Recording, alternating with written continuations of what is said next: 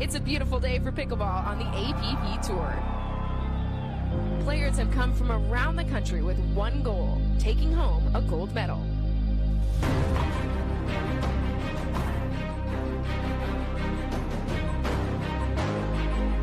The stage is set for another incredible APP Tour final.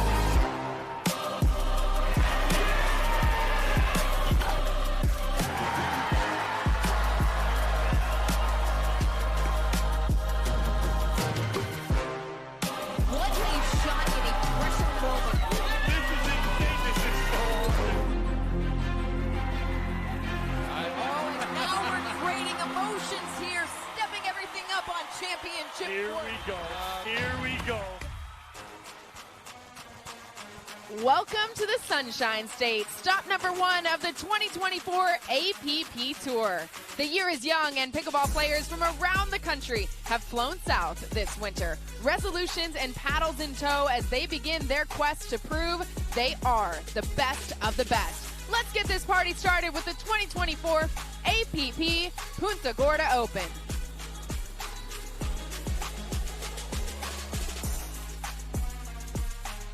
Welcome in, everybody, to the Pickleplex here in Punta Gorda, Florida. And my goodness, is that sunshine a welcome sight after the first few days of the tournament were disrupted by the rain and the wind. We are on track. We are on schedule. And we've got some great pickleball for you today. More than 1,100 participants making their way down here to Florida.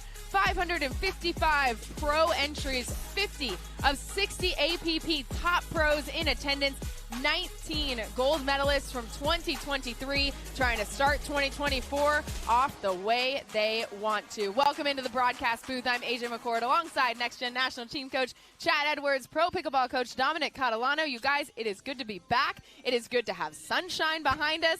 What have these players had to work through for these first few days? Yeah, well, yesterday was a crazy day. We ended up starting the draw 7 hours later, shortened formats. It got colder. It is cold out there right now with the wind. It's just the sun lifts your spirits a little bit. So, it's definitely been up and down. So we always talk about how well the players can adjust to the conditions. They've had to do it all in the last 3 days. Yeah, I mean, we had pre-qualies, qualies, and the main draw yesterday for mixed doubles. Some of those pros that were in main draw got here at, say, 11 o'clock. They didn't start until at least 4 or 5 o'clock and not getting finished until 11:30 last night. So it's a quick turnaround for a lot of these pros because the men's draw started at 9 a.m. this morning and the women's draw at 10:30. So get some rest, get some food, get some hydration, and flip it around and do it again today. Chad, you mentioned them having to adjust to the conditions. Some rule adjustments here on the APP in 2024 as well that these players are getting used to. Take a look at them here. All pro draws are now single elimination. In singles, it is a best 2 out of 3, but it is rally scoring to 15. You must win on a serve. In doubles, still playing best 2 out of 3 to 11. And then look at that last line. Upping the prize money in 2024, $100,000 worth of purses in regular events, $150,000 worth in majors. So with it being the first tournament of the year, Chad, when you look at those rule changes, what is the biggest thing that these players are having to get used to? Well, it's that second line. It's adding the rally scoring to singles. Anytime you put rally scoring into the mix or changing up the format, every point now counts. You can't miss the serves, miss the returns, easy balls into the net. And we saw some comebacks from 14-8, 13-7 on Thursday.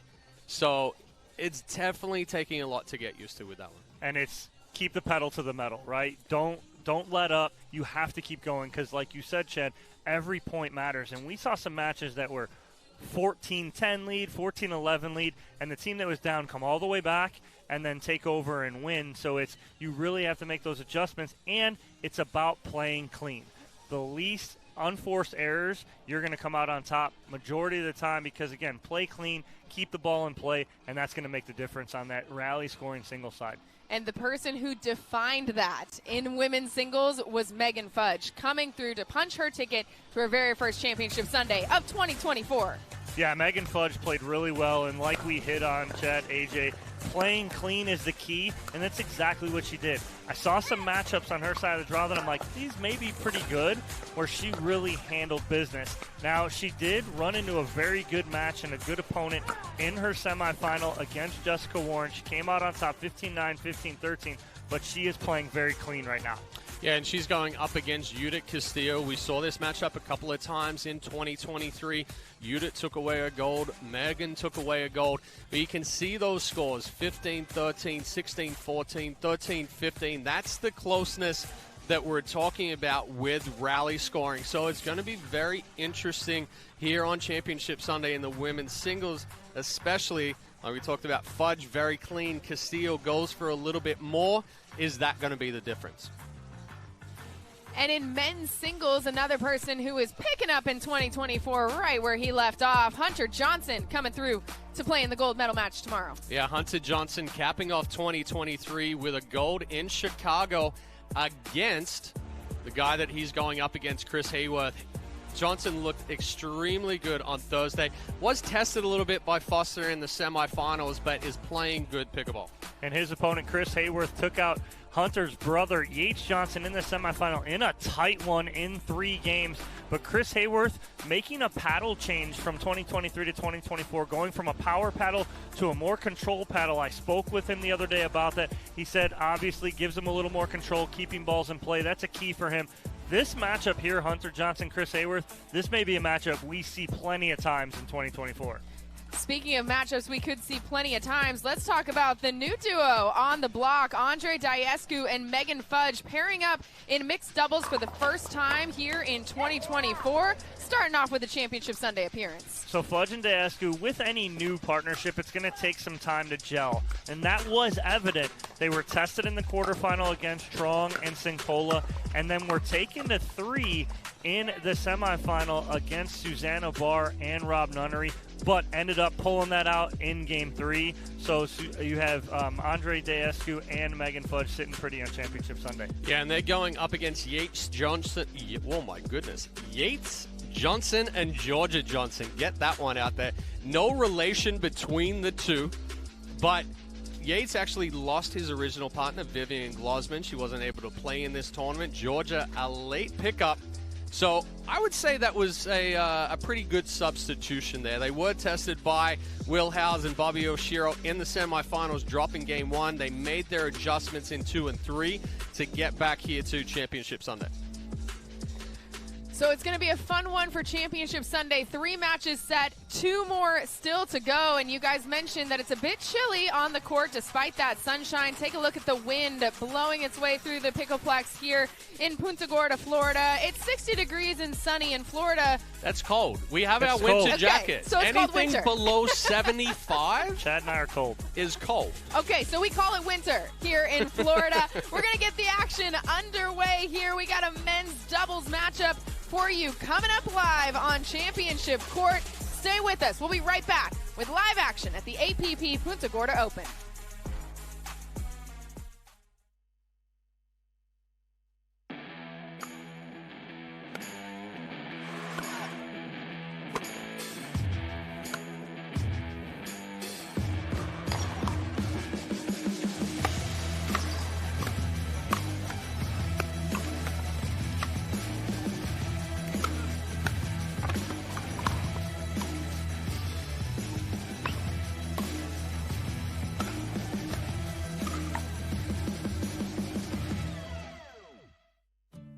Years from tonight, Grant Gill will become a legend when he totally kills it at his improv class's graduation performance. Knees will be slapped, suds will be sprayed. People won't know what hurts more, their cheeks or their sides. That's why he's already keeping himself in shape and razor sharp today with health tips and wellness tools from AARP to help make sure his health lives as long as he does. Because the younger you are, the more you need AARP.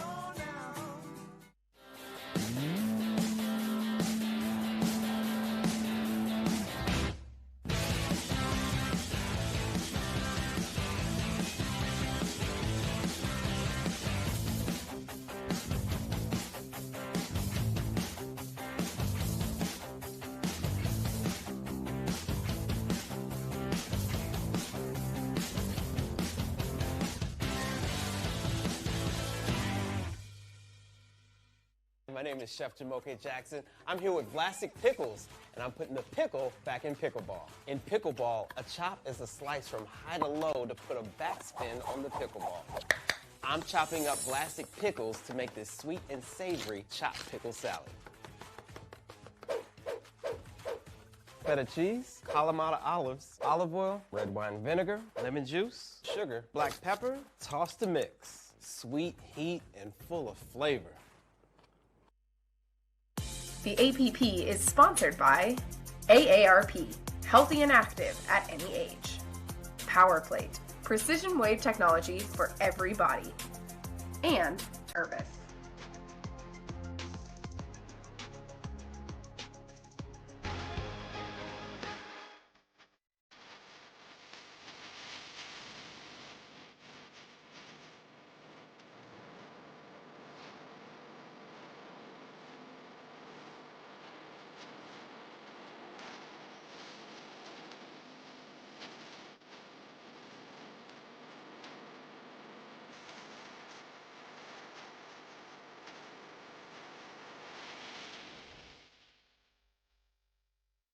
Introducing Skechers Pickleball, the official footwear of the APP Tour. They're ultra lightweight and responsive for incredible speed. They have Goodyear rubber outsoles with a specialized pickleball design for increased side-to-side stability and agility. Plus, they feature shock-absorbing foam and Skechers' famous relaxed fit design for incredible comfort game after game. Conquer the court in comfort. Skechers Pickleball, the official footwear of the APP.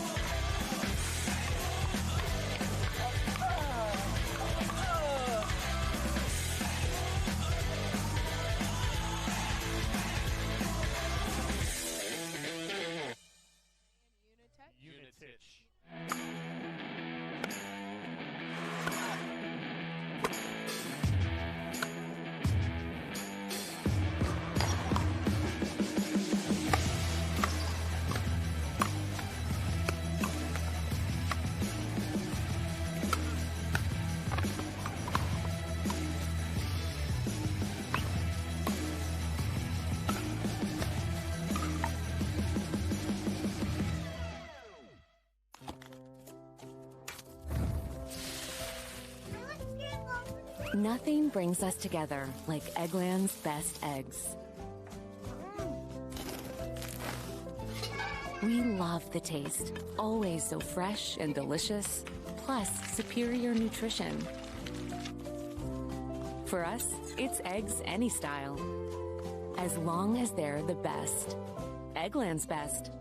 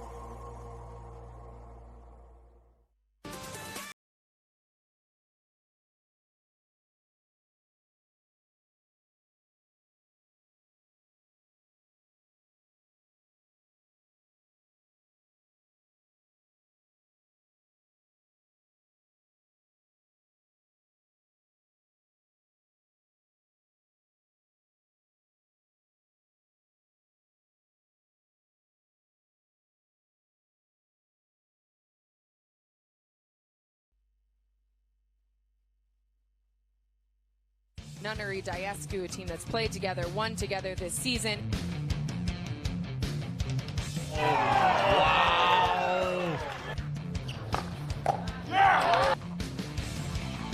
The big man puts it away. And then with the Midas touch, Daescu and Nunnery take the gold. Gold medalists here are Andre Daescu and Rob Nunnery. Outstanding performance by Andre Daescu and Rob Nunnery. We certainly said those lines a time or two in 2023. The men with the Midas touch, the men who are taking home the gold, the dynamic duo, almost ran out of superlatives for this duo. Played 10 times together in 2023, did Andre Daescu and Rob Nunnery. In those 10 times, took home the gold, 8 of them. 2 times they took home the silver medal, and I know Andre's still upset about that one. But they're back here in 2024 looking to make more magic together. Andre Daescu and Rob Nunnery getting us warmed up here on Championship Court. Daescu and Nunnery, a partnership that we have seen a lot in 2023. And Dom, what is it about these two that make them so strong together? Well, it's the camaraderie where they know where each other's going to be on the court regardless. But again, it's the communication too that the two of these guys have, and then you can't neglect the skill. Right? You put 2 very highly skilled players together, and then Daescu loves to play the left. He's big. He uses his size to impose. Rob Nunnery, a great right-sided player. He's got a lot of tricks up his sleeve from the right-hand side and will stay in that dink long enough for Daescu to get involved. And so, again, putting those 2 pieces together has just been nothing but super for them in 2023, and looking for more big things for them in 2024.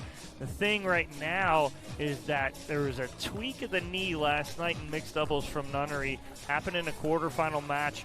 He did finish the night in the semifinal against Daescu and Megan Fudge, where him, Rob Nunnery, and partner Susanna Barr took them to 3. They won the first game 11-8, lost 11-8, and then handily 11-0 in game 3 for Daescu and Megan Fudge. But it's just something to keep an eye on. It's the right knee. He's not moving really well on it. But what is an X factor? Andre Daescu can play 75-80% of the court, Chad, and that is something that really comes into play when Andre can play that big.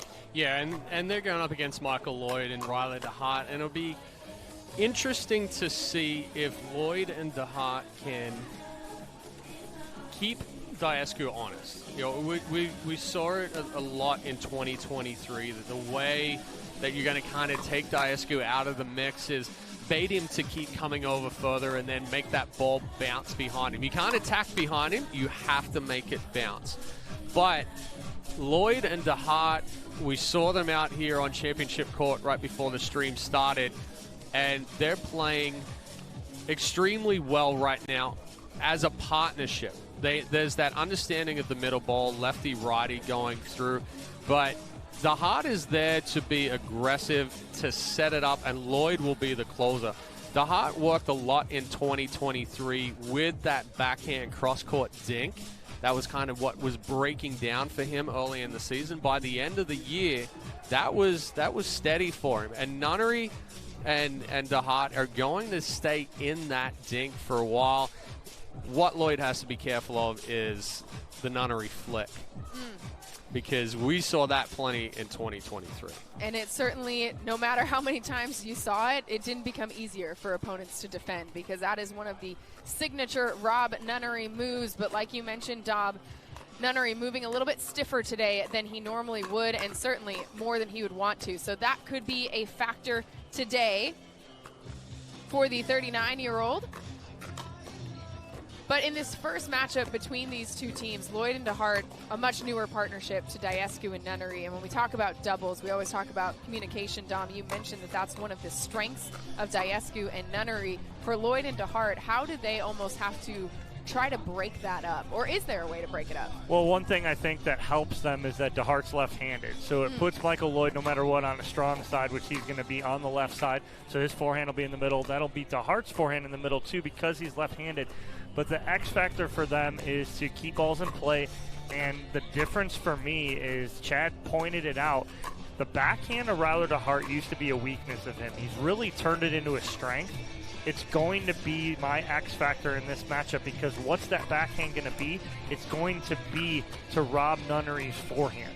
And it's going to try and keep him honest as Riley DeHart, keeping Nunnery honest and trying to keep him moving. And so if he can do that, I think that's a key and an X factor for DeHart and Lloyd. And worth noting, 3 of these 4 Didn't see Michael Lloyd quite as late last night, but he could have been around watching the action. But Daescu and Nunnery, like you mentioned, playing in that final match of mixed doubles. Ryler DeHart still here. He was actually putting on a little bit of a kiddos clinic over on the next court. So a lot of these players working through that tight turnaround really quickly, ending the night late last night, having to get here to the Pickleplex in Punta Gorda very early this morning. So we will see how that all shakes out. Chad, for you, what is the thing that you're most excited to watch between these two teams? Well, I was quite impressed with Michael Lloyd in their quarterfinal match. He was handling the pace and the speed-ups coming from Dow and Scarpa. Nice shot, compact, but he has a lot of power himself. So he can surprise you with the drive with that quick flick. It's just going to be, and that shot that we just saw right there, the ball to the right hip, if he can either sit a little bit more forehand or slide with that backhand, he's going to be able to kind of counter-attack anything coming from Daescu and Nunnery, or even if he does have that speed up, it's a good 1-2 combo. Ultimately, we talk about it all the time, it's going to come down to who plays cleaner. Daescu and Nunnery don't make a whole lot of mistakes. And certainly we'll look to continue that today. DeHart and Lloyd, we talked about the hardware that is in the trophy case of Daescu and Nunnery. Lloyd, you saw he won the bronze in Chicago in men's doubles. DeHart with two medals in men's doubles in 2023, a silver and a bronze as well. And so the reality is here on the APP Tour, it's the same as it was in 2023. If you want to win a gold medal, odds are you've got to go through Andre Daescu and Rob Nunnery. So a chance here for Lloyd and DeHart to get that started. Our head official, our head referee today, Diane Unitich, getting the players up to speed on the rules, and Rob Nunnery going to get us started with the action. Ooh, Daescu coming out being a little more aggressive. Ball one. Good spot right there, right into the left armpit of Ryler DeHart.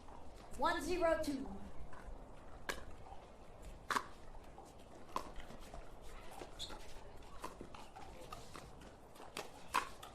There's the flick from Rob Nunnery. Wow, you guys know what you're talking about.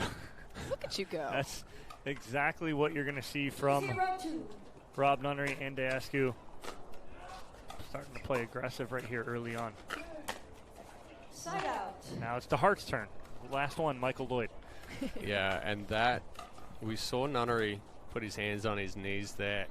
The quick step, the quick jab step that he had to do from that DeHart ball. He's definitely feeling the pain out there. 0-2-2. 0-2-2, the score for Lloyd serve.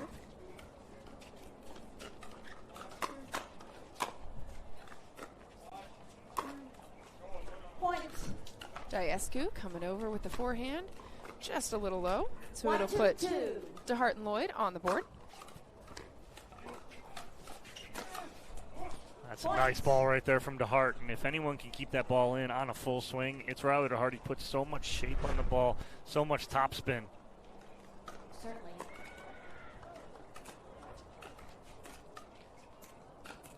2-2-2.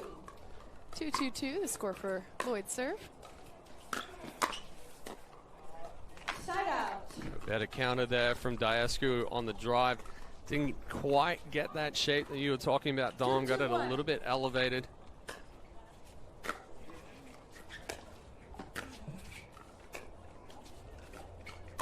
Uh-oh. And right now, the thing that is kind of surprising to me is I'm seeing a little bit too much involvement of Andre Daescu right now from Lloyd and DeHart.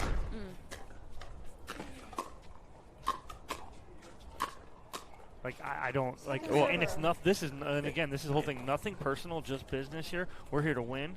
And Go if I off see the something, Nunnery. I'm going to go Make after him him. move. Make a move, right? Yep. 100%. It's unfortunate, yes, but it's part of it.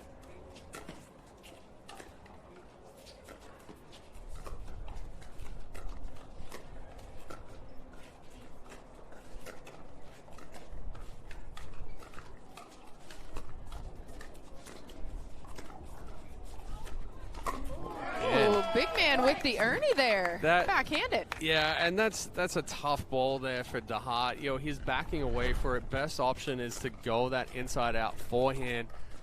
He's pinched and tries to take it down the line. Impossible to keep it out of the reach of Daescu with the Ernie.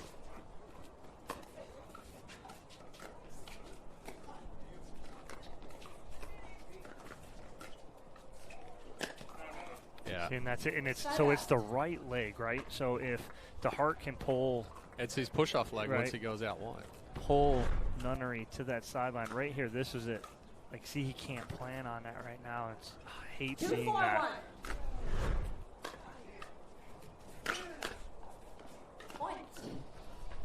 Yeah, I mean, he's literally looking at Daescu going, he's almost apologizing to him. 3-4-1. A good drive there from DeHart because Nunnery can't explode to get up to the kitchen line there. And then, you know, what's going to happen is it's going to wear on Daescu as well. We just saw a missed return there from Daescu. Second server. Right there, just can't do too much with that. You have Nunnery coming up to the kitchen line. Don't do too much. Get that ball over. Make sure it's over. Great placement there by, oh, excuse me, it's just a little bit wide. Thought it found the sideline.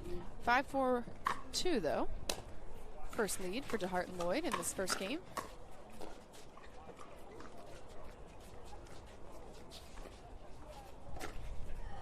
That's a shot you don't see out of DeHart very often, if ever. Completely flat paddle, no roll to it. 4-5-1.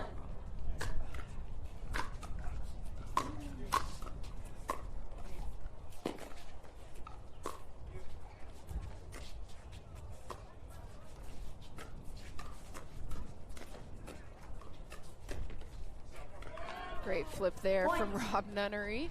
Just finds the inside of the baseline. Oh, that's Nunnery's bread and butter right there. You see that paddle head drop straight down. He can hold it, take it down the line, go back middle, cross court, chose middle on that one. Perfect shot. The DeHart, Ernie from DeHart. Second server. Nunnery and Daescu a bit on their heels. Pushes onto their second serve. 5-5-2.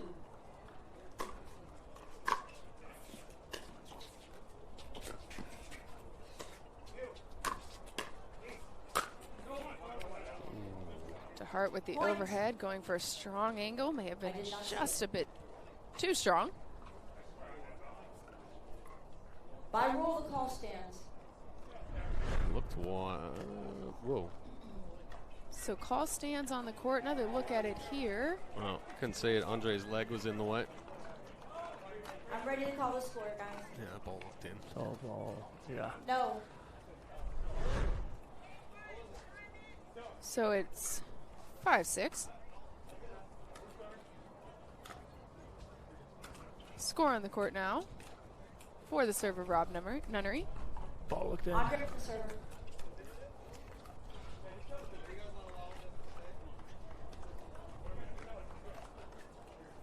He's serving to Ryder. All right, so 6-5-2. action on the court. 6-5-2. The score for Daescu's serve. Excuse me.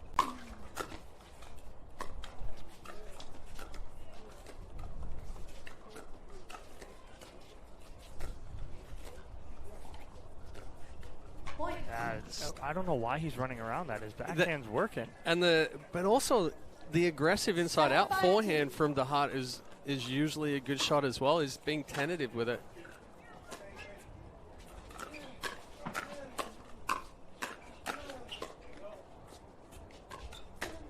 Yeah, not the spot right there. Going to Daescu's forehand with that speed up. You got to pull that cross. 8-5-2. 8-5-2. Daescu with the serve.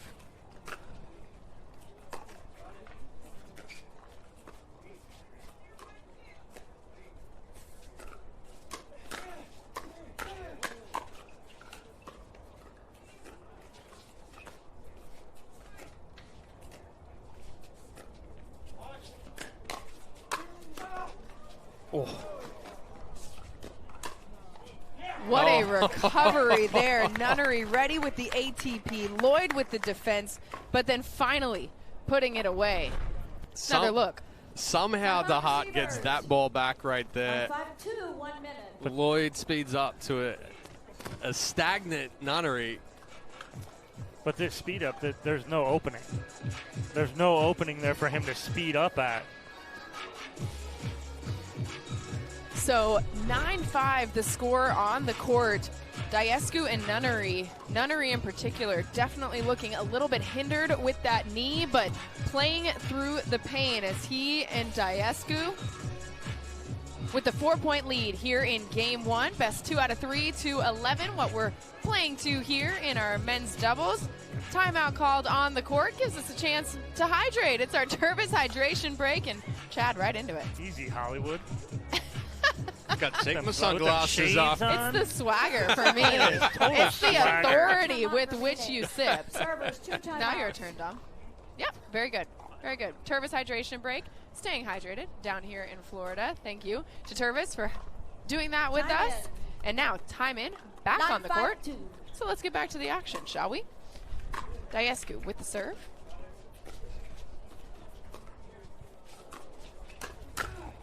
Point. And just like that, Daescu and Nunnery with a game point opportunity here. Daescu 10-5-2 with the serve, 10-5-2.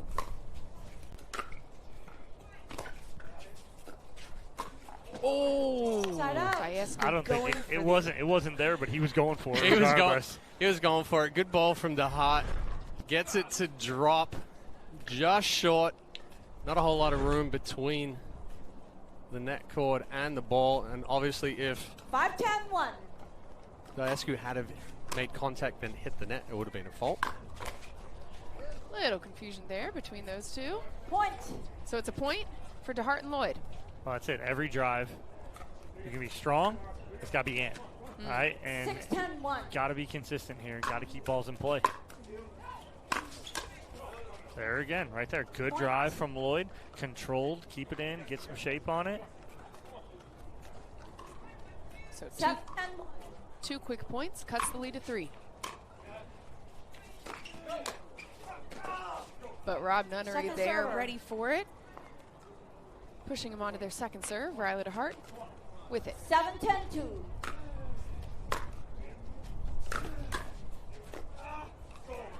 The Hart wasn't ready for that ball coming back there. Good counter from Nunnery. So another game point opportunity here. Rob Nunnery with the serve.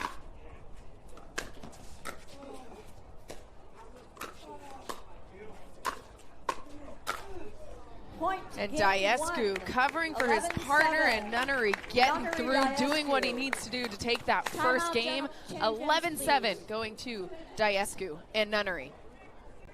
Yeah, I mean, the adjustment Lloyd and DeHart have to make for game 2, simple. Make Nunnery move, make Nunnery work.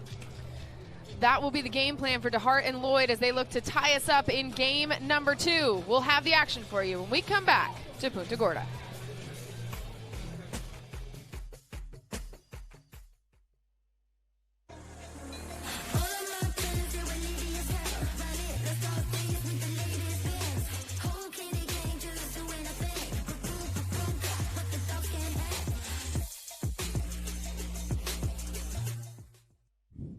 Need to sell tickets for an event? From Sports Illustrated's official ticketing platform, introducing Box Office. Manage ticketing for sports, festivals, fundraisers, and more, paid or free.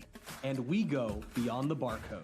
Introducing Super Ticket. Super Tickets are secured by blockchain technology and transform into exclusive digital content, promotions, and rewards between the event and guests. Cheaper, better, simpler, more secure. Sports Illustrated Tickets. Partner with us for your next event.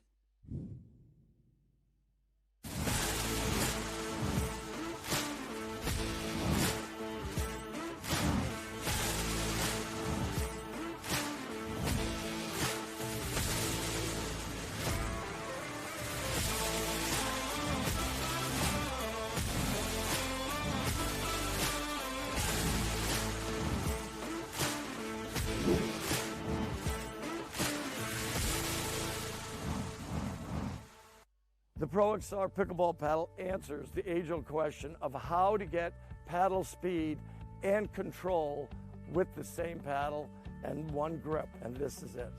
Pro XR gives you more spin, greater control, and quicker reloads on every shot in the game, because you always have that constant feel for that leverage and control and paddle speed that we're all looking for.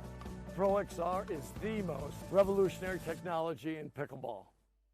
Introducing Skechers Pickleball. They're ultra lightweight and responsive for incredible speed. They have Goodyear rubber outsoles with a specialized pickleball design for increased side-to-side stability and agility. Conquer the court in comfort. Skechers Pickleball, the official footwear of the APP Tour. The APP is sponsored by Gamma. Play to live, live to play.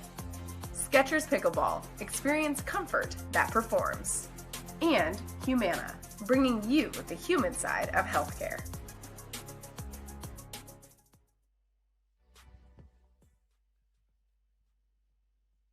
Game one goes to Daescu and Nunnery, and look at this, the Gamma never stop playing rally of the match. Daescu and Nunnery doing a great job to stay in these points. Oh yeah, it was a great job right there to Hart keeping him in that point right there, but Michael Lloyd making a mistake on a speed up. There was no hole there for him to go, and Nunnery just sitting dead red on it, punches it back through the middle.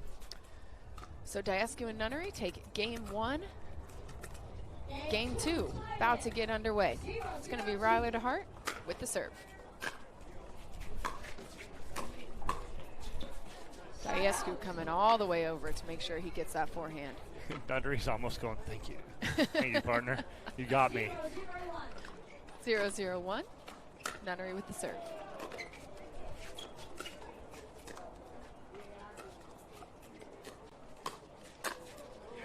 Slippery. That's Nunnery again. Holds it on the paddle. It's not fast. It's not a big speed up, but it's disguised and it's deceptive. And maybe most importantly, he doesn't have to move his feet much in order to pull it off. That time, Daescu impressed with the heat that DeHart put on that. 1-0-2. Daescu with the serve.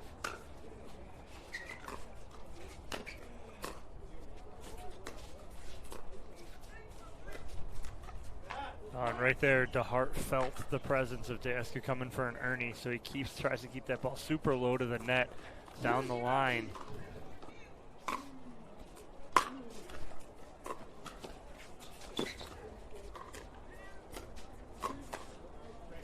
Daescu with the forehand right off the, looks like the bottom of the paddle of Michael Lloyd. Top edge. 3-0-2.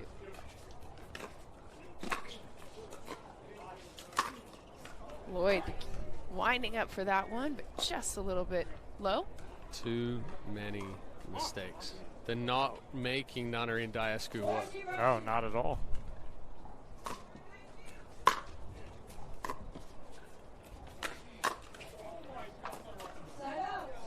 But even that ball there, it's aggressive, it's a little bit high, but Daescu's having to think about covering so much court right now that anything into that area is going to be tough.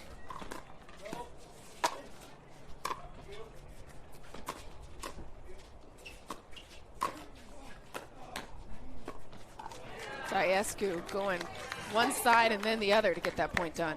I mean, just too good right there, and even the adjustment from DeHart to get to his forehand there, but he didn't get much on it off the tape.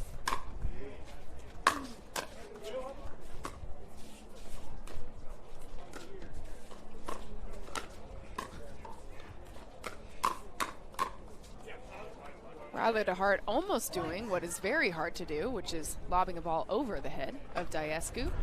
Daescu tries to sell it here too, going, yeah, but it was out. So Lloyd and DeHart on the board, but then a quick side out. Right idea there from Lloyd, but just pushed it a little bit too wide, trying to be too fine. Daescu trying to cheat middle.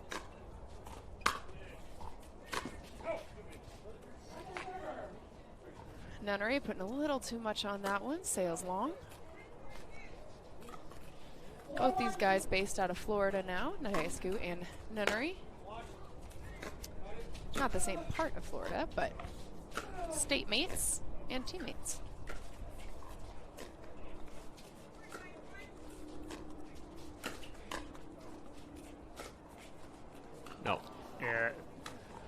Unfortunately, right there, there's no way Nunnery's going to get that. Tries to push off that right leg, and there's just nothing there to push off. So it will be a side out. Lloyd into Hart with an opportunity here to cut into the 3-point lead, but the serve sailing long, and that goes back to what you guys have been talking about. Well, the idea there was to try to deep serve, push Nunnery back because he's not going to be able to get up to the kitchen line. But, you can't have these quick side outs. You can't have these errors because, like we said at the beginning, it's which team is going to play cleaner. And right now, it's Nunnery and Daescu. They're not making a whole lot of mistakes. And Lloyd and DeHart, again, aren't making them really work for it. DeHart that time, making sure he keeps Rob pushed back to the baseline. It results in a short ball. So on to their second serve.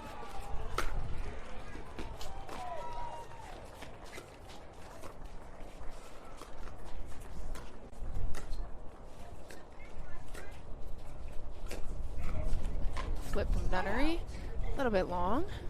Much better construction right there, right? Keeping it in play, elongating the point, dinking to Nunnery, making him move.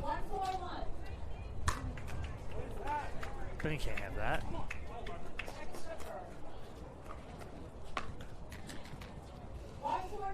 One 4-2 for DeHart serve.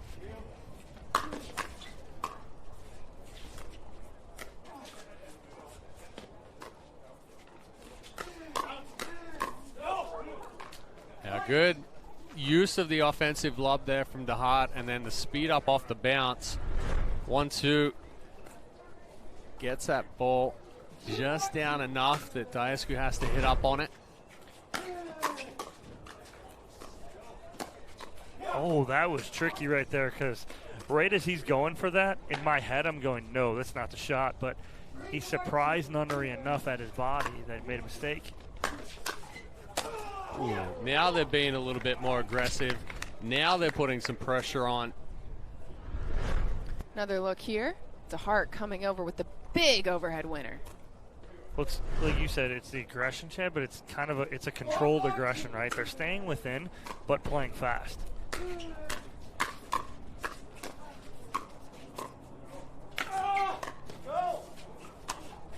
Oh, man. He put some cut on that ball, too, as that ball is getting down at the feet of Nunnery. It's moving away from him. So with the controlled aggression here, great playing by Michael Lloyd and Ryland DeHart. DeHart coming over to the crowd and getting him fired up because they forced a timeout from Daescu and Nunnery after taking their first lead of this match. 5-4 here in the second game, and it was like a switch flipped for those two of what they needed to do.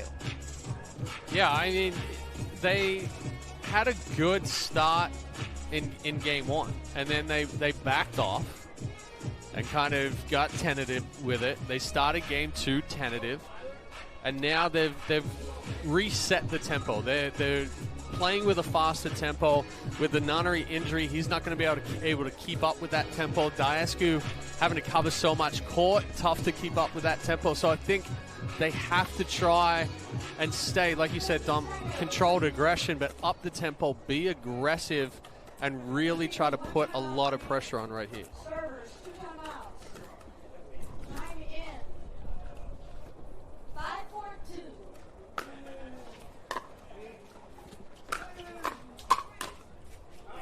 Those hands on Michael Lloyd. That ball should be a put away. But Lloyd keeping that ball in play and taking a 2-point lead. 6-4-2, the score for DeHart serve. Good get out of the way from Rob Nunnery. And I misspoke earlier. This was exactly the score in game one. DeHart and Lloyd had a 5-4 lead, and then it was Daescu and Nunnery who came roaring back. So a side out here with DeHart and Lloyd up 6-4.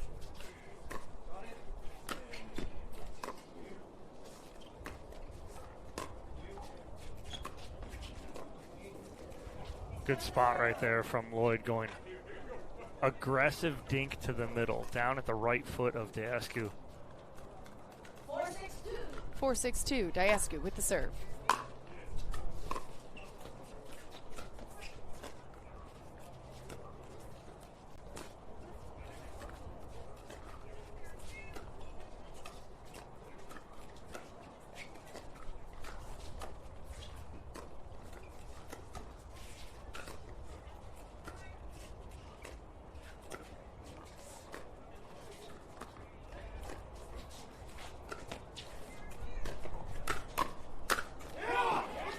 patient again by DeHart and Lloyd, putting that point together and then picking their moment to finish it off.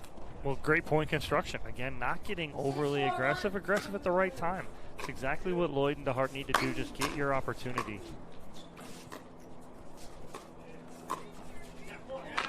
Yeah, it's a good spot from Daescu. Corkscrewed DeHart. He was sliding to the line, thought the attack was going to come at the body. Lloyd with the serve, working on a 5-0 run here, but side out. Well, rushed footwork there from Lloyd. He's getting around that. I like him getting around it, but you got to slow yourself down, drop that ball in, look for another chance and opportunity to speed up.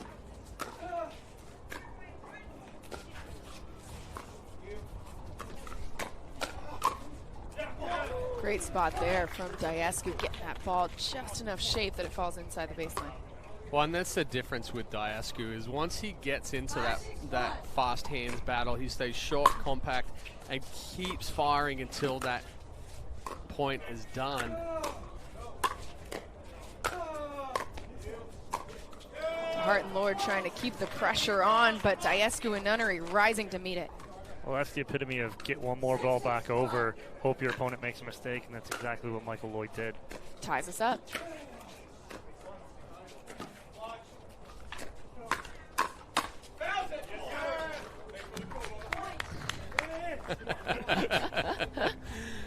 Daescu saying thanks for the call, Bubba. Daescu actually tried to go for it, but dropped the paddle in time. Nunnery telling him to let that one go. That's a good spot right there from DeHart, finding that hole in the middle.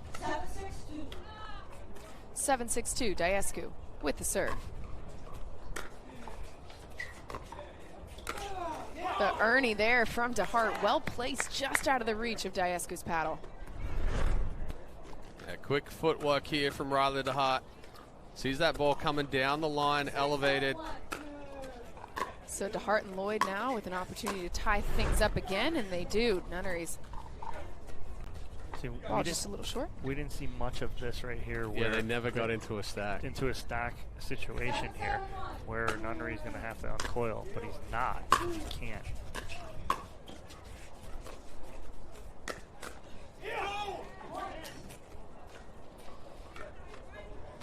So a battle we have yet again as DeHart and Lloyd take a 1-point lead here. Still on their first serve. That time DeHart catching Daescu, moving up. I don't know if Daescu did see that ball or he was running into it, tried to swat it away from his face, but certainly uncharacteristic of what we normally see from Daescu. So a 2-point lead here by DeHart and Lloyd over Daescu and Nunnery in this second game. If Lloyd and DeHart manage to win this one, then we head to 3 to decide who moves on in our men's doubles bracket here at the APP Punta Gorda Open. We've seen Daescu and Nunnery so many times on championship court, but when one of them is not at their best, how does it change the communication and the formula that has been so winning for them? Well, I don't think it changes the communication. I think it ups the communication because one, Rob Nunnery being a little bit, not 100% right now, so Sure. that bad knee. I think it ups the communication of them talking together. Hey, help me out here. Hey, I'm not there. I think it ups the communication more than it takes away or hinders. Sure. Daescu with the reach there, gets the forehand down the line for the winner, pushes them onto their second serve.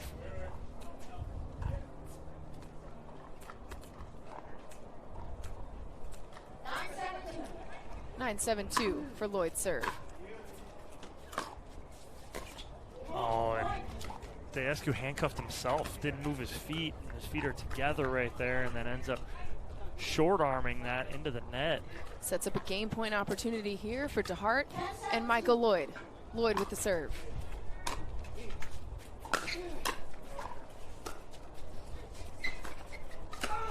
Oh. And that Big one, duck from Lloyd. an important duck too, because it got him out of the way of Daescu's ball, and the game goes to Riley DeHart and Michael Lloyd. Another look. So yeah, again, getting out of the way of this Little flick. Great job by Michael Lloyd.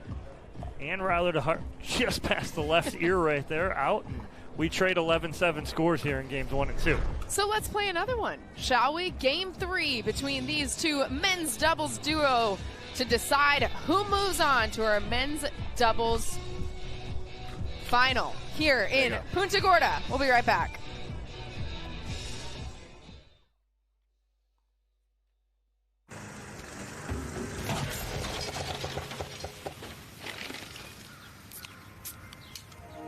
Doesn't a beer sound like a better idea? Fat tire.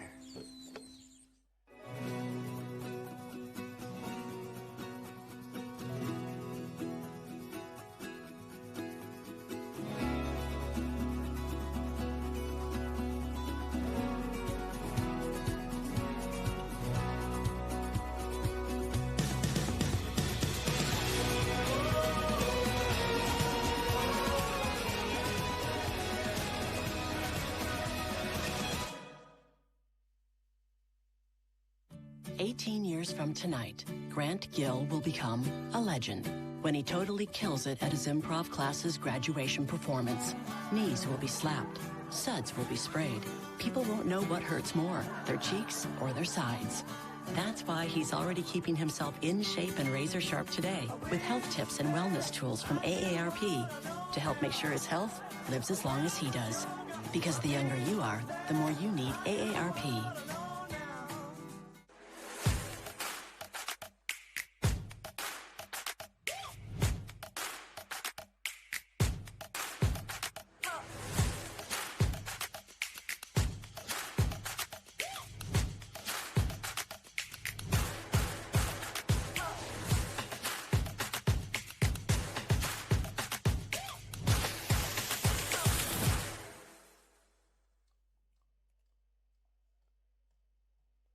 The APP is sponsored by LS, where history meets sportswear. C&D Nets, the highest quality nets made in the USA. And Vlasic Pickles, the Big Crunch.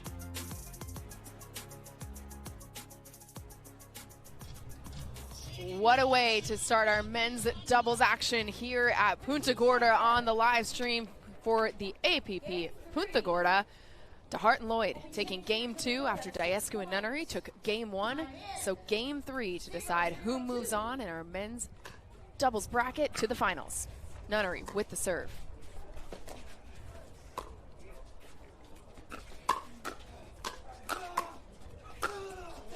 Big overhead winner there from DeHart to force quick side out. I'm going to tell you right now, nobody on the court wants to be on a championship Sunday more than Ryler DeHart. He is sick and tired of seeing Megan Fudge, his wife, on championship Sunday and not him. Megan Fudge already locked in her spot in 2 matches tomorrow, going for an opportunity at a triple crown later in our women's doubles action. Don't like that shot choice from Lloyd right there. Tight to the net. Difficult speed up. Lloyd going for the big third and into the net, so it'll be another side out.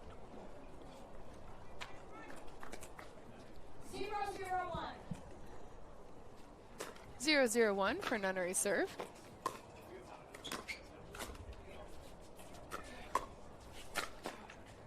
A good spot right there from DeHart. And I like how DeHart steps in and takes that and finishes it. He started it, step in and finish it.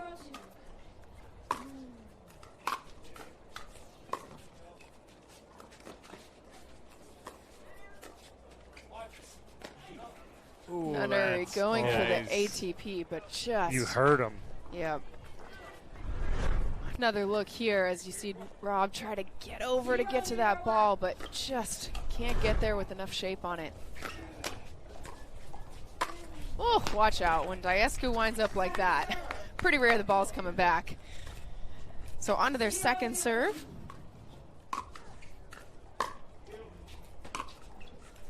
Kind of interesting in this third game, even though they've played each other 2 games already, it's almost like a new feeling out process. Yeah, exactly. It's a refilling out process of what are the spots to be aggressive. Lloyd has tried to be aggressive a couple of times and missed those speed ups.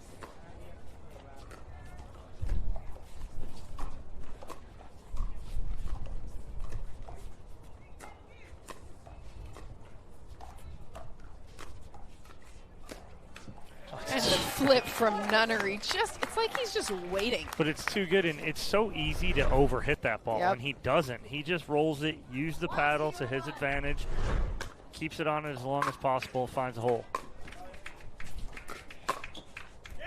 And again, Daescu finding the spot there at the baseline, and you saw Lloyd get out of the way and then watch the ball drop and just go, It's the worst feeling. Yeah, you're going to get out of the way if it's a big swing, but what Daescu does is just uses the reach, uses the power coming at him.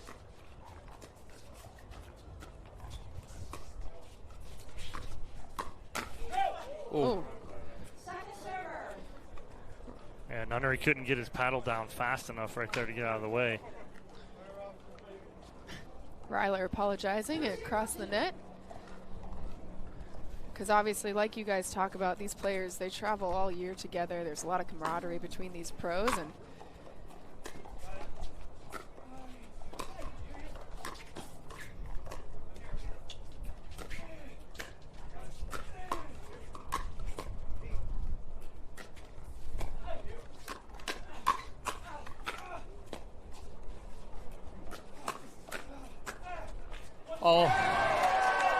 And again, staying in the firefight were Nunnery and Daescu, finally finishing the point. I'll tell you one thing. I don't care how bad Nunnery's knees are, has no effect on his hands. No. If you keep that ball right at him, it's coming back, and you better watch out. That ball wide from DeHart. So just like that, we were gridlocked for so long, and now Daescu and Nunnery quietly, stealthily almost, putting together a 4-0 lead. DeHart getting up for that one. Gets on top of it. Stealthily. Doesn't it feel like that? Is that a word? Stealthily. Absolutely. Stealth-like. Stealth-like? Sneakily? I like stealthily. We can thesaurus it in the break. I'm taking it. I think it's stealthily. Take it. I don't know if that exactly rolls off the tongue. Yeah. I mean, it worked fine until you joked about it with me. Great spot right there. And Michael Lloyd right there. He's just got to keep his feet underneath him. He's continuing to move through transition as Daescu's hitting that ball. Daescu looked like he was thinking about whether to put that paddle up. Decided to do it. Couldn't get the ball back in bounds. So it's Lloyd and DeHart find themselves on the board.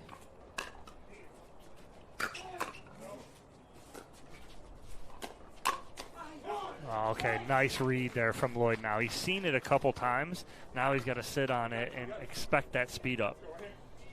Well, I was almost going to question the drive from DeHart. They're going right at Daescu, but what it did was keep him honest, so then could put a little bit more pressure on that wider ball on Nunnery. DeHart coming over to try to get the dink. Can't get it back over the net. 4-2-1.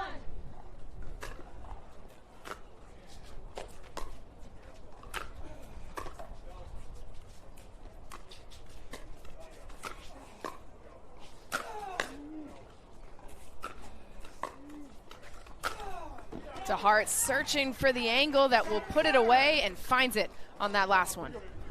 Yeah, and those balls that are dropping in so close to the net, they're very easy to miss. So good job from both Lloyd and DeHart with those balls that were a little bit close to the net.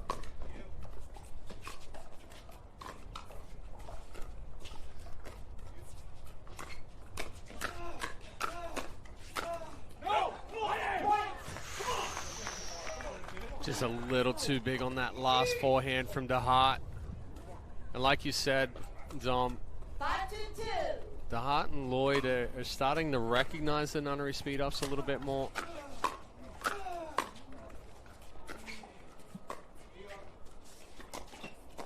That's a good spot right there from Lloyd again, and he didn't rush that one.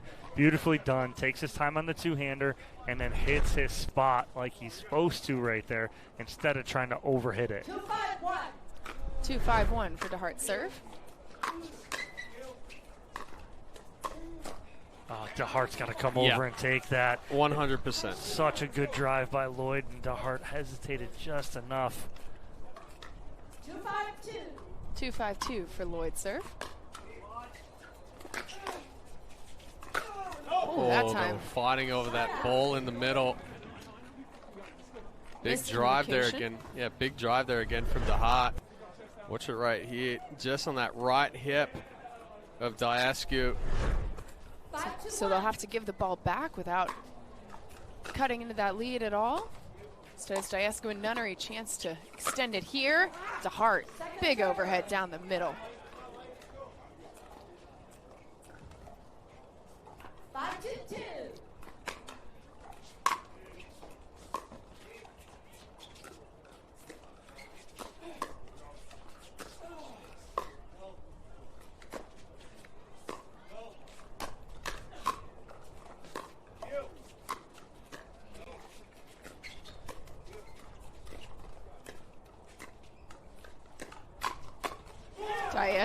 Nunnery, excuse me, going for that flip, but that time it was Lloyd and Hart ready for it. Well, he's taken that flip through the middle 3-4 times.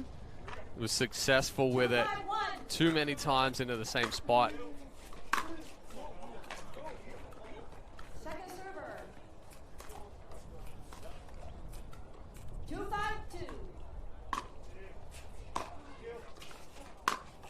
Now, with that, all that being said, doesn't mean anything if they continue with the quick side outs and making those easy errors. 5-2-1. Very quickly, Daescu and Nunnery with another opportunity here to extend their lead. But Lloyd, big forehand from the kitchen line at the feet of Nunnery. Can't get it back. 5-2-2.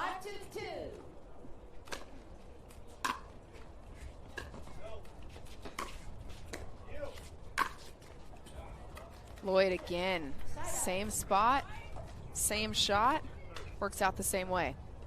Yeah, that ball didn't quite come up there like Nunnery was expecting. Heavy topspin that actually slid through instead of popping up.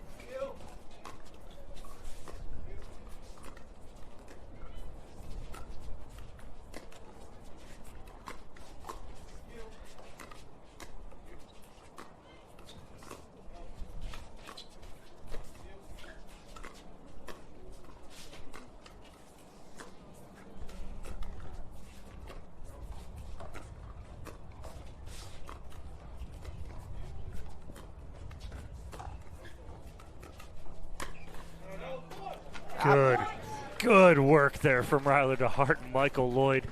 There was a couple ones that, Chad, you and I think we're both on the edge of our seat going, no, don't do it now. Like, stay patient. They did, and it benefits them in the end. I like it. Good point construction.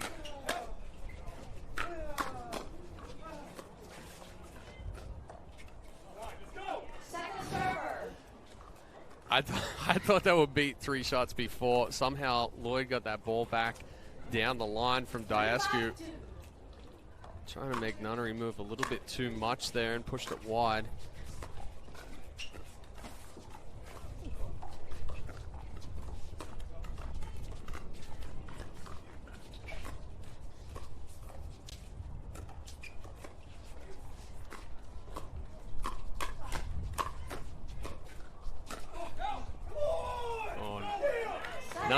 Nunnery was grabbing his knee in the middle of that point. You saw him grimace again on that last ball. Right there. Nunnery walking over to our head referee with his towel. When he landed on it. That's a great job by our camera crew picking that up right there. It was just a little, almost looked like a split step, and he landed with most of his weight on that right leg and just looked to tweak right there. So it sounds like we're going to get a medical timeout on the court here as you see Nunnery just doing everything he can to try and get that right knee in the spot he needs it to be. Now, medical timeout, walk us through sort of the procedure here. Well, they've got 15 minutes for a medical timeout. Once that 15 minutes is up, they can use additional timeouts, their regular timeouts, if they still have timeouts. But the time will actually start from when the trainer gets to the court. It's not 15 minutes from the time that it's called. So it has not started yet as we see Rob Nunnery and Andre Daescu sitting there in the corner waiting for the trainer to make his way over there. Nunnery's right knee has been clearly bothering him for the majority of this match. It happened yesterday playing in mixed doubles action, and he's Brent. fighting through it today. Brent, our savior for many of these pros, does a great job and is tending to Nunnery as we speak. But again, time starts now as Brent has just gotten to Rob. So while Brent and Rob take a look at that knee, see what can be done, we're going to take a break here, get you back to the action in just a minute here from Punta Gorda.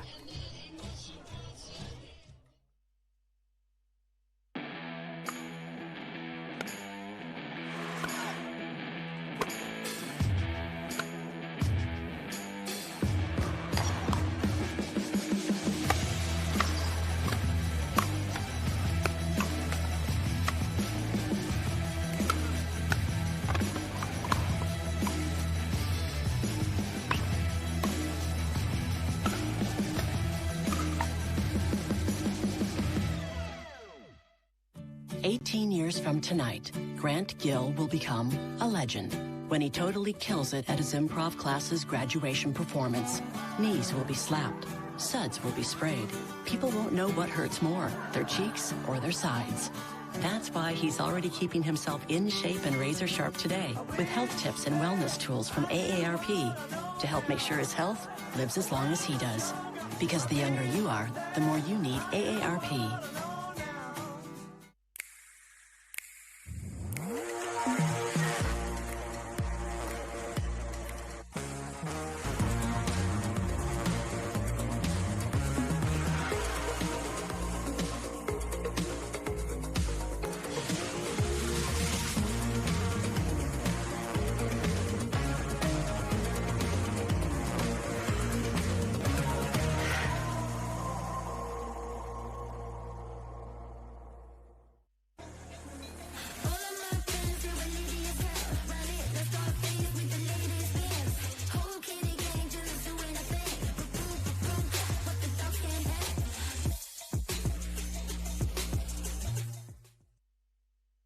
The APP is sponsored by Sports Illustrated, exclusive ticketing partner of the APP Tour.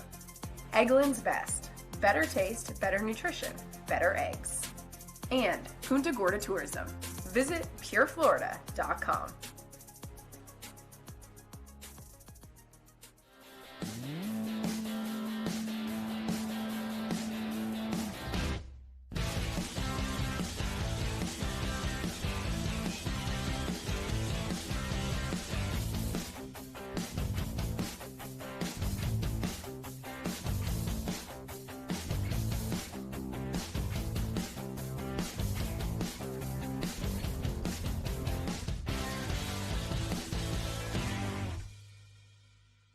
No, since I've been using Leo Rubber, I've had way less problem on my AT band and hips. It has been really a game changer for me, so I highly recommend it to everyone. That's what makes it so different. The whole idea about balanced compression, it improves your blood flow, reduces your fatigue. At the end of the day, you feel so much better. I feel comfortable, I feel supported, I feel that I can train harder, train longer, recover faster, and feel supported while I'm playing. And that's so crucial for me, especially in singles when I'm trying to play against the youngest. I'm not the youngest out there, but I try and play against the youngest.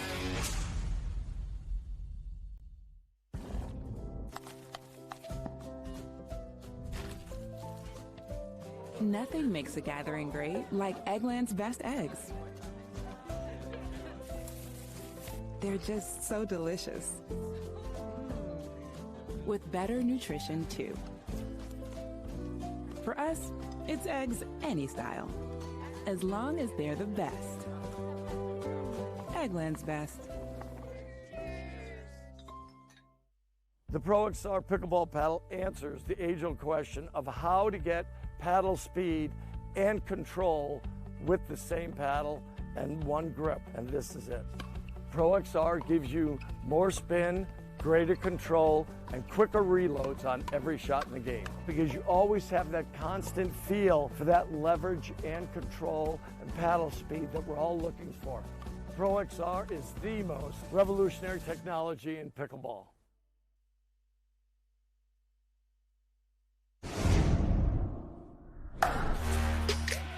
We are coming to you live from Florida, where the 2023 APP Tour is underway.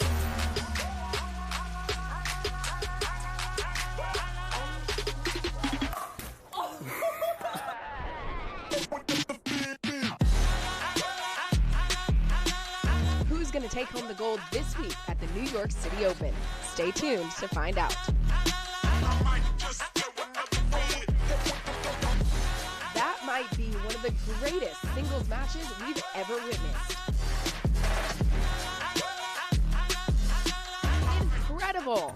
She is playing on a different level today, dominating the competition here in Southern California. What a statement and overhead put away by Todd.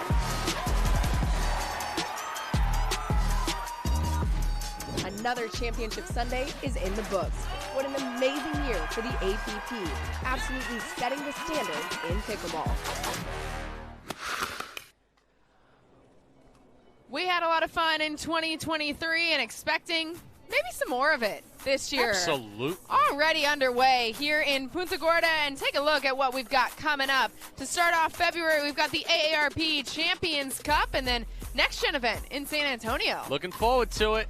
And then we get back to our regularly scheduled opens here with the Sacramento Open, Miami Open in the month of March, and then the Delray Beach Open in April. Miami, of course, our first major of the year, which is going to be a lot of fun. You're back here on our side. Back on our coast. Listen, I'm fine going coast to coast for this spring. As long as you don't take me north, I'm good. So we're going to go Florida, California. I like that plan. I like that plan quite a bit. Visit the APP.global for more information about where we're going in 2024. Could be coming to your town, so make sure you register for one of our events. Cannot wait to see you guys out on the pickleball courts. Back here live at Punta Gorda, we are in a medical timeout. Rob Nunnery dealing with a right knee issue. Happened yesterday during mixed doubles.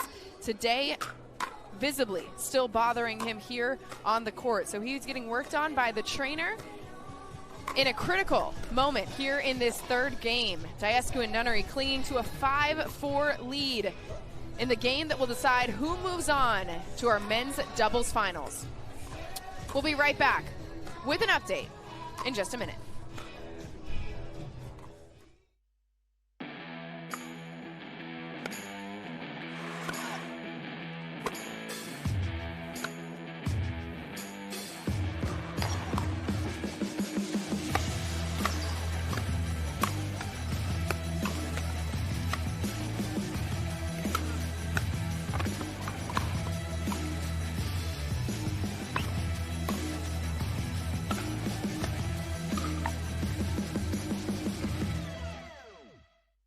Introducing Skechers Pickleball, the official footwear of the APP Tour. They're ultra lightweight and responsive for incredible speed. They have Goodyear rubber outsoles with a specialized pickleball design for increased side-to-side stability and agility. Plus, they feature shock-absorbing foam and Skechers' famous relaxed fit design for incredible comfort game after game. Conquer the court in comfort. Skechers Pickleball, the official footwear of the AP. Here with Vlasic Pickles, and we're putting the pickle in pickleball. In pickleball, the term pickled is when you don't score any points in a game. This grilled Vlasic pickle recipe will score you all the points. Slice them in half long ways. Here are your pickles. Put those babies on the grill. Now we're gonna make our ranch.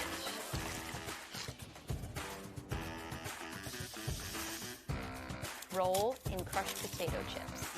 Winner's grilled pickles.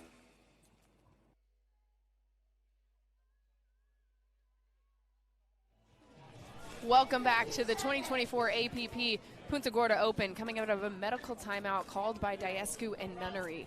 Rob Nunnery dealing with a right knee issue that has visibly hindered him throughout this match. Still, he and Daescu with a 1-point lead here, trying to punch their ticket to the men's doubles finals. Michael Lloyd with the serve. Well, that was totally risky there from Nunnery because there's no way he's coming back. Right, once he gets to that, it's one and done on the shot selection, and the heart goes into the net. So it'll be a side out here. Yeah, no leg or legs underneath that right there for Nunnery. Good return from DeHart back deep into the baseline. Same way from Lloyd.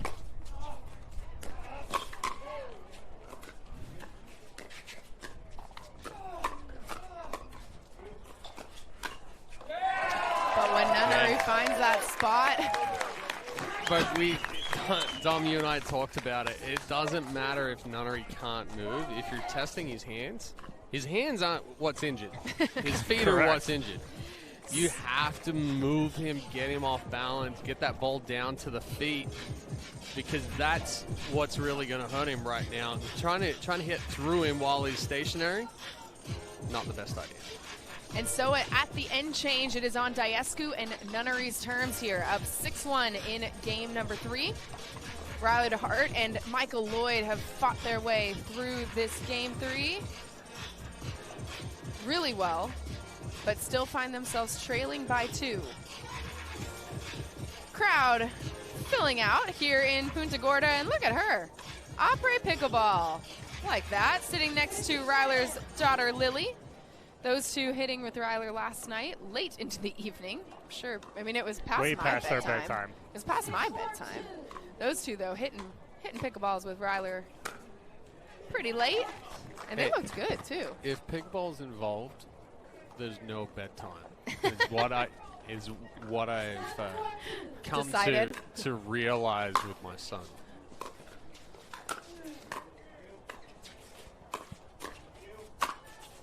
I asked Ryler if I could partake in that clinic, and he said I was too tall. And I was like, but what if my only skill by level a couple is... of inches. Yeah, it wasn't by much. It wasn't by much. I was more looking at the skill level, and I think he was telling me I wasn't good enough to hit with them yet. So I'll work on that. Oh, he was giving you the height excuse. Uh-huh. Just trying to not make me feel bad. Great spot there by Michael Lloyd. So the first beat up at the body of Nunnery, fine. Okay, you catch him off guard, 14 feet apart, kitchen line to kitchen line, and then you go away from him on the next ball. That's a good combo from Michael Lloyd. I tried to rush that drive before it started dropping, but unfortunately a little too low there from Lloyd.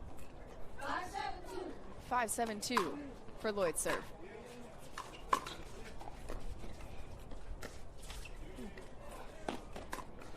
Daescu having to recover from what he was hoping would be an Ernie.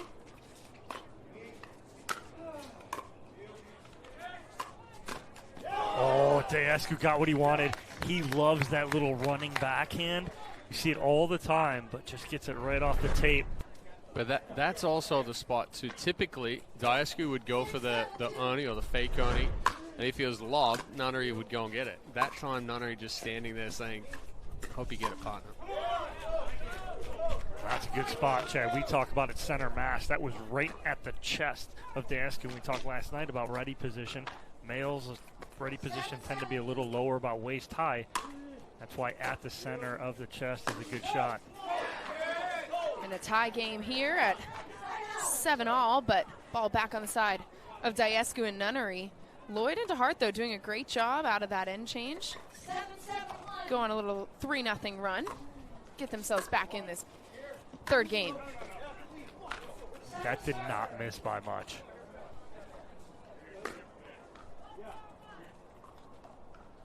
Rob Nunnery with the second serve.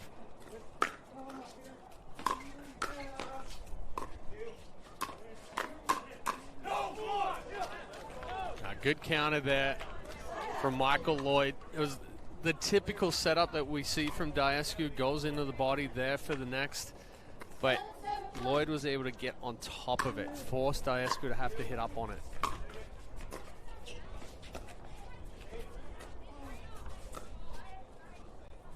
Too deep there. No need for it at that point. You don't have Daescu going for an Ernie or anything right there.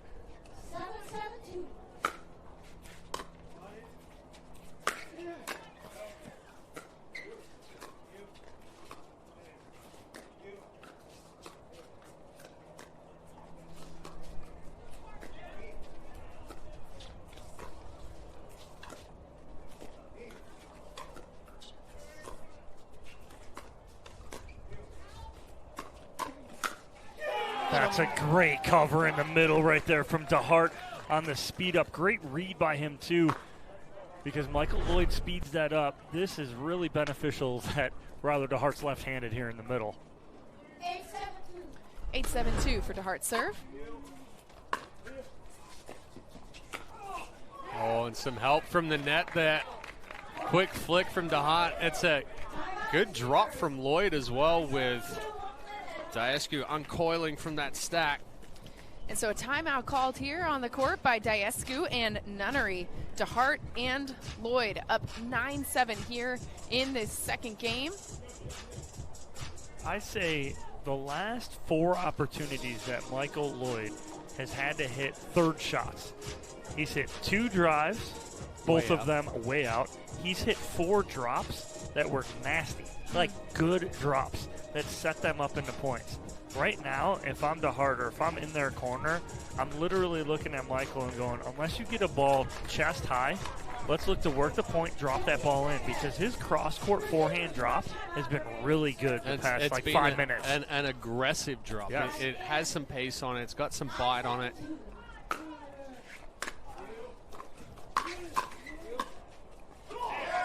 Now, that drive was better, right? I mean, he keeps that one in play. It was better, but it's a good counter from Daescu, getting that ball down to the feet.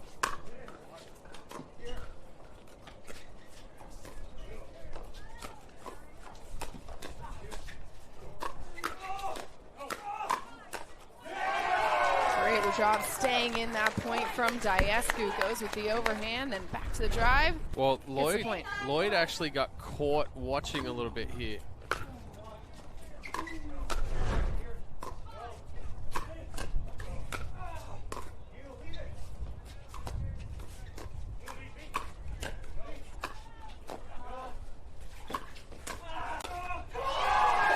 Oh, if you can just hear how much effort Rob has to put into all of those points where he plants on that right leg, but the fight worth it. Ties it up here at 9-all.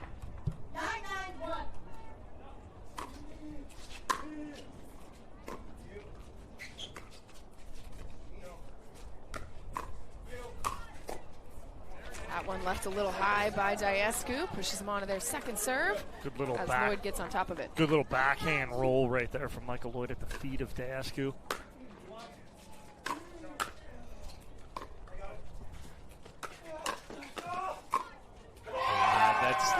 That's a tough ball to try to test there.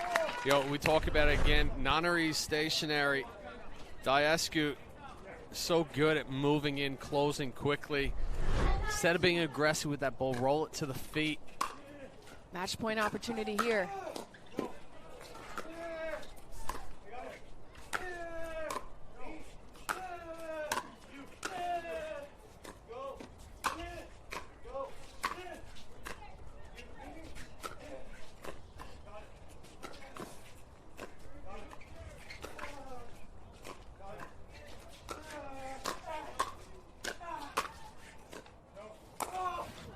Oh, he's got it.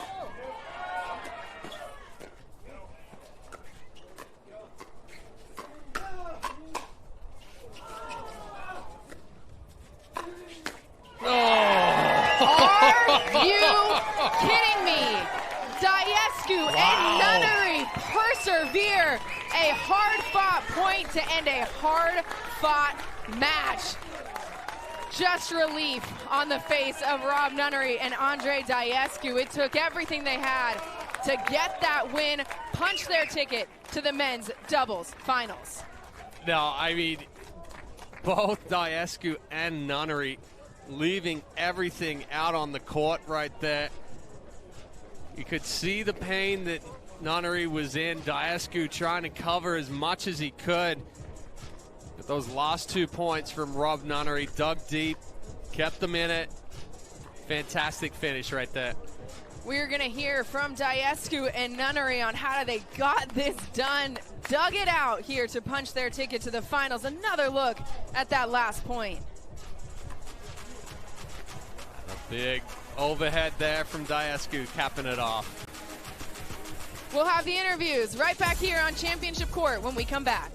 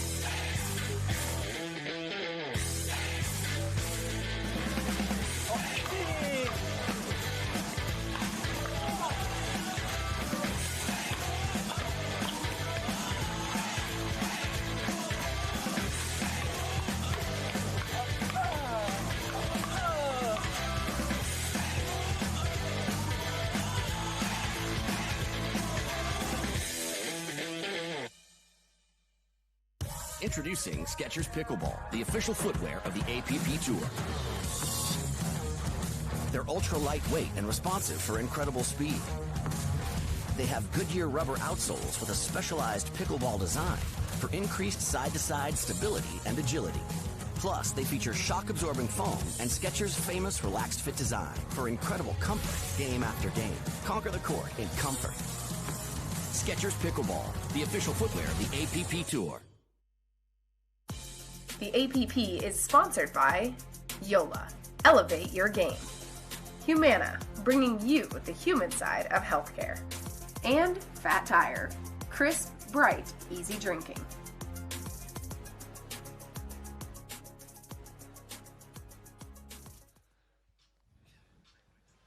Now we'll take another look at match point here for Rob Nunnery and Andre Daescu. Pressure pickleball. Somehow, Daescu and Nunnery pulling it out. And the signature chest bump there to end it. But a great get there from Daescu. And you could hear the pain every time Nunnery had to put pressure on that right foot. But it's Nunnery and Daescu moving on to another championship Sunday in men's doubles.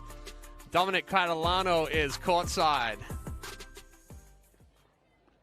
All right, we talk about grit, determination, battling through. Rob, first, tell me how you're feeling right now, buddy. I've been better. Yeah, knees not feeling great, but always fun to just compete. You know, it's not about how well you play all the time. Or how well you move per se, but you know, the team that wants it more gets it more a lot of the time, and I don't think anybody wants to win more than we do. So big props to this guy for carrying me. And Andre, knowing Rob's not 100%, you're big enough as it is. You like to cover the court. What is it when you know he's not feeling 100%? How does it change your mindset?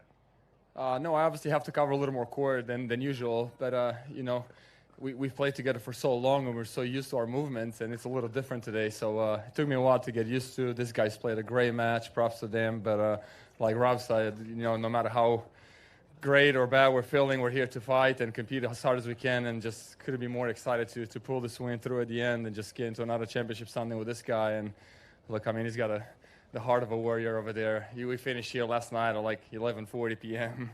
His knee's busted. And he's out here fighting, you know, this morning. So, yeah, couldn't be more proud of this guy. Thanks for playing.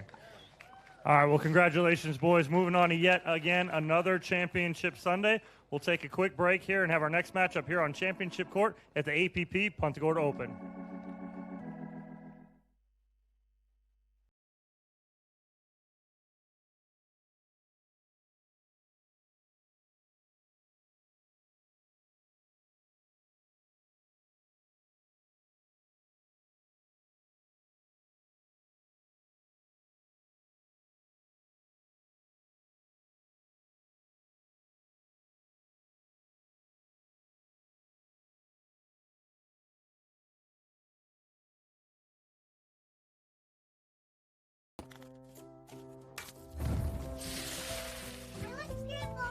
Nothing brings us together like Eggland's best eggs.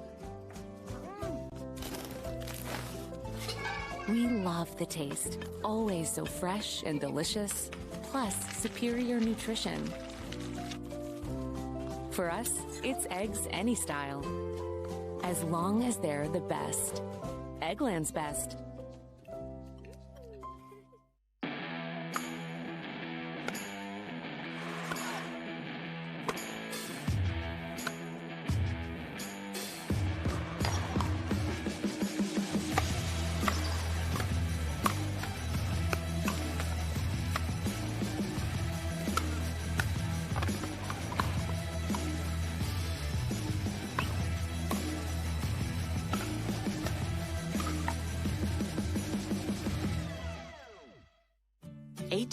From tonight, Grant Gill will become a legend when he totally kills it at his improv class's graduation performance.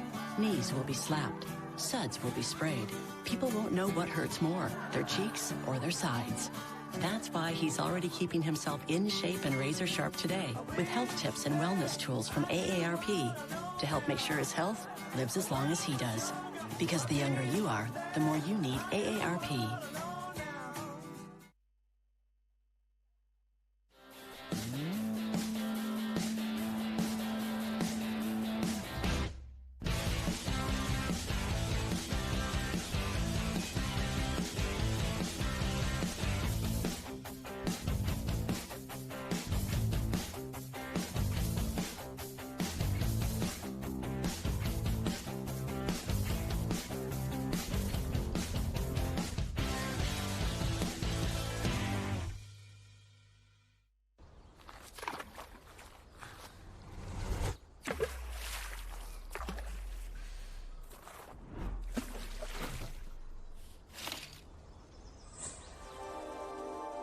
Less is more, unless it's less beer.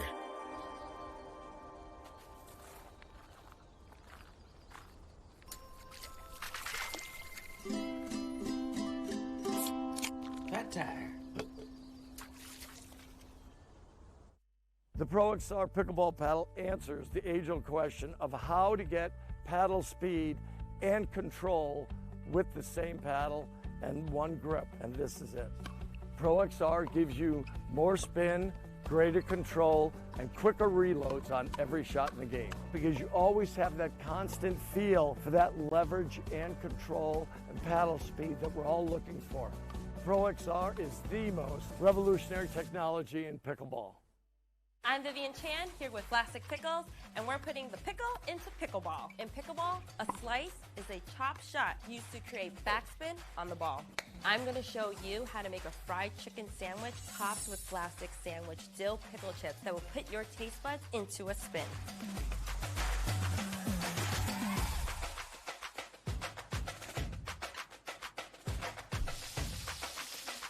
Now this is a really big dill.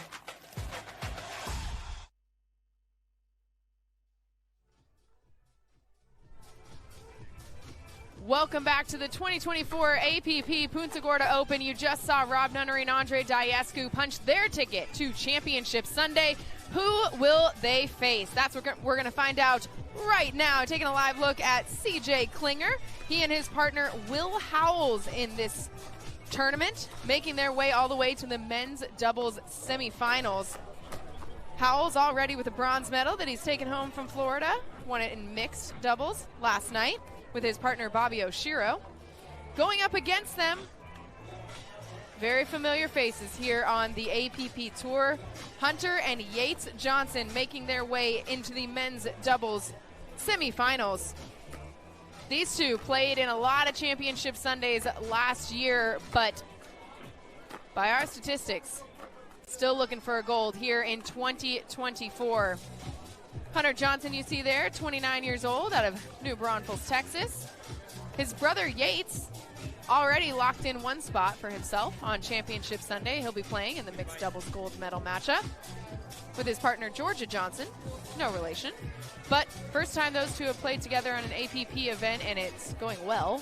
Hunter and Yates, though, have played together quite a bit. And so similar to what we just saw in Andre and Rob taking on a relatively new pairing in Ryler and Michael, what do CJ and Will have to do here to break up the communication that is innate with the Johnsons, not just because they are partners, but because they are twins? Well, Will Howells plays with a lot of pace, a lot of energy, and CJ Klinger, same thing, but can go kind of either way with pace or with kind of touch and finesse and move that ball around.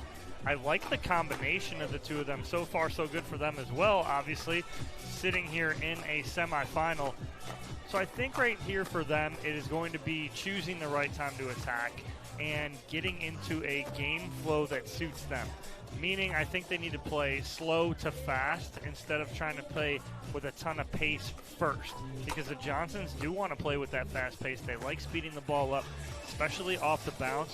So I'm going to look for them to play slow and then speed up on the side of Howells and Klinger. Yeah, and they need to come out and really kind of set the pace and set the tone in game one. The Johnson brothers have lost game one in their last two matches.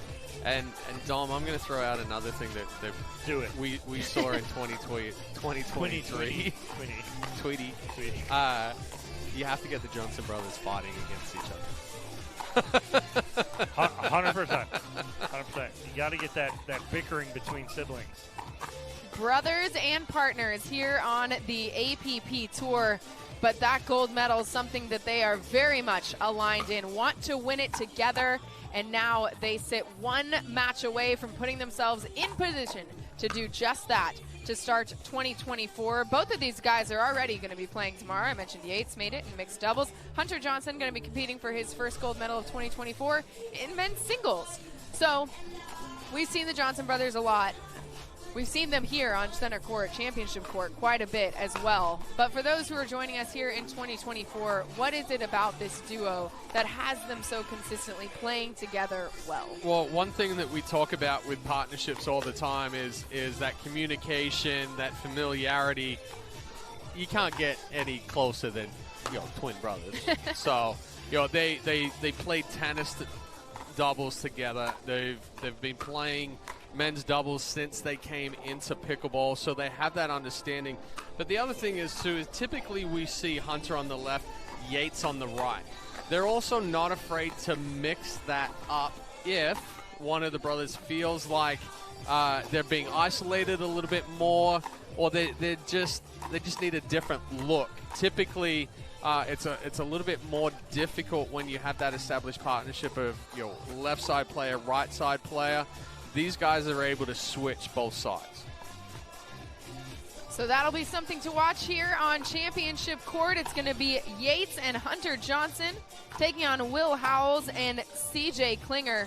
CJ, somebody in men's doubles who burst onto the scene last year in St. Louis with Andre Mick. It was a lot of fun to watch that duo for a few tournaments last year. Yeah, CJ is one of those kids that, Chad and I have known since he was about half that size, and just a little scrawny kid running around as a court rat, jumping court to court at different tournaments that you used to host, Yep. I used to host, Yep. and, now turned into a full-blown professional pickleball player. And at first you'd almost look at him maybe a year ago or so and be like, I can get through this kid, I can beat him. He's very unassuming. Right.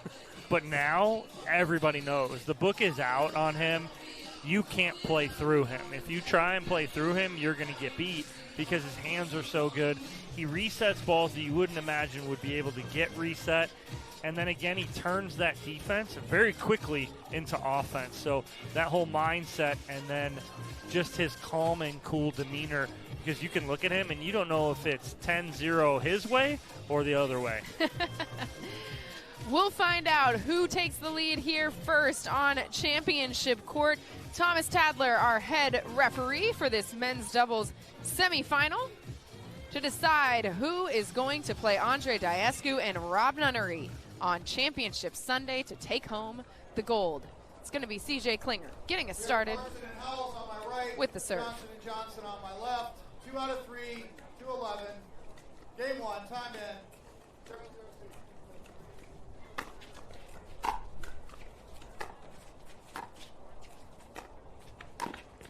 Oh, and just like that, Hunter starting with a little Ernie there down the middle. Oh, nice and smooth, too. Doesn't try and do too much with it. It was a pretty low ball, but, again, able to guide that through the middle with a little forehand roll.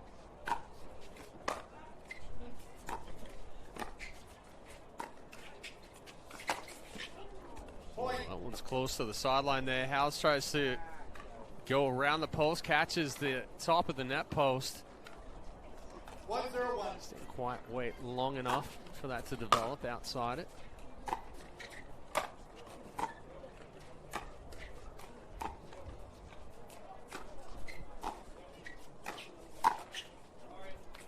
Yates getting a little help off the top of the net there. Bounces ball up into the shoulder of Howells. Can't get out of the way of it. Yeah, that's another situation there where Klinger has to try to find the feet of Yates rather than trying to go through him. And then the short return there doesn't help. Johnson brothers, two of the best third shot drive executors that we have. Plenty of power, plenty of shape, plenty of dip.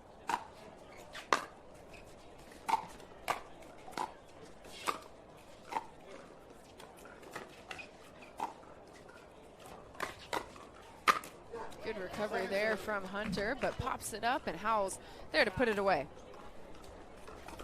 Good start here so far, though. for the Johnson brothers. 3-0-2 for Hunter serve.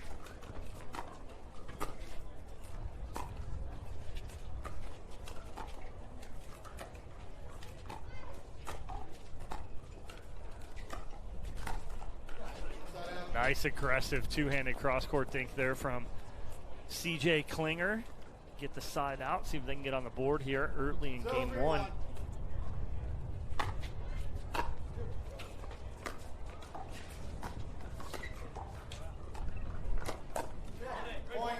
Good reach in and spot there from Klinger. Goes right at that right shoulder of Hunter. 1-3-1. Can't quite get it out there for that pancake volley. That ball, a little bit outside, pushing him onto their second serve. It'll be Howells with the serve, who played his collegiate tennis at the University of Notre Dame.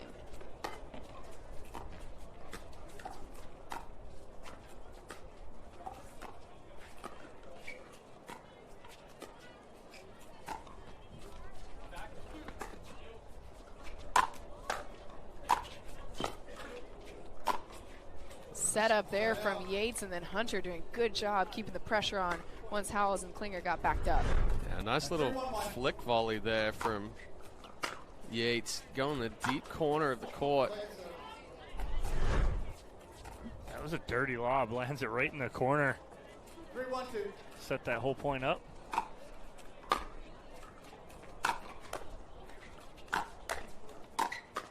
Oh, I think potentially 3 out balls got hit right there. But they're going center mass. Right. 4-1-2. Hard for Klinger to get out of the way of. So it's a point for the Johnson brothers. Howell's doing a good job getting on top of that ball, putting just a little bit of spice on it, but a great angle. Well, after you hit the first lob and you're like, I can get another one. Not that time.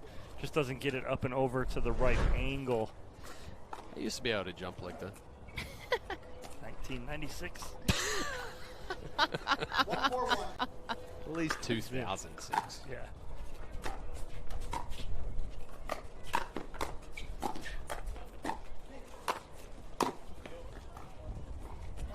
Good leave there by Klinger. He was winding up, ready for it, decided to let it bounce. Smart call. Well, the big part there, too, was the communication between Klinger and House.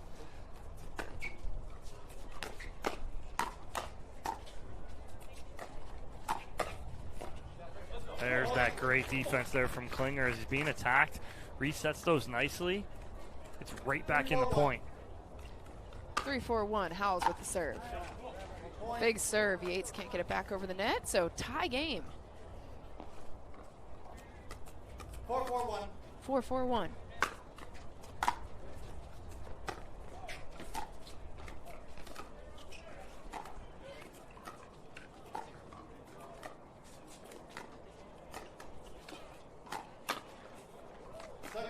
Good spot there from Yates. Even though you have 2 forehands there in the middle, 4-4-2.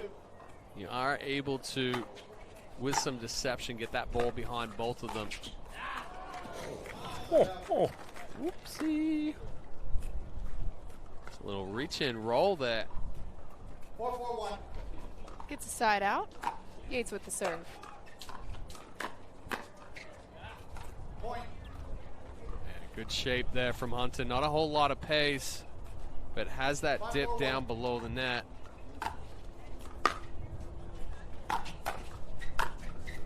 Nice finish there from Hunter Johnson down that line. Another look here. Into your living room, as you like to say, Dom. Yeah. 6-4-1.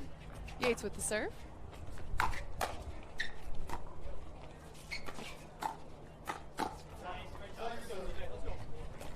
Popped up just a little bit there from Yates. Kind of stopped his swing. 6-4-2. Klinger gonna make you pay for that one.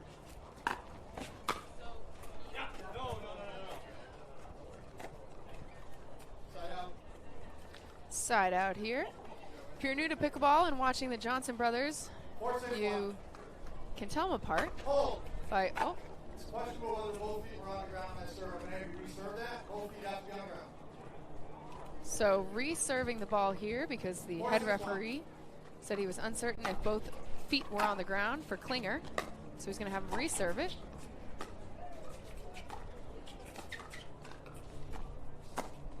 And on the reserve, it gets pushed onto their second serve from Howells, just flipping that one a little too low and into the net. 4-6-2.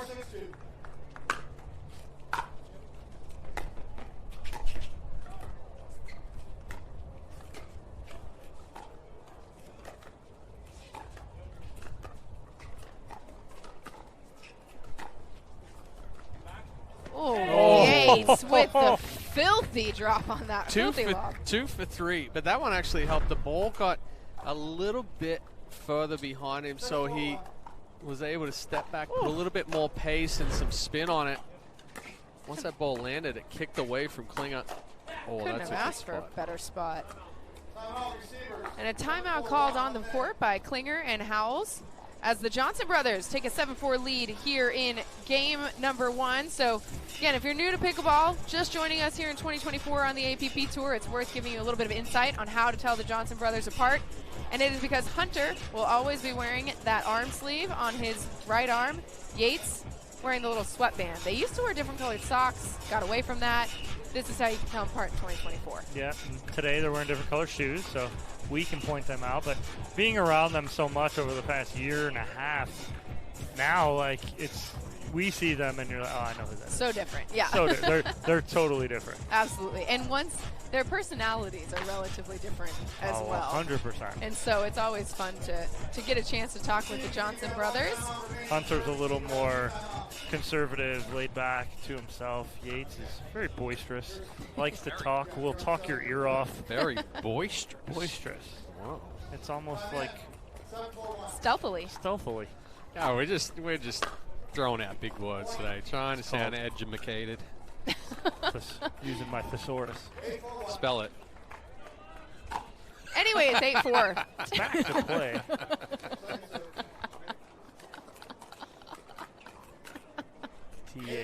Thesaurus.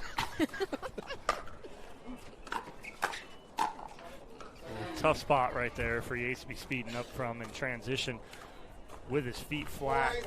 So it'll be a side out here. Klinger with the serve. Opportunity to cut this 4-point lead. That was an extremely tough pickup there for Klinger, right at his toes. Good job, 1, picking that up, and then 2, taking a look here. The counter, an attack right into the body. Yates Johnson. Ooh, that one's a little flat. Yeah, Klinger couldn't get on top of it. Just leads with that elbow and it paddles flat. Can't get a downward angle to it.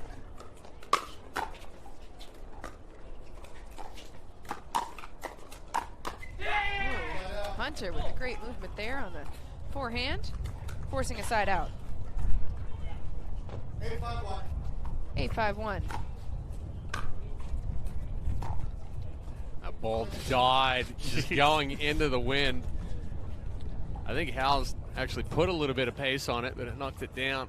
You can see the wind there with our rainstorm flag. Corner championship court.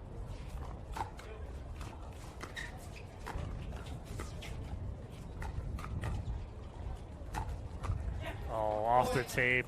Nothing Howells and Klinger can do right there. Tough break there for your number 6 seed here. 9-5-2 for Hunter, sir. You see Hunter motioning with his arm, I think talking about the wind and how it's starting to pick up, play a role here and how the ball is moving.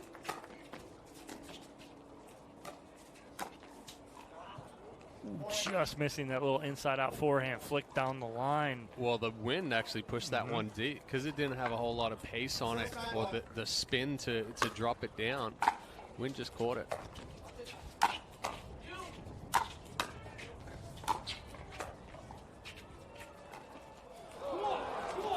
Yates going for the change of pace, just can't get it over the net. So it's a 7-9 now. Yeah, taking a look at the defense there from Klinger and Howells. I'll just when you think you have a comfortable lead here at 9-4, it's all of a sudden now 9-7. The timeout from Johnson and Johnson here, as they're going to try and slow the momentum here of Howells and Klinger down. But it's a good job by Howells and Klinger staying in some points here.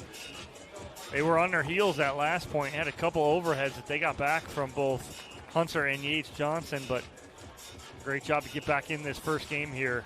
The ever so important first game.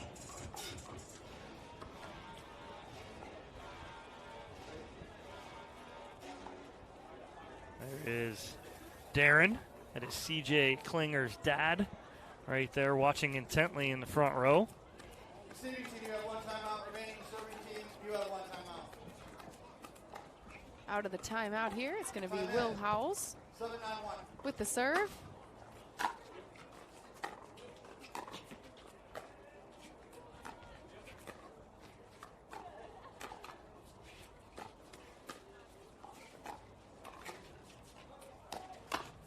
That's tough right there. CJ sitting on that, Chad. Yeah. You and I are both shaking our heads.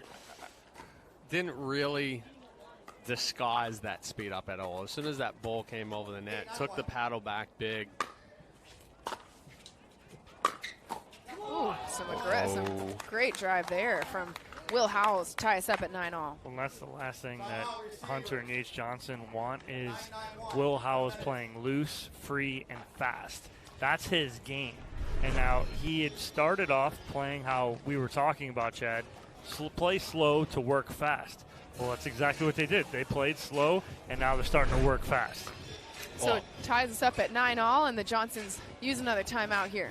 Yeah, I mean, you have to use that timeout. You can't go home with them, and they need to get that stop. I think they've given Howells just a couple too many short balls on that backhand side, and his backhand drive is actually stronger than his forehand drive. 15 seconds. He's enabled them to put a little bit more of that pressure on. Time in. 9-9-1. Big point here. Will Howells with the serve.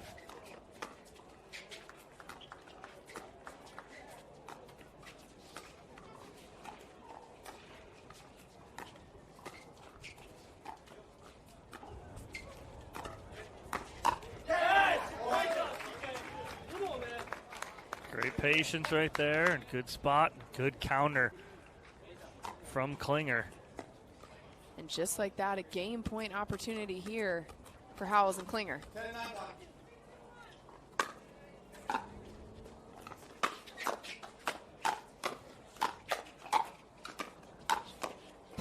10-9-1. Yates, doing everything he can to force that point. He's going to come out, put the pressure on, start that, and just go for broke.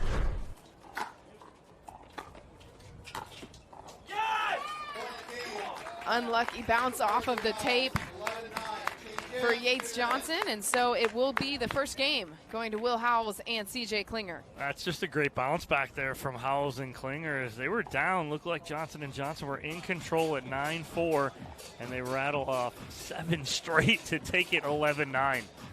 So game 2 coming up in our men's doubles semifinals when we come back.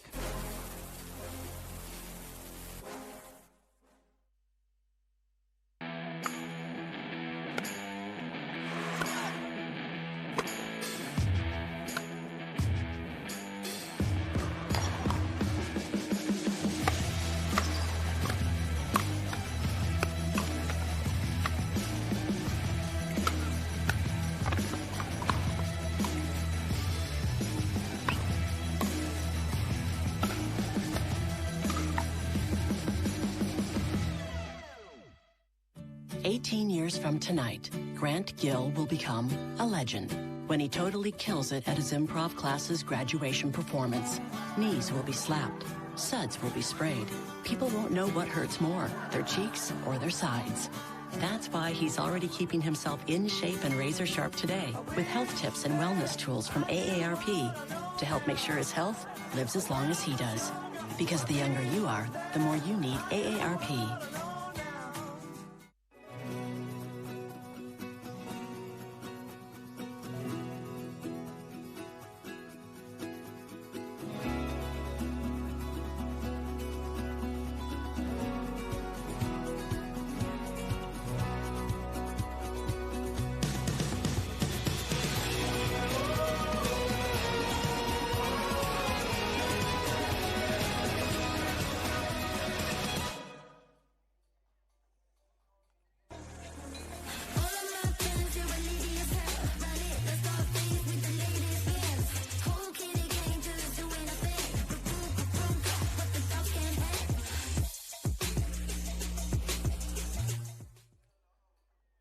The APP is sponsored by Rain Energy, clean, plant-based energy.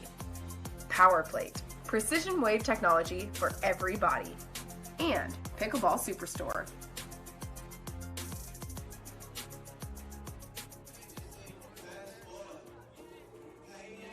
A reminder to check out pickleballsuperstore.com via the QR code right there on your screen to get your instant discount. That's pickleballsuperstore.com. Back with live action here on Championship Court Men's Doubles Semifinals, game number 2 underway.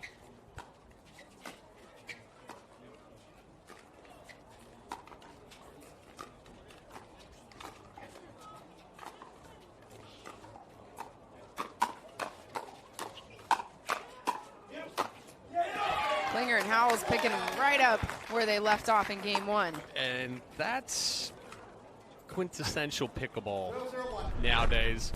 Slow, slow, fast, fast, fast, whack, whack, whack. Oh, great read right there from Will Howells as he senses the speed up in the middle and then punches that right back down. It's worth noting that Hunter and Yates lost the first game in each of their previous matches to punch their ticket here to the semifinals, came back and won those. So they've dropped game 1 to Howells and Klinger, but they're by no means out of this match.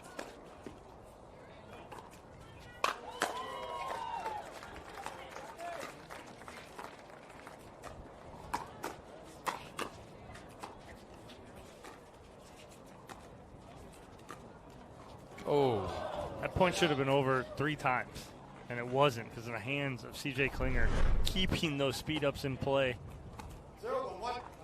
0-1-1 the score for Yates serve.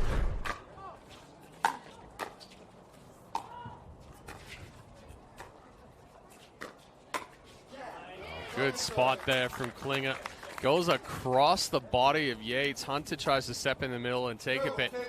Ball's almost shielded from him. Big serve there from Hunter. Klinger doing a good job to keep his feet under him as he moves through transition, gets the ball back on their side. We've seen both Hunter and Yates visibly frustrated, and that's the last thing that they need to do.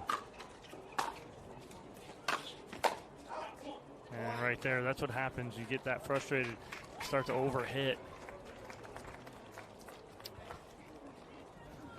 And as we saw in the last match, oftentimes the unforced errors are what make the difference when you get this deep in the bracket. Well, just deep. Tried to sell it. Yeah. Another look here.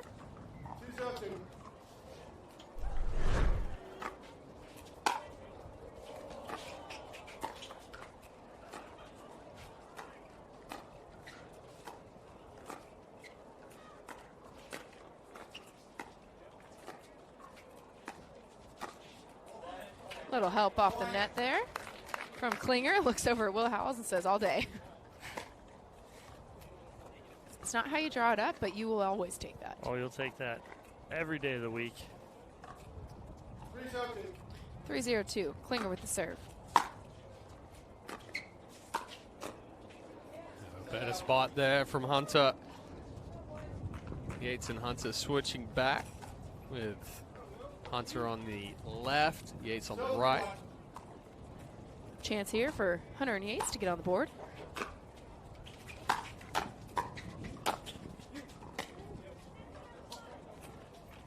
Hunter calling for Yates to grab that overhead, a little bit late on that. Yates not quite ready for it. So on to their second serve.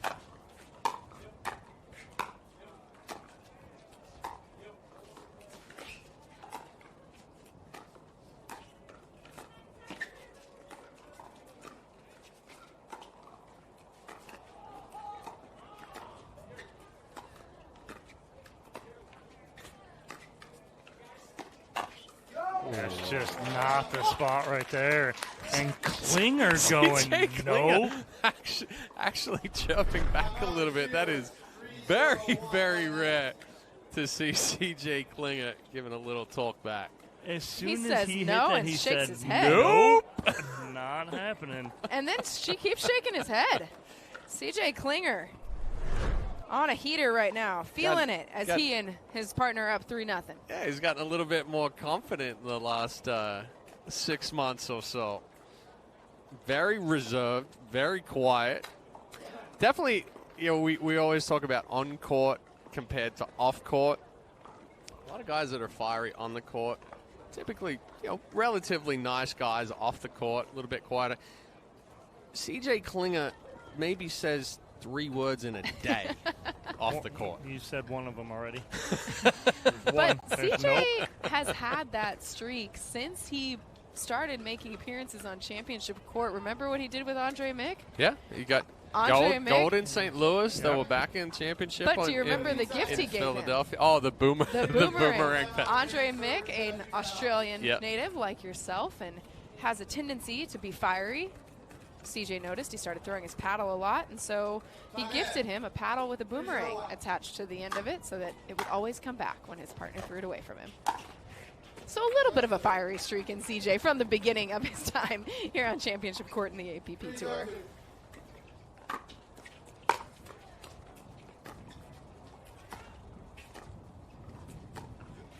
I see what Thomas Tadler, our referee, is noticing with Klinger's serve.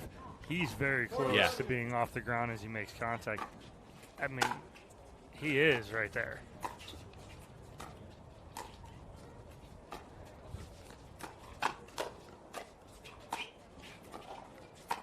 Nice reset right there from Hunter Johnson, and then speeds the next ball up. And what I'm talking about is the rule is you need to have 1 foot in contact with the ground all times. You can lift one off, but the other has to be in contact as you make contact with the ball.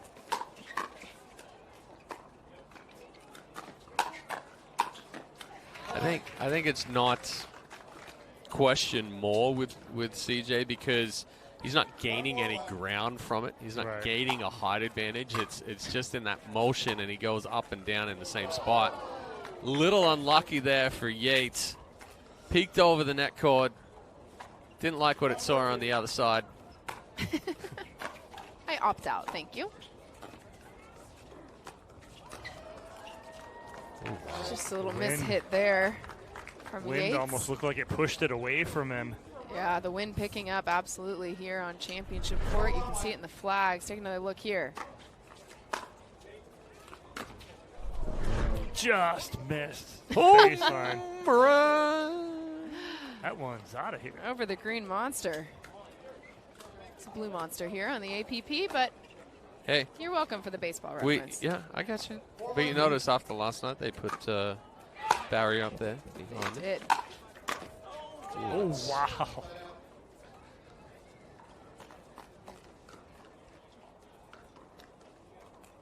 Well, haircut there as the ball sails by the left or right ear of Hunter Johnson.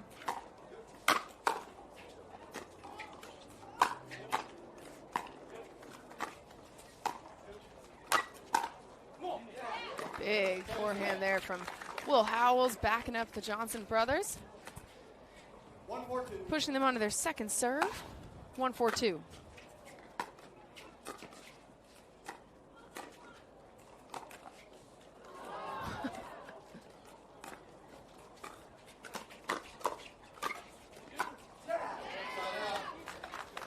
A lot of net involvement on that point. And net involvement and a little bit of frustration coming out there for the Johnson brothers.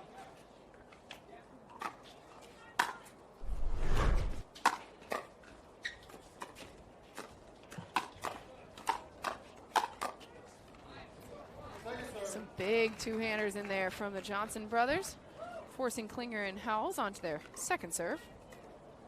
Yeah, but even if Klinger and Howells make a mistake, the point's not done. They're making the Johnsons work for every point.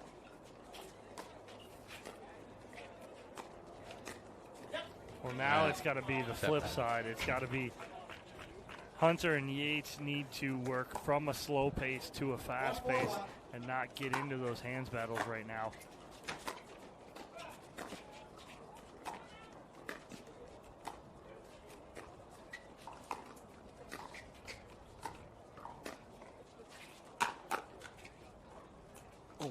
just out. I mean, there's no way that ball was staying in the court. But there was also no way that Klinger was going to get out of the way of it.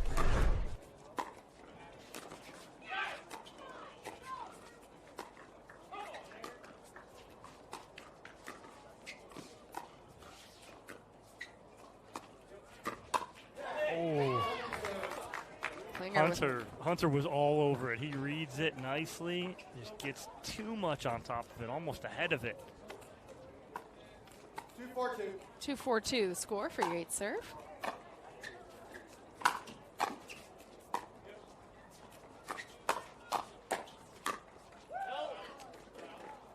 saw that ball. That ball sailing long, so the Johnsons doing a great job to get themselves back into this second game, trailing 4-0 at one point, and now tied it up. A couple of errors creeping in here for House. 4-4-2.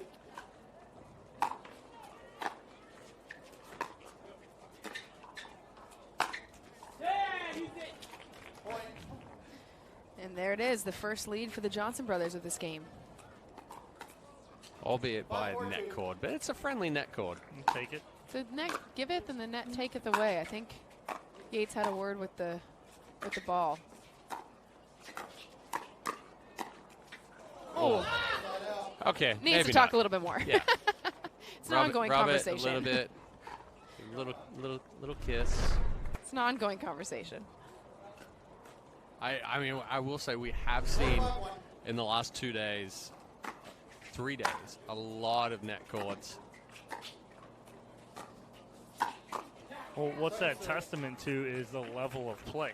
The margin for error is so close with so many of these high-level players now.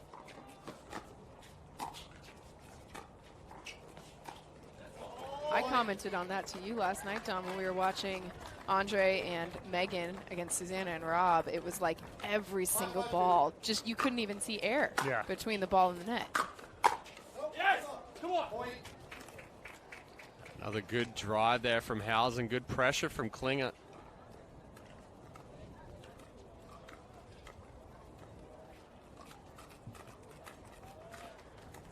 So Howells and Klinger regain the lead on their second serve.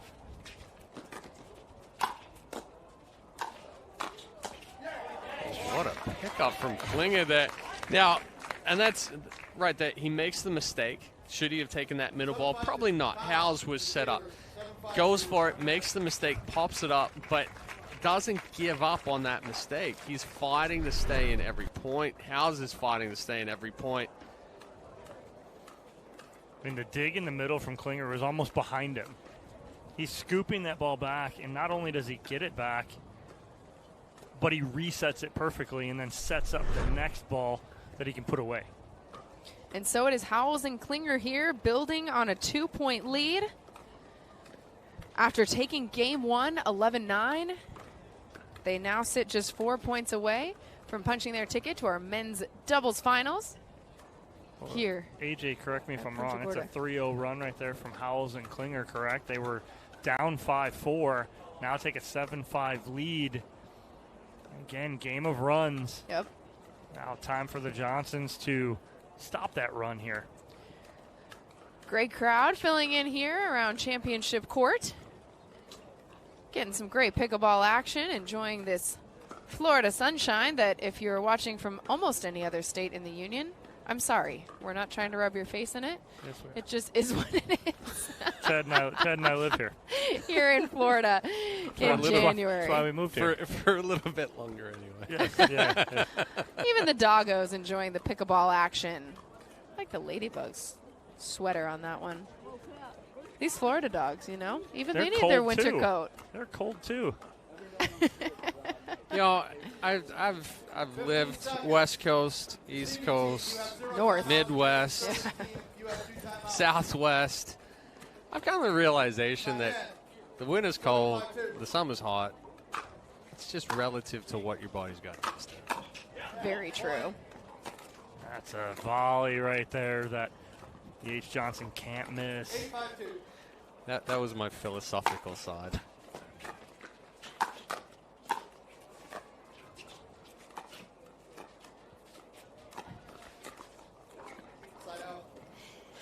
side out here. So it's going to be 5-8-1. Hunter and Yates with the ball back on their side. Opportunity to cut into this 3-point lead.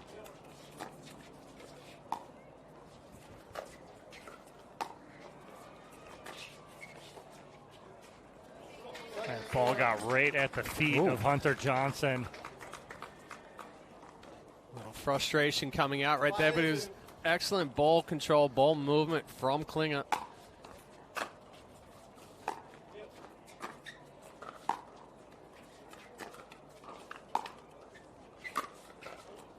A little too overextended there from Howells. Didn't have anything left other than the flick.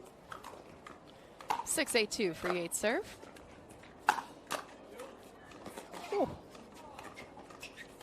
Wow, what a drive, but an even better block from Howells. And then you have Yates Johnson recovering to get this too and drop that back in perfectly. Chance to tie things up.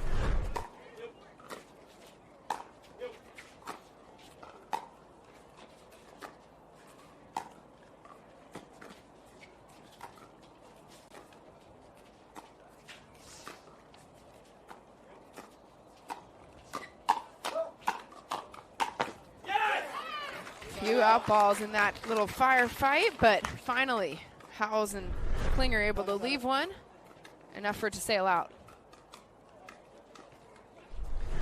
So an important hold there for Klinger and Howells as they get the ball back on their side. Holding on to that lead. It's much slimmer than when they gave it to the Johnson brothers, but chance to extend it here.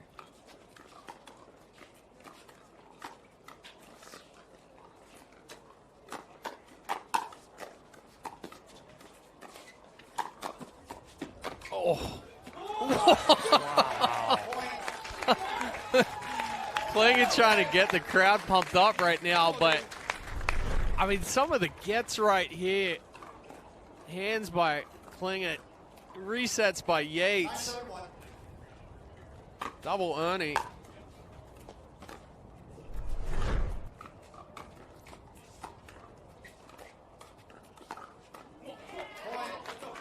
And just like that, CJ Klinger and Will Howells on the verge of finishing what they started here. Match point.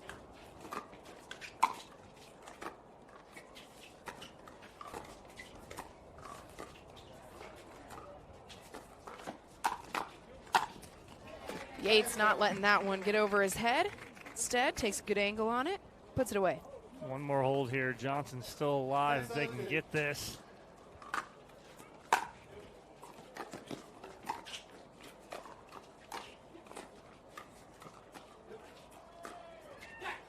And hold it, they do. It looked like Howells wanted to do 4 different things with that ball, and at the last second changed his mind. Instead, it's a side out here.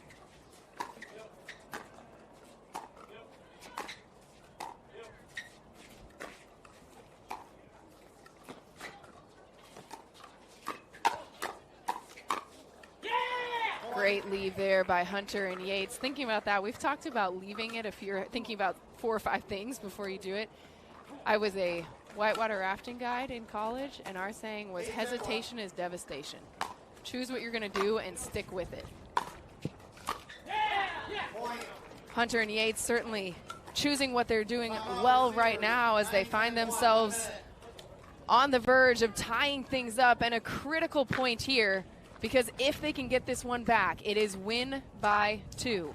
So even if they have to give the ball back to Howells and Klinger without being able to put this game away, Howells and Klinger can't just win it with 1 serve. Yeah, huge point here, and I believe Johnson and Johnson here are on second server at 9-10-2 here.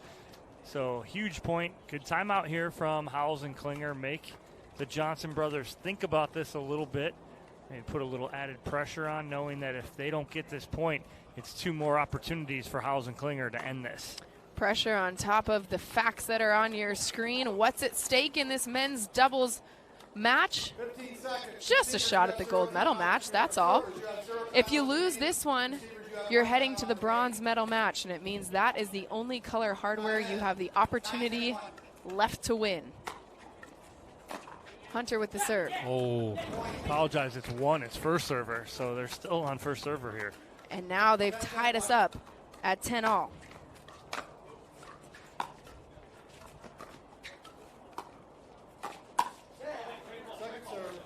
Good ball there from Howells, getting it out wide to Hunter Johnson. Pops it up. Good reach in from Klinger.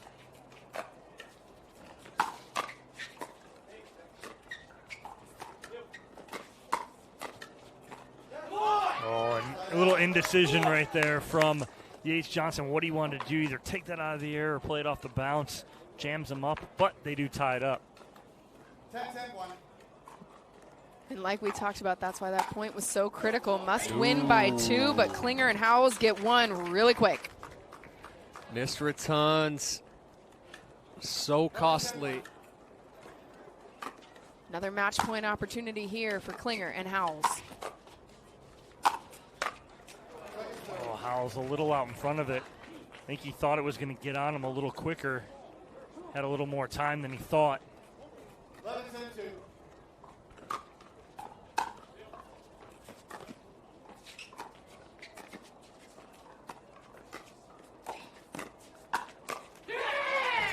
Massive hold there by Hunter and Yates.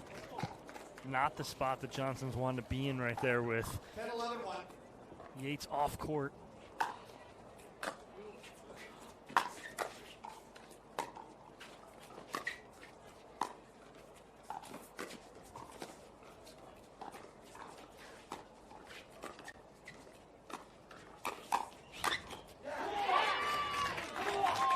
Saw Hunter Johnson just get a little tentative with that backhand dink. He's popped a couple of the last ones up. Good ball control, good ball movement from Howells and Klinger.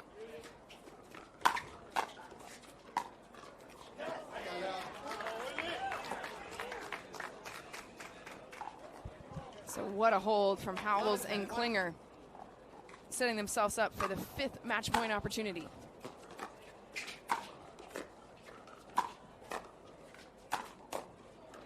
Good pressure in a tough situation right there.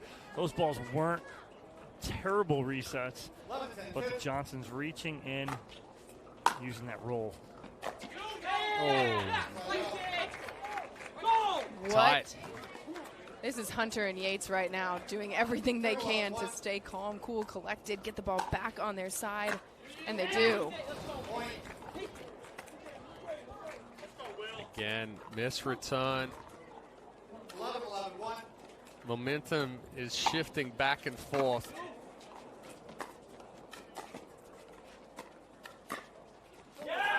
A little change up through the middle, pulled the string on it, drops it in.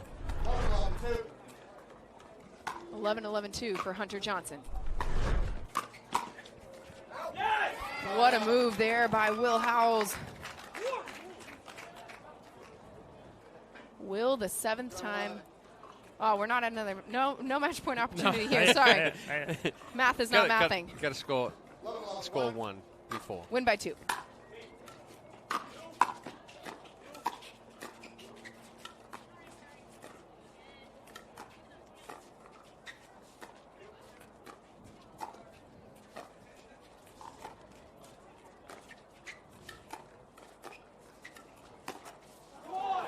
Tough ball to speed up there. Johnson hitting off the back foot. 12-11-1. Ball almost level with the hip. Now another match point opportunity here for Howells and Klinger. Can they finish it? Not on that one. Just misses back corner. What number is this, AJ? This will be number 8. Wow. If my math is mathing correctly at this point. You like the math. Well, it's just tally marks. Hey.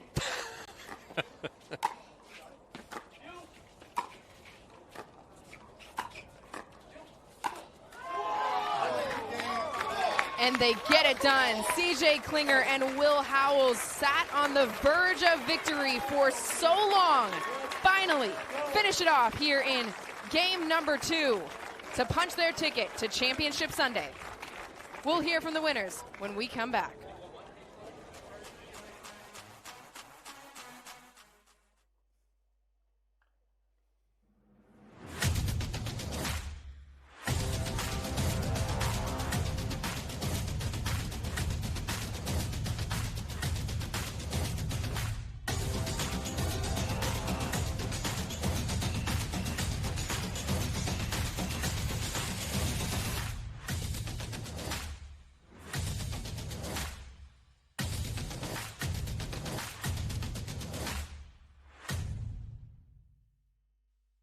18 years from tonight, Grant Gill will become a legend when he totally kills it at his improv class's graduation performance.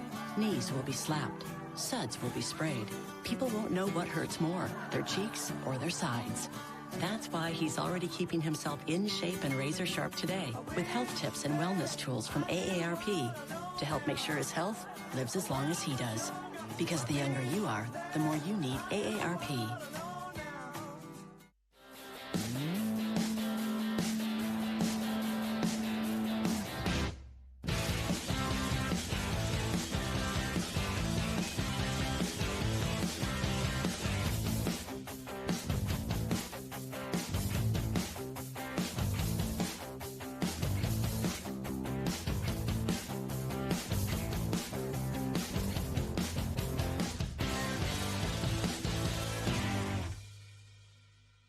Hey, I'm Chef Chad Rosenthal, and I'm here today with Vlasic Pickles to put the pickle in pickleball. In pickleball, a dill ball is a shot that is inbounds and is bounced only once. It's a live ball. This Vlasic Pickle Dip is a live ball of pickle flavor.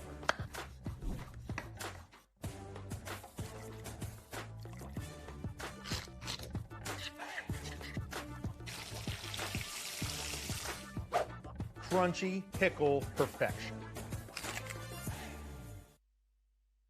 The APP is sponsored by Partake Brewing.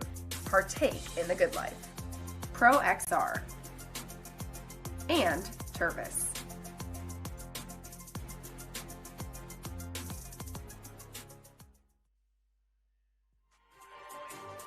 We'll take another look at match point for CJ Klinger and Will Howes.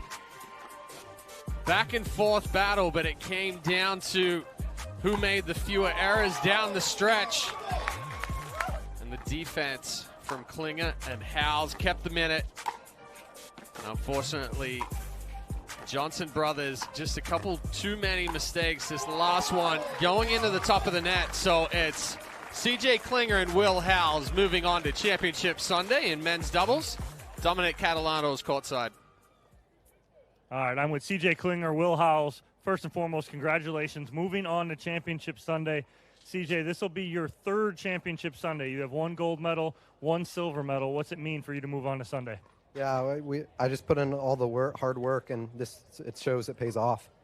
Absolutely, 100%. And Will, playing next to CJ, it's got to be comfortable. He gets everything back. He's so solid. And then what's it also mean for you to be here and make your first Championship Sunday?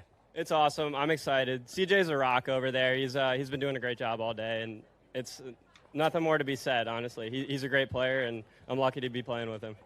All right, CJ, Will, congratulations. Moving on to Championship Sunday. We'll take a break here on Championship Court. Next up, your first women's pro doubles semifinal here at the APP Punta Gorda Open.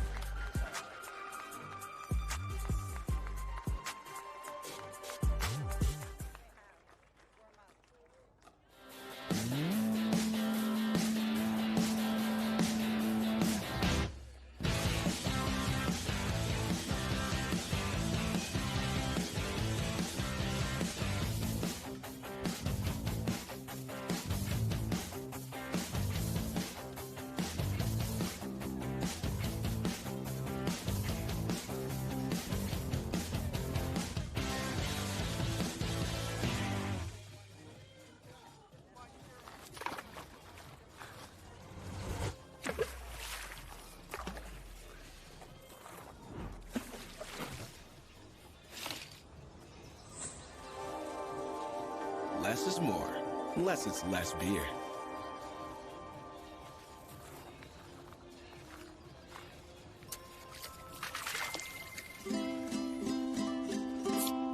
Fat tire.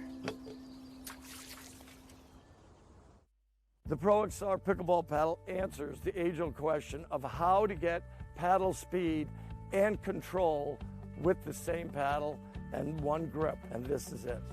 Pro XR gives you more spin, greater control, and quicker reloads on every shot in the game because you always have that constant feel for that leverage and control and paddle speed that we're all looking for. Pro XR is the most revolutionary technology in pickleball.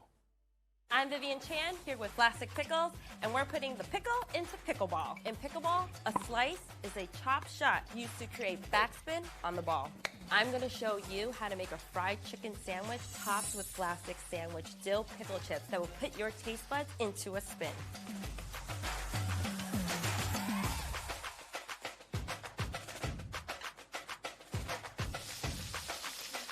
Now this is a really big dill.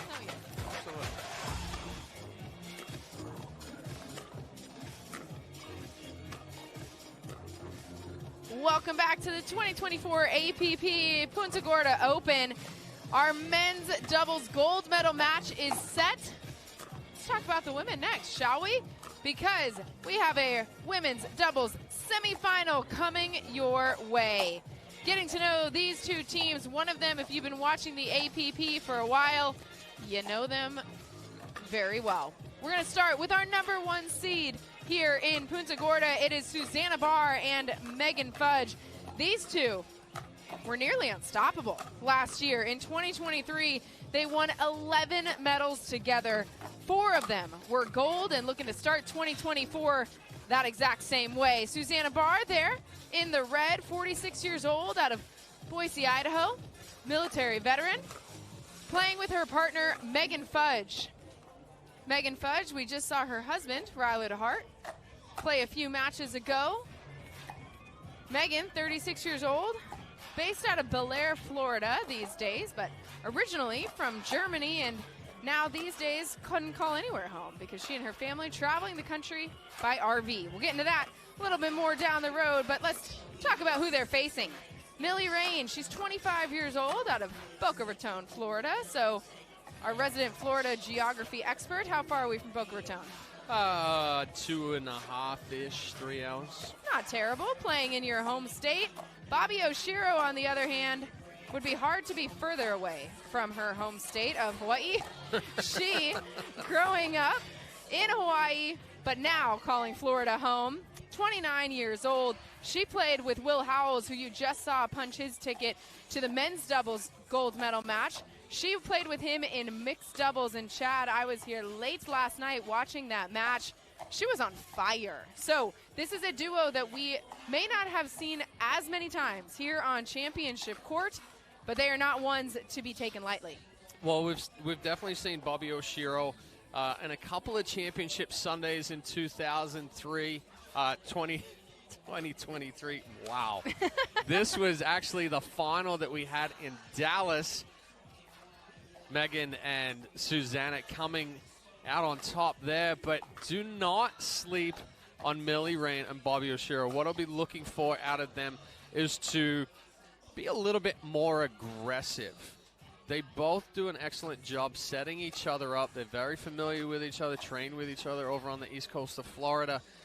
And when they were setting the tempo, setting the pace, and really putting the pressure on Barr and Fudge, they were having a tough time with it. However, Barr and Fudge, tried and true, they're able to make their in-game adjustments, and they make them quick. And I think that is definitely going to be the factor here, is who can make their in-game adjustments the faster, who can we know Fudge and Barr are going to be consistent. They're not going to make a lot of errors. They're going to have to be pressured into making those errors. But if Rain and Oshiro kind of delay a little bit in making those adjustments, then this match, these games have the ability to get away from them a little too quickly. It's going to be a fun one here to decide who goes to our gold medal match tomorrow. Susanna, bottom right of your screen. Megan Fudge right in front of her in the red. It is going to be Bobby Oshiro getting us started with the serve.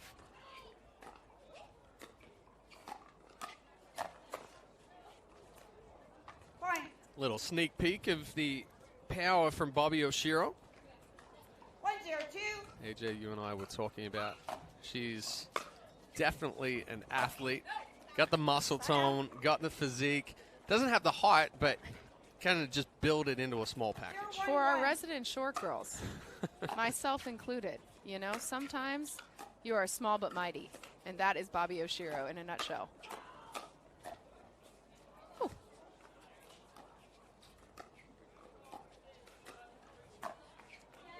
Nice reach in roll there from Oshiro. Both girls playing with the new Alpha paddles. Be released soon by Yolik. So a little bit more pop in these ones. That cross-court dink Oshiro was going for, just a little bit short. 1-1-2. So 1-1-2, the score for Megan Fudge.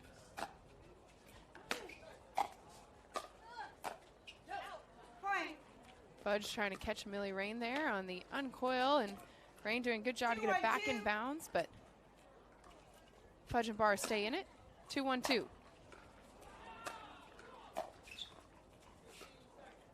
A good change of direction there from Oshiro. Recognized that Fudge was covering a little bit more middle. Does that inside-out forehand, pushes it out wide to the backhand.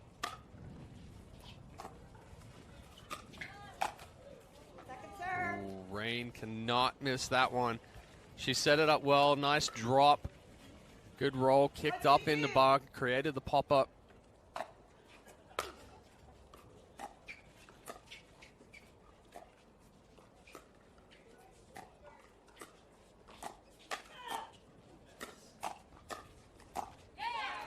Good hands, good defense there from Barr.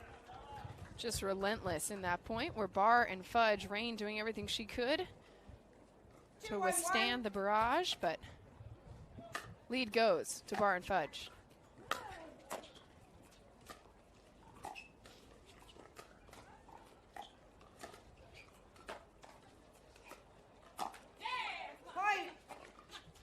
Hesitation there from Rain. That ball got behind her. Tough to speed up once that ball's back behind that hip.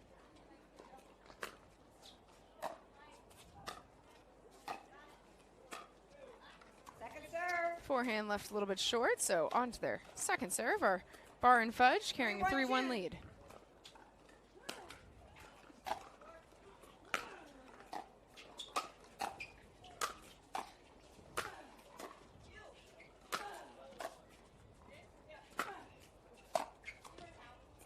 Fudge and Barr playing the aggressors early here. Yeah, and it was an excellent setup there with the deep serve from Fudge. She created that short return, the big drive. They put the pressure on. And just the miss hit from Oshiro there at the end. Great angle taken there by Millie Rain on the overhead to put it away and force the side out. I'll take another look at it. Nice power, nice angle.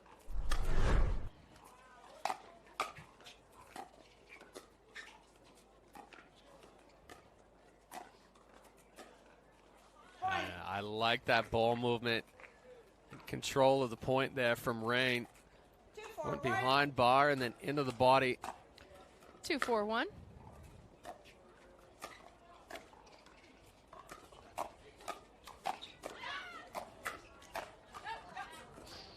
Great attack here by Rain and Oshiro on their service side. And that ball potentially going out there from Oshiro, but she goes right into the right side of the body of Barr. Difficult to let go. Getting some help off the net is Millie Rain, and she'll take it. Why not? Little additional roll there as that one hit the net and kicked deeper, pushing Barr back from the kitchen line. Oshiro trying to get on top of that one, almost gets two on top. That's two. Rain missed one, Oshiro missed one. Sitta's getting a little too big with the take back. Side out. And that'll do it for their service side, but Rain and Oshiro do what they need to do to get back into this first game, tie us up. 4-4-1, Barr with the serve, and that forehand left short. On to their second. Well, hitting into the wind there, you go with that lower drop. You have to anticipate that the ball's going to push it down. You need to get just a little bit more height. Allow the wind to help you. Great placement there. Fudge taking something off of that ball and finding a perfect spot in the middle, down the point of contention, and in front of the baseline. Look at that wind as it's making its way here to championship court.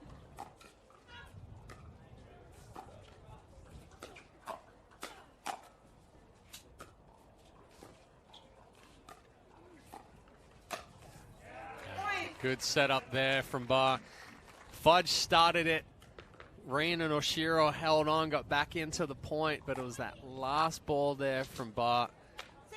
Getting back behind that left foot of Rain, created the pop-up. 6-4-2 for Fudge's serve. That ball out of bounds. So it's a 7-4 lead here for Bar and Fudge. And this is the difficulty for Oshiro and Rain. You can't give up these unforced errors and allow Fudge and Bar to generate any extended lead.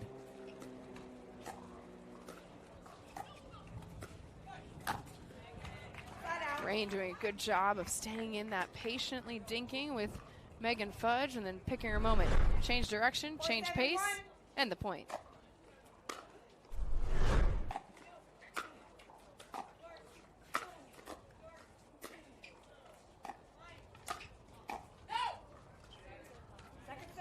Another good spot there from Bar. Fudge again controlling the point. One thing that I'm seeing on both sides, especially when those balls are going to the backhand and the cross-court dink, we don't always have to recover back to that middle.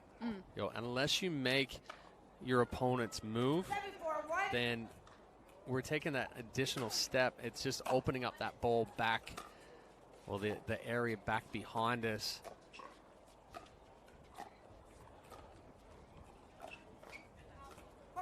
Oh, Bobby pushing that one just a little bit wide, and so this is that extended lead that you're talking about, Chad. Doubling up Rain and Oshiro here in our first game of our women's doubles semifinal. Nice drop there from Bar. Again, gets a little bit more height on this one. Adds some roll. The wind pushes it down. Gets it right to the feet as Rain's trying to come forward. Another look here at what you're talking about. Just not putting enough lift on that one is Millie Rain, and so Oshiro and Rain taking a timeout here. Want to think about it, how on earth to get Bar and Fudge out of their rhythm. We got Georgia Johnson over there coaching them up. She trains with Millie and Bobby over there on the east coast of Florida. What it comes down to right now, Bar and Fudge doing a good job controlling the point, moving the ball around. Oshiro and Rain, they've had a couple of opportunities. They've had a couple of flashes of doing the same thing that Bar and Fudge have done as far as controlling it, getting that ball behind Fudge, getting it to the feet of Bar. But there's too many mistakes right now. They've made a few too many unforced errors.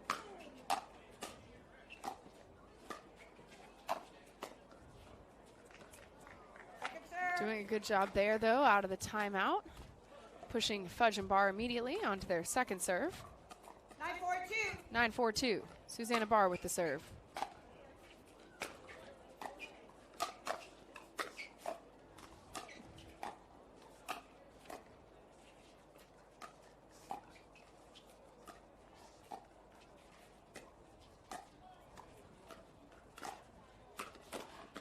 Some great resets in the middle of that point from Rain and Oshiro. Yeah, excellent defense and getting themselves back into that point. 4-9-1. Oshiro recognizing the error there, gets back on top of that counter.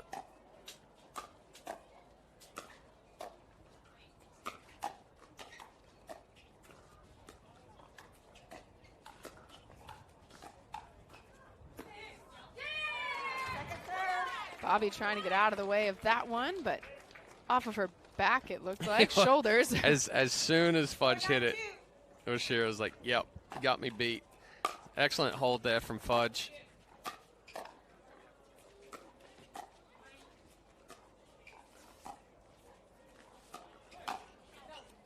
That one just a little bit too strong on the forehand from Millie Rain, so they did a great job out of the timeout to get the ball immediately back on their side.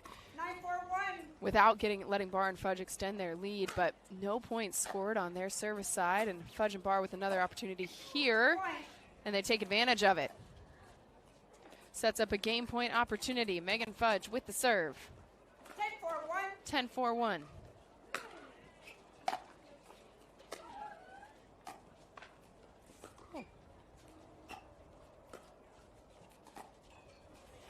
And they get it done. Millie Rain with a nice change of pace there, but Fudge responding. Her and Susanna Barr in sync to start this game number 1 of our women's doubles semifinals.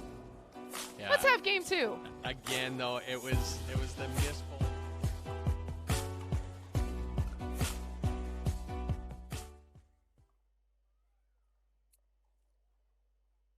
The Pro XR pickleball paddle answers the age-old question of how to get paddle speed and control with the same paddle and one grip, and this is it. Pro XR gives you more spin, greater control, and quicker reloads on every shot in the game, because you always have that constant feel for that leverage and control and paddle speed that we're all looking for. Pro XR is the most revolutionary technology in pickleball.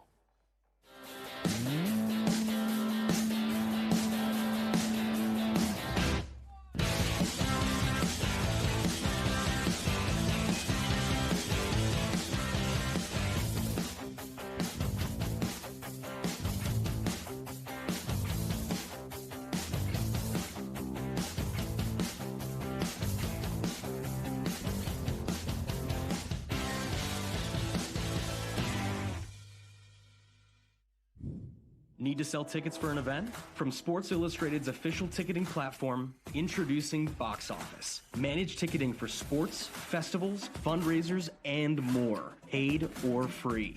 And we go beyond the barcode. Introducing Super Ticket. Super Tickets are secured by blockchain technology and transform into exclusive digital content, promotions, and rewards between the event and guests. Cheaper, better, simpler, more secure. Sports Illustrated Tickets. Partner with us for your next event. We all love pickleball because it's a sport you can play with the whole family, and now the little ones can play too. Introducing the Ben Johns Junior paddle and the Megalodon paddle that both feature smaller grips, lightweight and durable construction, and a fun design that the kids are going to love. The APP is sponsored by AARP, healthy and active at any age.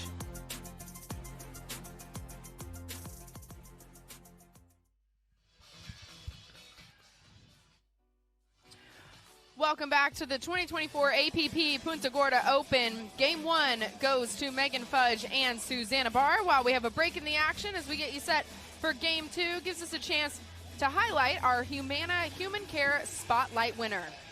Her name is Sue Meyer. Sue has been volunteering for the APP for 3 years now to recruit, train, and retain all volunteers on site at the APP Punta Gorda Open. Sue is an avid pickleball player and has been instrumental to the growth of the game and community here in Punta Gorda. She has also volunteered at Marathon, Florida's Crane Point Museum and Nature Center, where she and her husband developed and built a seashell exhibit. Thank you to Sue for all that you do for the pickleball community and really all of our volunteers here in Punta Gorda. It took a lot of work to get these courts ready the last few days with the rain and could not have done it without the team. So shout out to all of you. On the court, Susanna Barr and Megan Fudge take the first point here in game number 2, but quickly, Rain and Oshiro getting the side out. Another look at how they did that. Yeah, Barr just giving a little too much court there, stepping over with the backhand. Oh, Millie Rain putting everything she had into that forehand. Sails just a bit long.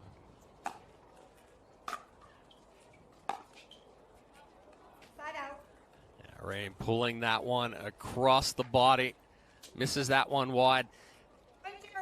Almost starting game 2, how they ended game 1. Just a few too many mistakes.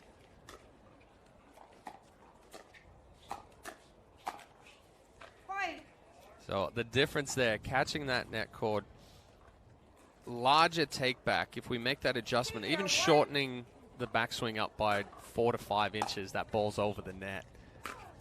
Need to make contact a little further out in front. And that's an excellent ball there.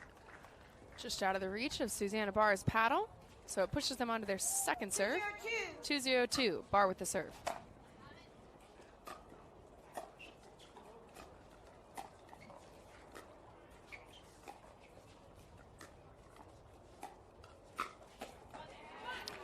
Looked like a little bit of question there between Oshiro and Rain, who was going to make the lunge for that ball, and resulted in it going off the edge guard of Rain.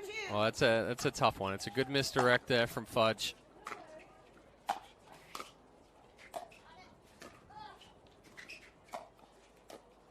Great pressure there by Oshiro, and Rain force a side out here.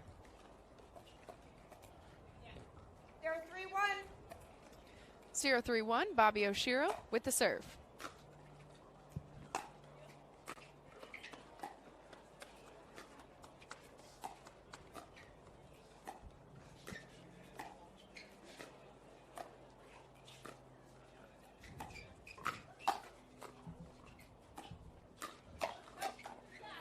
Fudge trying to call Barr off of that ball, but paddle seemed like it was already making contact. Yeah, she'd already started a swing, and typically when you hear that out call, you've already started that swing. Hard to let go. Already decided what you're going to do. Yeah. So Oshiro and Rain get on the board, but pushed on to their second serve here.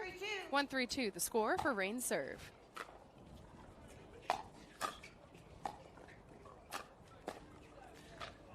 Good counters there from Susanna Barr. Elevated ball, second one, rolls it straight to the feet of Rain.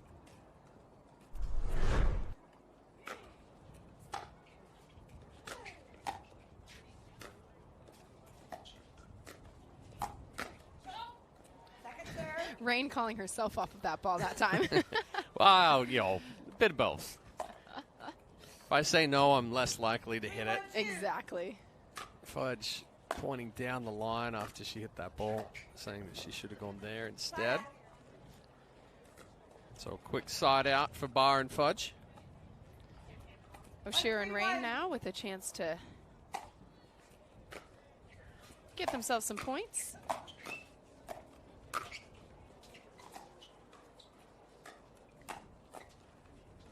Oh, great spot there from Rain. Fudge doing her best to get a paddle on it, but can't direct it where she wants. Yeah, Fudge was looking for that middle ball.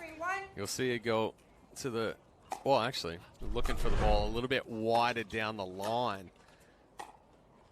And Rain went into that right shoulder. So very tough for ladies or guys even that are hitting that two-handed backhand. Good coverage there from Rain, filling in when Oshiro switched sides and tie things up. So I'll finish that there. If you're sitting two-hand backhand and you go right shoulder, right armpit, you end up getting that chicken wing.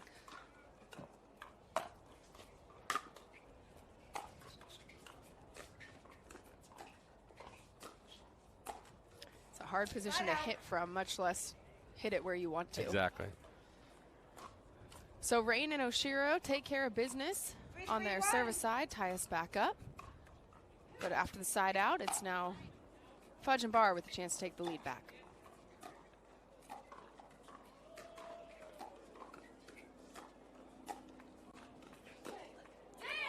Great placement there from Megan Fudge, just between Rain and Oshiro.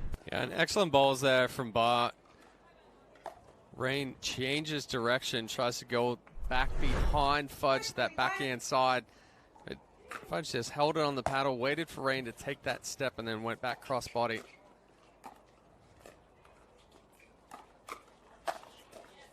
Big overhead finish there from Bobby Oshiro. Well, that's that spot again from Rain. You'll see it here. Goes right hip, creates that pop-up.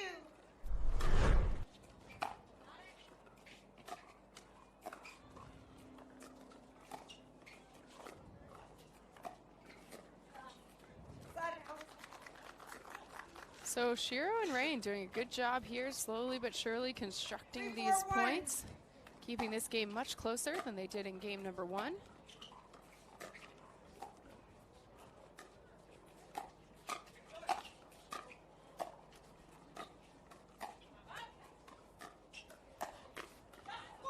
And again, that spot, right hip, right armpit. Rain and Oshiro look like they've identified it as their target.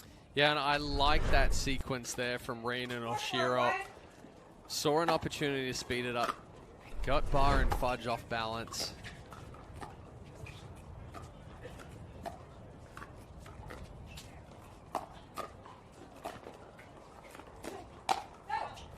speed up there from Megan Fudge. Rain sitting on it, but sails long. So on to their second serve, 4-4-2. Your score here on Championship Court in our second game of women's doubles semifinals number 1.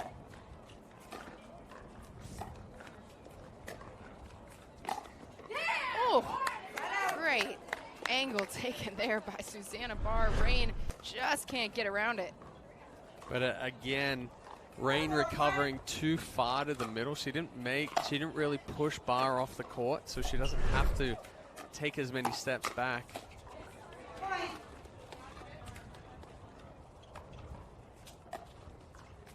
Good sequence, good combo there from Barr and Fudge.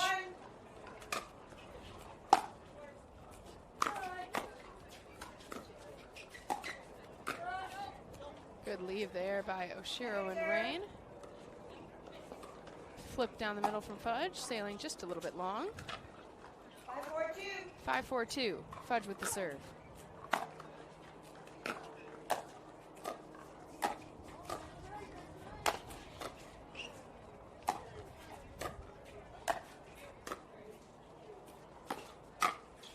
Great pressure there by Rain and Oshiro, but you see the veteran patience and ability to dig out of Barr and Fudge on that point. Well, it's also the spin there from Fudge. Rain didn't recognize the spin enough. That ball kicked, well, bounced and then kicked away from Rain. She didn't move her feet. A nice spot there. Really good. Right down the middle, too low. So it's a side out. Barr and Fudge do get the lead back. 6-4-1. Excuse me, it would have been 4-6-1. This ball's back on the side of Rain and Oshiro. And I like the pressure here. Good step in from Oshiro. Rain was ready for that second attack as well. Just a little short from Rain. So it'll be 5-6-1, 5-6-2 now.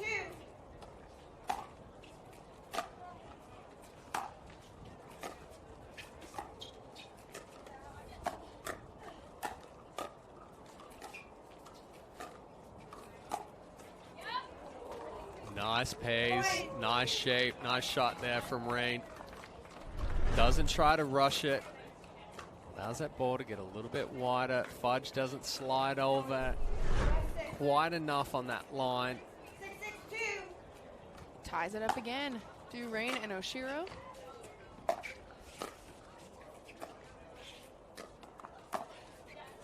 And again, Oshiro stepping in. The forehand well placed, well shaped.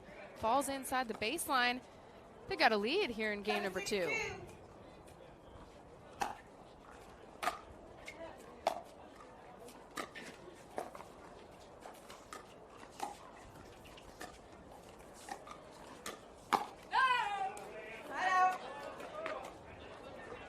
Step in there from Barr, and Rain sailing that one long. So it will be a side out, but an impressive service side there for Oshiro and Rain to not just tie us back up, but to take the lead. Fudge and Barr with a chance to respond.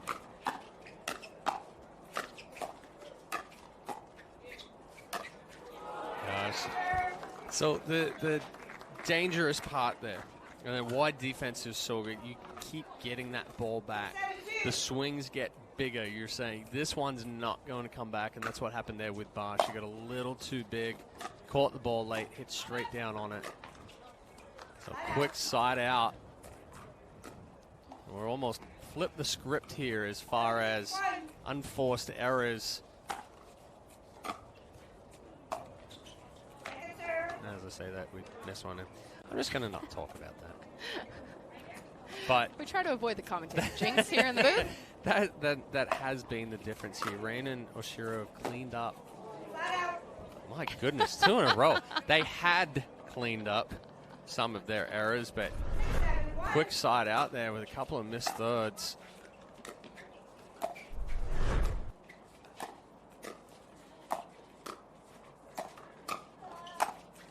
The second miscommunication being because they cross paddles, and that's almost worse than missing the ball, right? Because it's just oh, this was us not being on the same page. Yeah. Wasn't anything you did. That was us.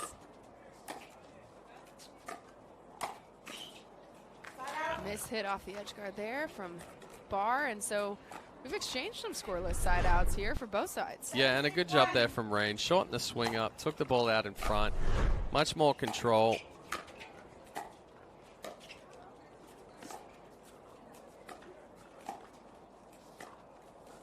And good pressure again there. Rain taking that ball early, not giving Barr the time to regroup, to reset, and get back into position.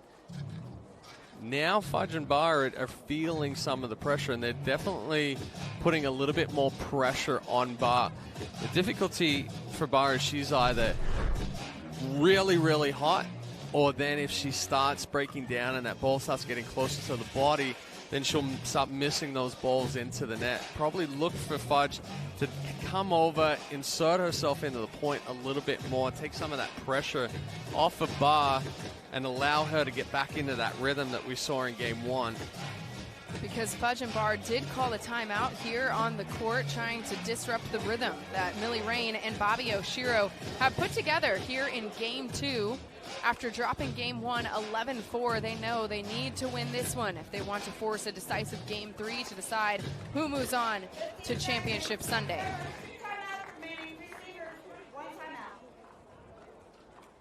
We're going to get back to action here in Punta Gorda. Take a look at the beautiful sunshine. Florida apologizing to us for the weather that it started the tournament with. She's back to her normal self. Good ball there from Fudge. Heavy roll. The ball sat up just a little too high from the third of Millie Rain. Oshiro with the second serve.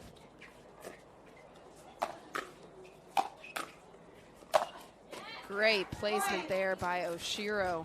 Down the middle, inside the baseline. 9-6 lead. Another look here. Yeah, good spot. Doesn't try to overhit. Yeah, as you're mimicking here in the booth. She loads with the legs. Has such an athletic stance. Such an athletic stance, and it is serving her well here.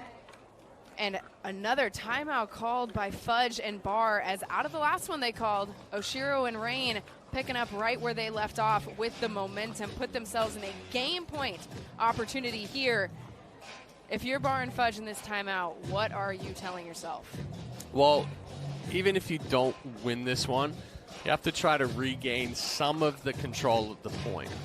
Right now, Rain and Oshiro, they've dialed themselves back a little bit. They're still being somewhat aggressive, but they're not trying to do too much. They're just focusing on getting the ball to the feet, getting it inside the body.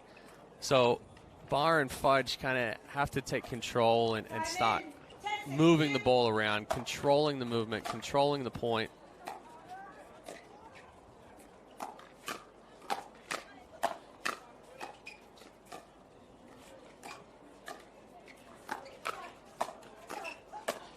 Instead, it's Bobby Oshiro with the forehand going behind the paddle of Megan Fudge to win game number two.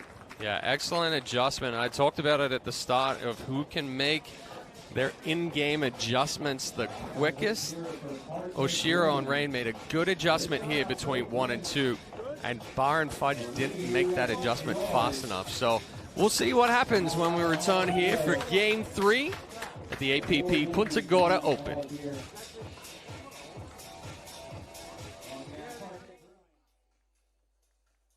The Pro XR pickleball paddle answers the age-old question of how to get paddle speed and control with the same paddle and one grip, and this is it. Pro XR gives you more spin, greater control, and quicker reloads on every shot in the game, because you always have that constant feel for that leverage and control and paddle speed that we're all looking for. Pro XR is the most revolutionary technology in pickleball.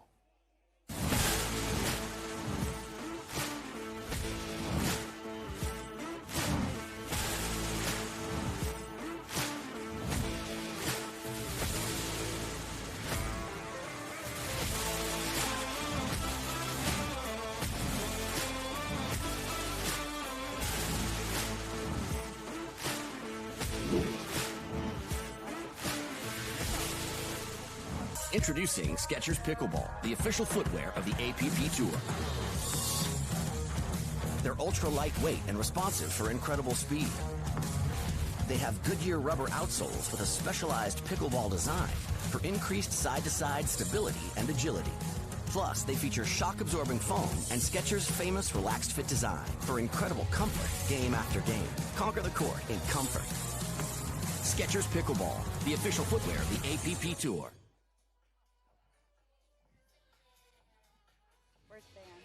Don't look now, but we have a match here at our women's doubles semifinal number 1 at the APP Punta Gorda Open. Bobby Oshiro, Millie Rain making some impressive adjustments there in game number 2 to take it and force us to a decisive game number 3 against Megan Fudge and Susanna Barr. Take a look at what's at stake in this after this third game. Win, you move on to the gold medal match.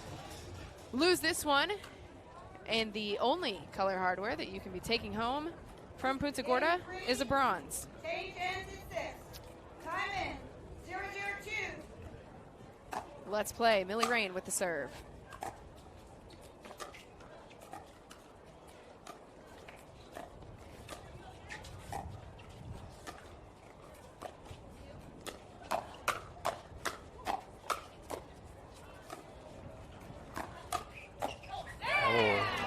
Somehow Barr gets that ball back. Excellent play there by all 4 women. The good speed up there from Fudge. Counter speed up there from Oshiro. I'm excited for the tone that's setting in this third game, though, because we always talk about how the third game is another feeling out process. It's going to be a little bit more faster. They're going to take a few more opportunities for those speed ups. As we see, dink speed up, where games 1 and 2, the setup and the sequence was a little bit longer. Good spot here from Rain, going right at that right hip of Fudge. That was just too easy of an overhead from Bobby Oshiro. Just dinks their paddle up, puts it down, great angle for the winner. Yeah, and perfect. That's the key, the angle right there. Fudge just ran out of room. And so it's Bobby Oshiro and Millie Rain who get on the board first. Rain says sorry right there to Oshiro, getting the out ball.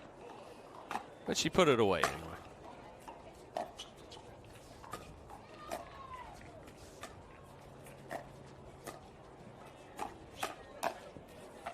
That time, Oshiro can't get the forehand back across the net. Well, Rain missed the spot there as well. Goes middle of the body on Barr. Doesn't quite get that right hip.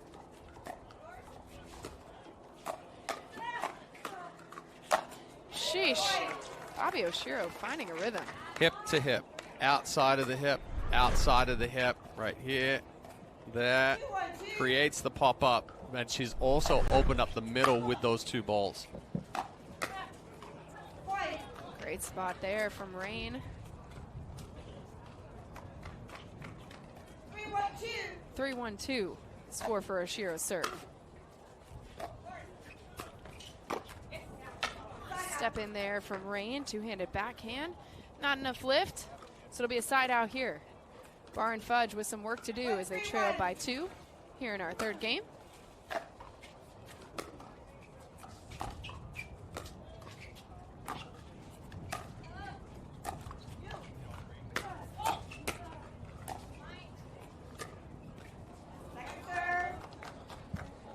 Forehand left a little short by Susanna Barr, so on to their second serve, 1-3-2.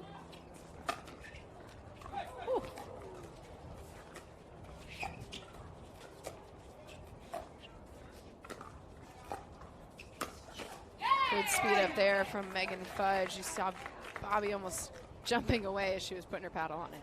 Yeah, and Rain took that previous ball kind of on a short hop. It's tough to keep that ball down.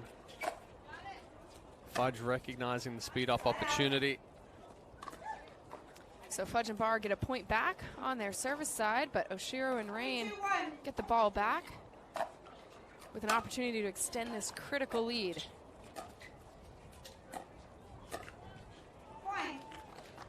And they do. Good roll there from Rain. And again, the key area to go to Bar, because she is good with that forehand cross-court dink, is right in between the feet. There's another one into the body. If it gets too close to the body, she can't get that extension. She gets jammed up, and it's going to either roll down the paddle or just push straight into the net. Take another look at this here, how Rain and Oshiro took a 5-2 lead.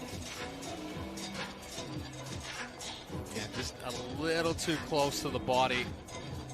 But other than the couple of errors from Rain, albeit while they're serving where she's gotten a little too big, Rain and Oshiro have played much cleaner in Game 2 and at the start here in Game 3, giving them this 3-point lead. And it just, Bar and Fudge are kind of out of kilter a little bit right now. You don't get that sense of not really urgency, but the meshing and the carrying of each other, picking each other up to kind of change the momentum, change the tempo. Rain going for the around the post, just can't put the shape on it. So it will be a second serve here for Oshiro. Another look. 5-2-2. It's got a little too far away from it.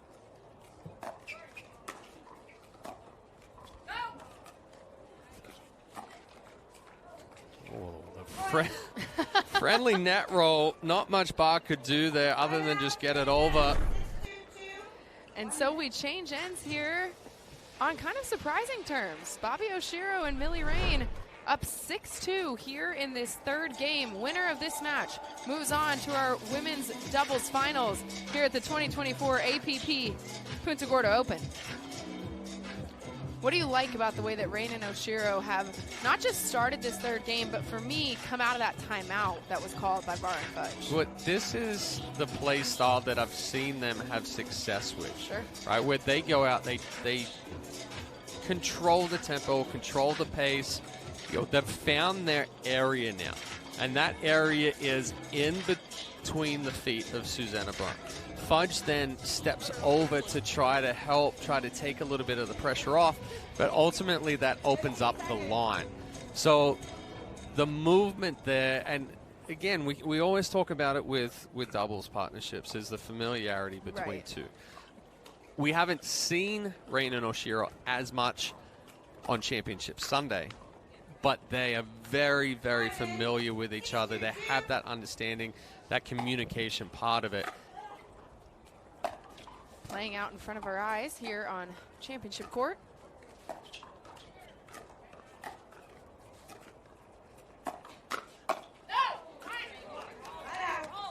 Oshiro got the ball that she wanted. She got it elevated. It just got on her a little bit faster than what she was expecting. And that's that step to the middle there by Fudge.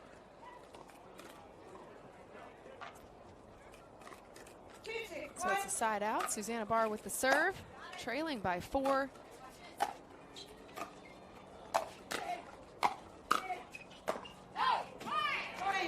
Fudge with a good lead there. Oshiro tapping her paddle as if, I gotta take something off, take something off. Yeah, just a little too big on the backswing again. Those have been the errors for Fudge and, Rain and Oshiro, is that big backswing.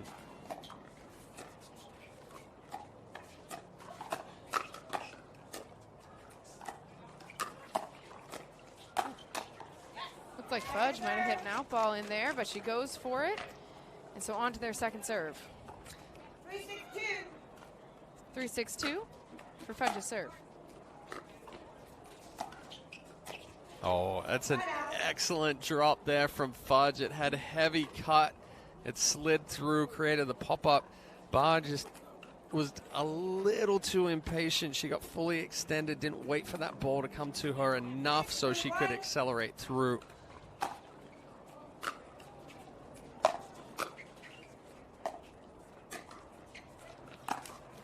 Oh, Millie Rain has wanted that around the post all day long. That time, too much shape as he hits the Yeah, that one she tried to create a little bit too much angle, brought it in too soon. It's a little Goldilocks issue there, right? This one's too. Yeah, you gotta find this the one's too happy wide. medium. This one's too close. Now we're finding the medium here. Millie Rain looking for it. So side out here, quickly for Bar and Fudge.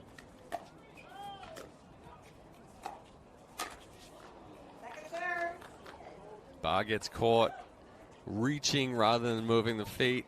As you reach, it's more difficult to get that paddle head under the ball.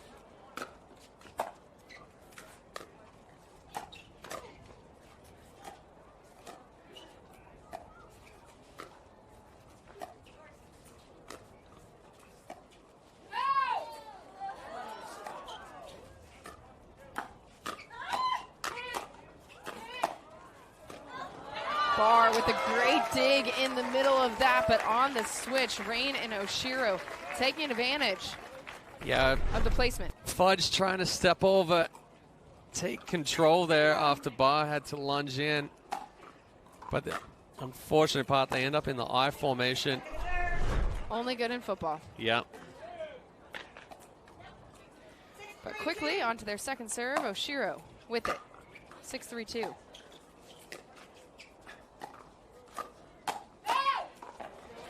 Fudge telling Bar to leave that one, but she wanted to make a point with that ball. Gets it at the feet, ball back on their side. So while Bar and Fudge haven't changed the score a ton, they certainly have disrupted the rhythm that Rain and Oshiro were in to start this game. Coming out of the end change, we're in the same score. Momentum starting to slowly switch back to Bar and Fudge. Oshiro and Rain, again, they've had those opportunities, those elevated balls, and they've gone for too much. We just saw it there with Oshiro. That time Oshiro leaving the dink just a little short. 5 points, 5 unforced errors. So a timeout called here by Oshiro and Rain as Bar and Fudge put themselves right back in a position to tie things up. You always talk about how many points do you let a team get before you call a timeout. Would you have called it sooner? No. Okay. No, because you still have some time down the stretch. Sure. Yes, they were up by a decent lead. However, you just had the end change timeout. You're still up by 1. Yep. So it's a good timeout right here. You're trying to stall the momentum. You want to try to get that serve back, get a couple of points of your own. Definitely wouldn't have let it go any longer. Right. So perfect time. Yeah. Well done. Millie Rain and Bobby Oshiro getting an A grade from Chad Edwards on the timing of their timeout call. 5-6-1. Fudge with the serve.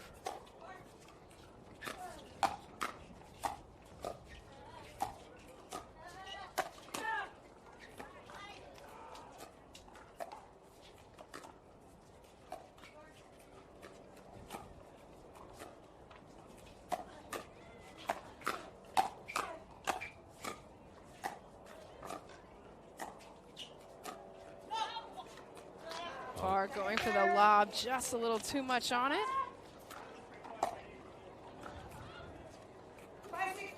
5-6-2 for Bar's serve.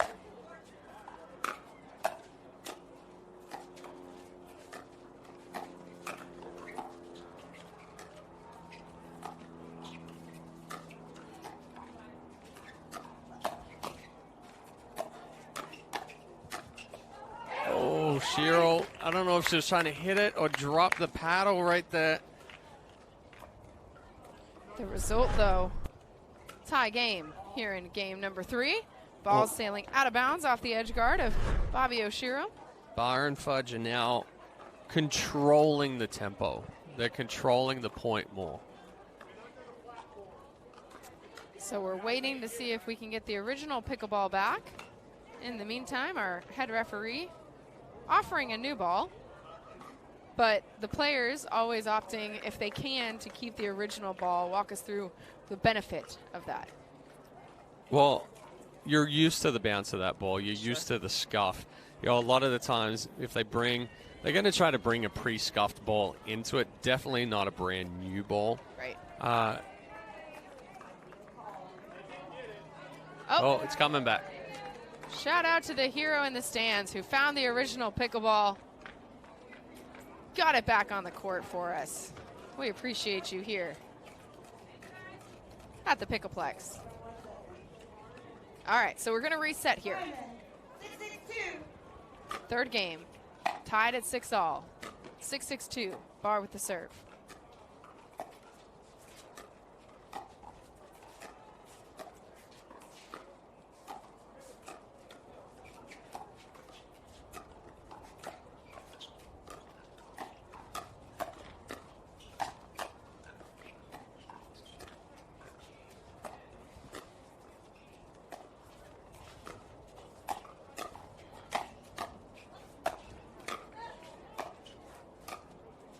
Bobby Oshiro with some good two-handed backhand cross-court dings to set up that pressure. Yeah, good pressure, good patience there from both Rain and Oshiro. Moved the ball out wide, brought it back middle. Now an opportunity to regain the lead.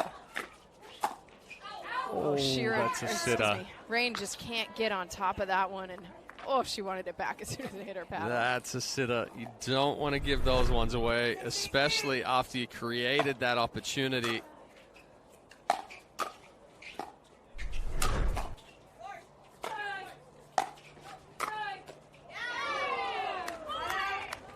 And so they get the ball back but cannot add to their points. Side out. And it's going to be Fudge and Bard instead. The chance to take the lead.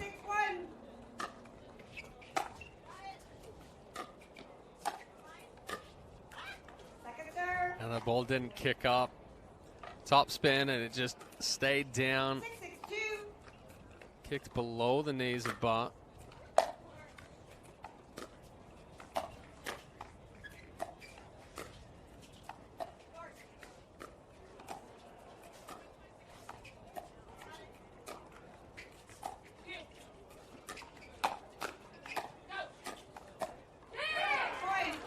It was a mishit from Bar. Wasn't a whole lot of pace on it. Oshiro thought that it was coming harder. 7-6-2. So the lead goes to Fudge and Bar, 7-6-2.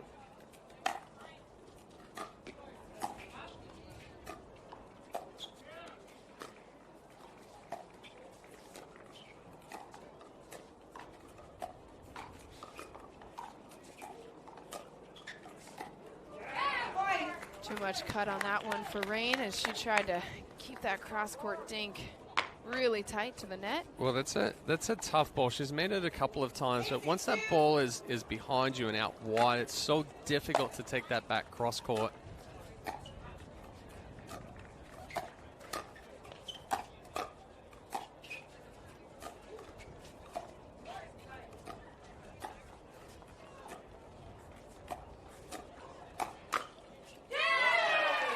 That time, Bobby Oshiro, it looked like after the last few points, she was like, I'm going to leave this one. Yeah. And then it dropped in. Timeout receivers, 9-6. Timeout called here by Oshiro and Rain as they find themselves in a spot they haven't been really since game one. Out of control of the points and with a 3-point lead. Or 3-point deficit, excuse me. Yeah, and again, it comes down to Rain and Oshiro were playing extremely well. Made a couple of costly unforced errors, and then you could see that momentum shift and pull away from them. Bar and Fudge on a 5-0 run right now, and you can tell that little bumpy patch for Bar, she's now gotten over the hump. Yep. You know, and she's controlling the point, and then Fudge will step in, and she's there to either set up or to finish and put a little bit more pressure on. So ultimately, it just comes down to Oshiro and Rain having to clean up their motion of what they've been doing. And that'll help them right there. Out of the timeout. Get the ball back on their side. Trailing by 3, 6-9-1. Millie Rain with the serve.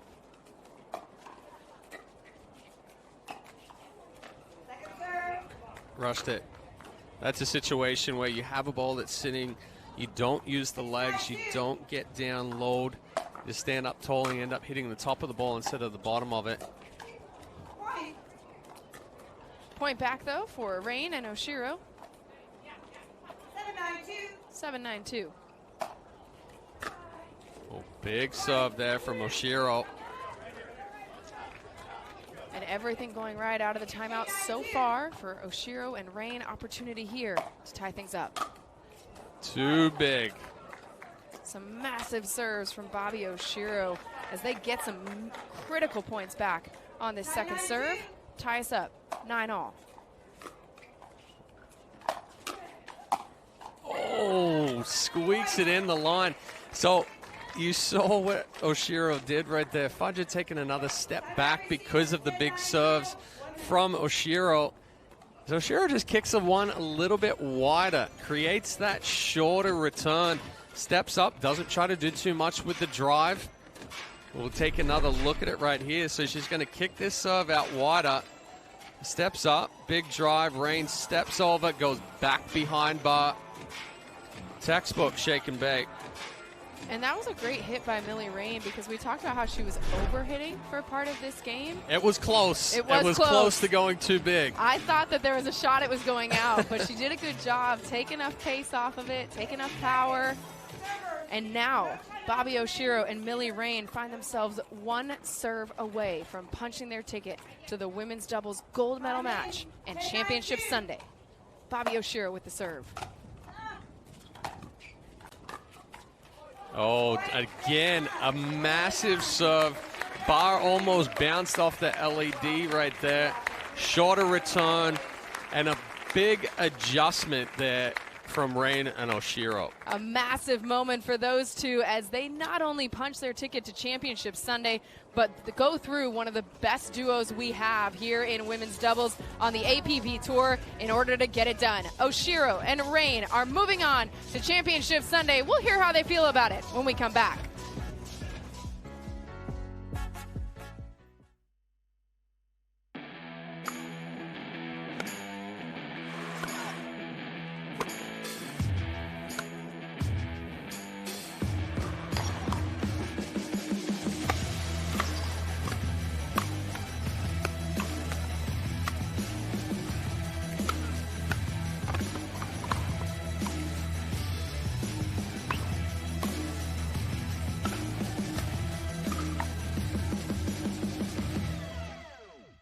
No, since I've been using Leo Rubber, I've had way less problem on my AT band and hips. It has been really a game changer for me, so I highly recommend it to everyone. That's what makes it so different. The whole idea about balanced compression, it improves your blood flow, reduces your fatigue. At the end of the day, you feel so much better. I feel comfortable, I feel supported, I feel that I can train harder, train longer, recover faster, and feel supported while I'm playing. And that's so crucial for me, especially in singles when I'm trying to play against the youngest. I'm not the youngest out there, but I try and play against the youngest. 18 years from tonight, Grant Gill will become a legend when he totally kills it at his improv class's graduation performance. Knees will be slapped, suds will be sprayed. People won't know what hurts more, their cheeks or their sides. That's why he's already keeping himself in shape and razor sharp today with health tips and wellness tools from AARP to help make sure his health lives as long as he does. Because the younger you are, the more you need AARP.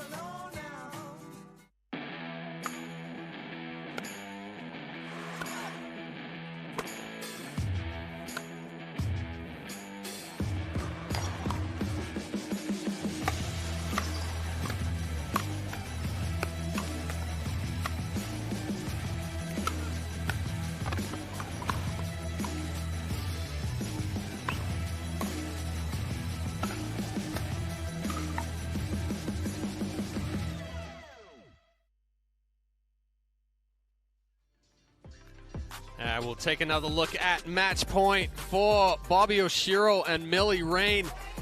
Bobby Oshiro, 3-4 big serves to close this one out. You see that one, it pushes bar back. She's not able to get more than 2 steps inside, and a fantastic adjustment from Rain and Oshiro. Dominic Catalano's courtside. All right, I have Millie Rain, Bobby Oshiro punching their ticket to Championship Sunday. Guys, first and foremost, dropping game 1. What was the difference between game 1 and game 2, Millie? Just being confident in ourselves and switching sides, giving them a different look. Keep it simple, right? And then Bobby, playing next to Millie, you guys have known each other. You came into the game together. What's it mean to you again now on Championship Sunday, or to punch a ticket to Championship Sunday with her? No, it feels good. I know we've been playing a lot of tournaments together, so to be able to make it to a Championship Sunday, it feels good. All right, Millie Rain, Bobby Oshiro moving on to Championship Sunday. One more women's pro double semifinal here on Championship Court next at the Punta Gorda Open.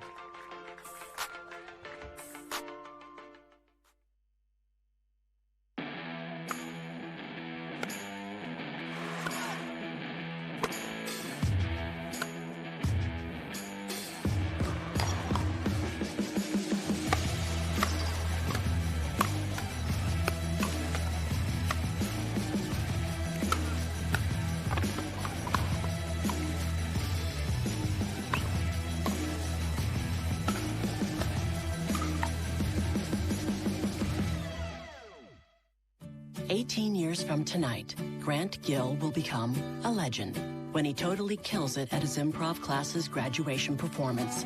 Knees will be slapped, suds will be sprayed. People won't know what hurts more, their cheeks or their sides. That's why he's already keeping himself in shape and razor sharp today with health tips and wellness tools from AARP to help make sure his health lives as long as he does. Because the younger you are, the more you need AARP.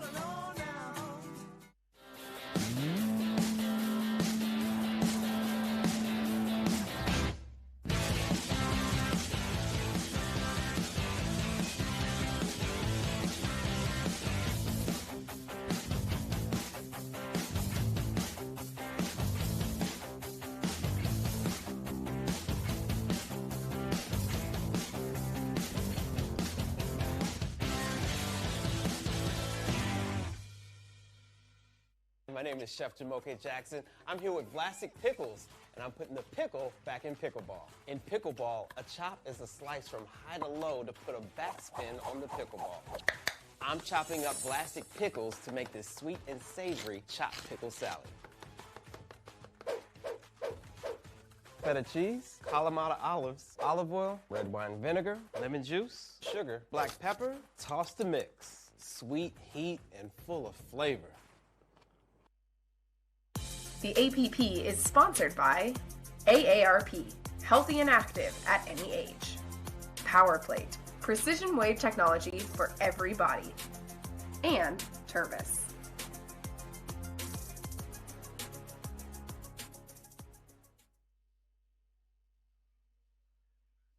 Welcome back to the 2024 APP Punta Gorda Open. AJ McCord, Dominic Catalano with you for the call on this one. Women's doubles semifinal number 2. You just saw Millie Rain and Bobby Oshiro punch their ticket to Championship Sunday.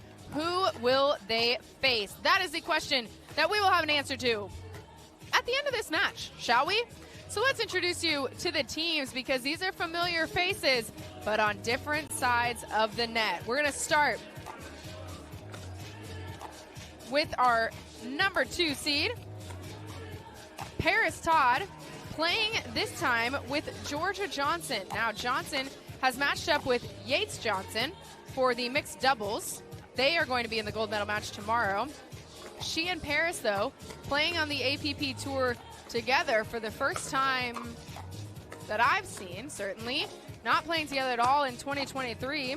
And that's because Paris Todd was with Simone Jargin for almost all of last year. The two of them won 8 gold medals together on the APP Tour last year, but to start 2024, they are playing against each other. There's a live look at Simone Jargin. She's matched up with Allison Harris. Simone, of course, one of the veterans of the game. based out of Naples, Florida, but originally from Brazil. And like I mentioned, she is playing with Allison Harris. The only time these two played together last year in 2023 was in New Jersey. Tom, guess what color they took home? It was gold, baby. It was gold. So these two rolling it back here in 2024, starting out the year with a new partnership. Let's talk a little bit about Allison Harris. She started becoming a familiar face on championship court towards the back half of 2023. 30 years old, based out of Nashville, Tennessee.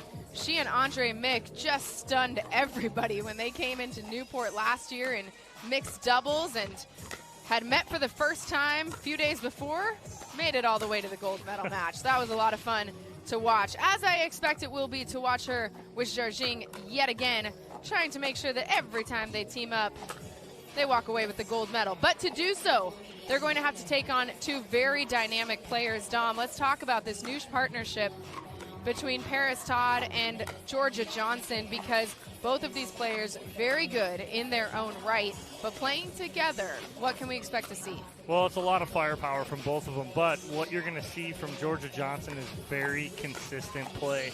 She's going to keep the ball in play. She's going to work slow to play fast. Georgia, one of the best female dinkers in the game. And another thing is I've always compared her third shot drop to that of Susanna Bars. Two of the best third shot drops on the female side in the game. So look for her to be aggressive with that third shot drop and set up Paris Todd. If they're allowing Georgia Johnson to hit those thirds, Paris Todd is going to crash and look to kind of shake and bake off of a good third from Georgia Johnson. On the flip side, Jarjing and Allison Harris have a great kind of dynamic together. They've known each other. Allison Harris met Simone Jarjing at one of her camps, and then that kind of blossomed a relationship between the two of them, and then from there, a partnership, her kind of segue into pro pickleball, and now she's here in a semifinal with a chance to punch her ticket to Championship Sunday. It's going to be a lot of fun to watch, and certainly a different dynamic if you've been with us for last year to see Paris Todd and Simone Jarjing on opposite sides of the net. Dom, do you expect that to come into play at all today? Just two new partnerships, both of them figuring out a communication style? I mean, I think they're both pretty familiar with each other. None of these players don't know each other in general. They know each other's game very well. I don't think you're going to see really too much miscommunication. Right now, for me, it's going to be who's going to execute. An X factor, Georgia Johnson right now. What is she going to do? Is she going to hit her thirds? Is she going to hit those drops? Is Paris Todd going to be aggressive? Is she going to be aggressive and come in and kind of shake and bake? So we'll see early on how this goes from the get-go. And, of course, what is at stake for us here in our women's doubles semifinal? Just a casual spot on the first championship Sunday of the 2024 APP Tour. Whoever wins this is going to face off against Bobby Oshiro and Millie Rain tomorrow to try and take home the first gold medal of 2024 in women's doubles.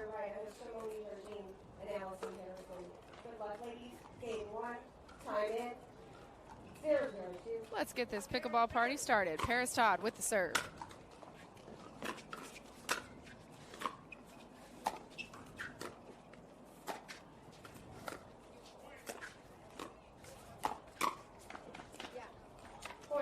Todd finds back corner right there.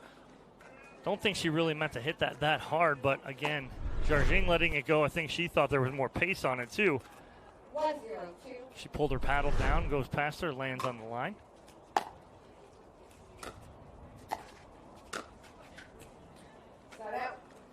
Side out here. So it's going to be our first chance to see Allison Harris and Simone Jarjing with the ball on their side. 0-1-1, Harris with the serve.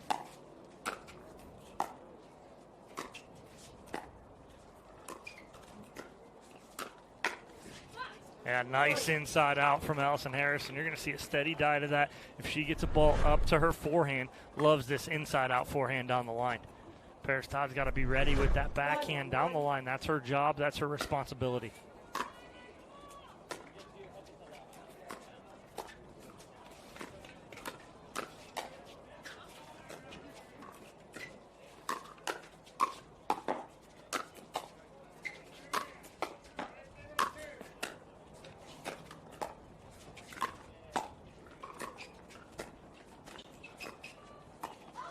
Some impressive digs there from Jarjing and Harris. The defense, well done, but Todd and Johnson just relentless on that point, Tom. Well, Jarjing trying to make something happen here and jump kind of half around the sideline right there with that roll backhand. Unfortunately, into the net. Leaves that forehand just a little bit short, so it'll be a side out. Georgia Johnson with the serve. Johnson stepping over, getting big to take authority on that point. Yeah, she'll use her athleticism just like that in the middle. She'll get big, and play fast when you leave a ball up like that.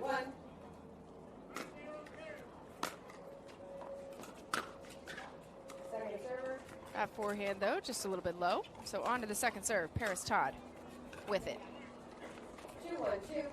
2-1-2.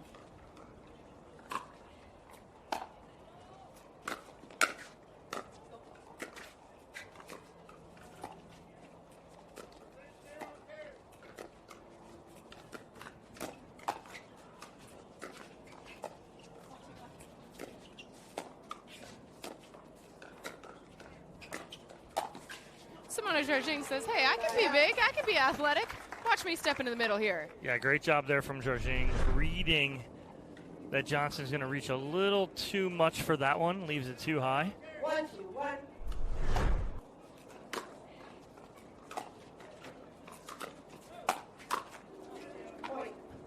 Ball probably going to go and sail out and hit the video board beyond the baseline, but 2-2-1.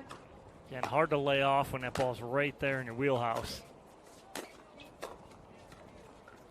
Harris leaving that forehand just a little bit short. 2-2-2. 2-2-2, the score for Harris to serve.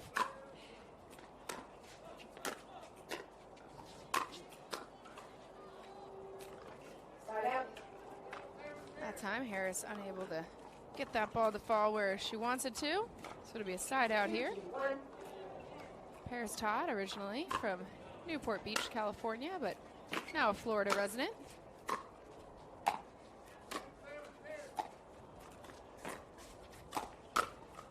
Nice change of pace there from Simona Jarjing to set that up. Well, good coverage, though, from Georgia Johnson, recognizing that drop and coming in with Paris Todd.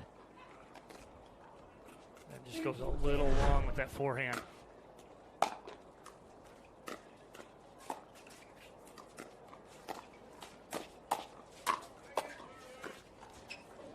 There, right there. That is part of what we were talking about earlier, and you mentioned, AJ, is the miscommunication. Who was going to take that ball? Was it going to be Johnson or was it going to be Todd?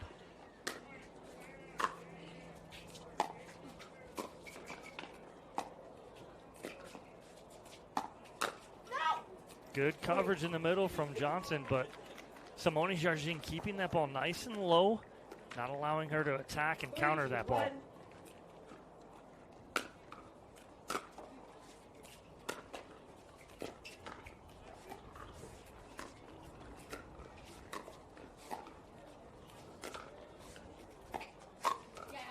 Great finish there. Paris Todd recognizing Jarjing, pulled out wide, winds up for a strong two-handed backhand. Well, again, here it's Jarjing trying to make something happen, but Todd not buying it. She stays home, finishes with that two-handed backhand, unforced error then from Todd on the return of serve.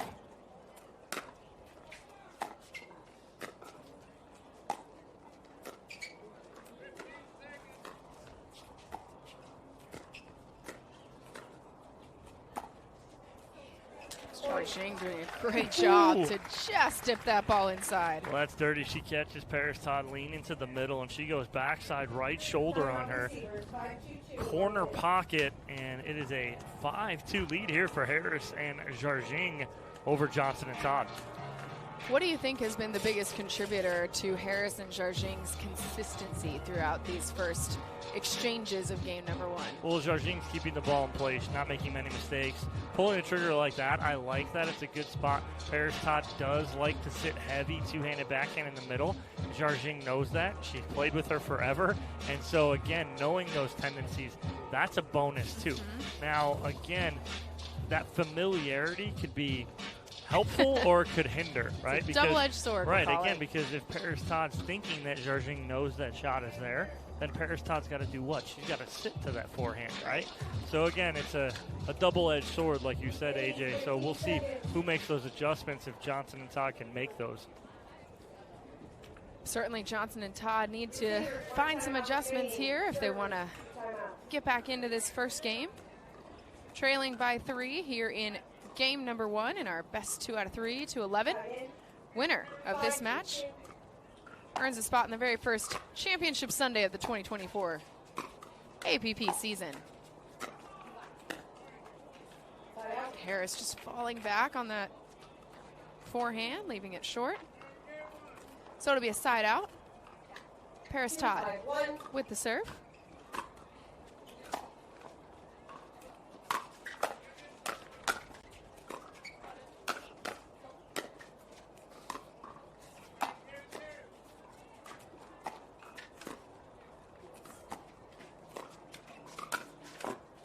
So interesting watching these points develop, because compared to the first women's semifinals, so far we've seen so much more power than we've seen patient cross-court dinking, which to me defined the points in that last semifinal. Here, this lady's letting it rip and trying to get it in bounds. Yeah, again, it's all depends on who's playing, right? Yep. It's the team, what your philosophy is, who the players are, what your strengths are. You're going to play to your team's strengths. 3-5-2.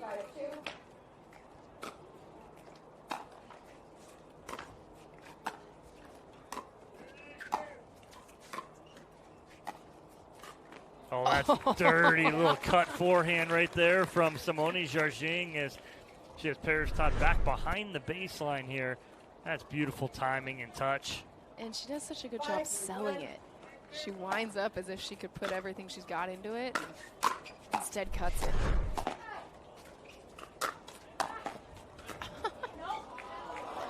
I don't know how Jarjing gets those balls back over the net, but she does.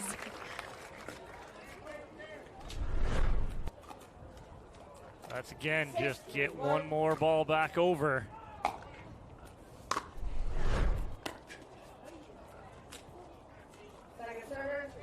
So they get the ball back on their side of the net. It's a 6-3 lead. 6-3-2.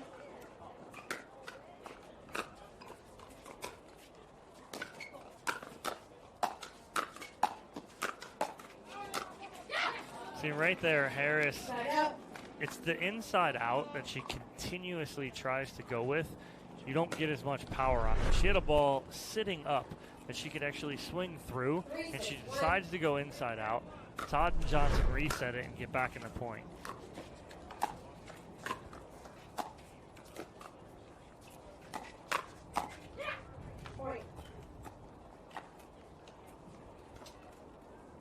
Nice job right there of Paris Todd coming out on top of that hands battle. 4-6-1.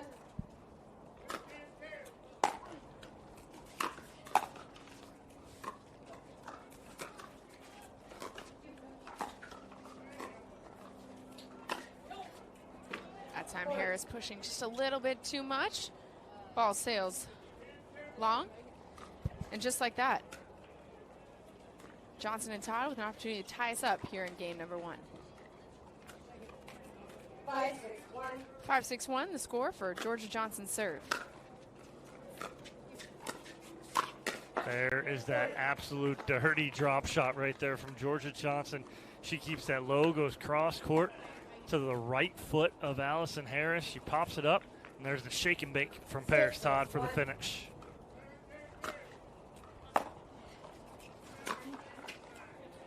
Second server.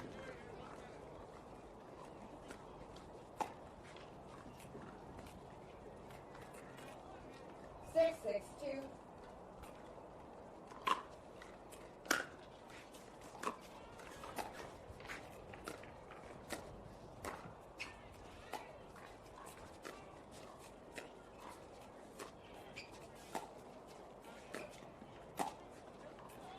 Jarjing flipping that one just a tiny bit long. I mean, that was inches long right there. It's a good idea from Jarjing.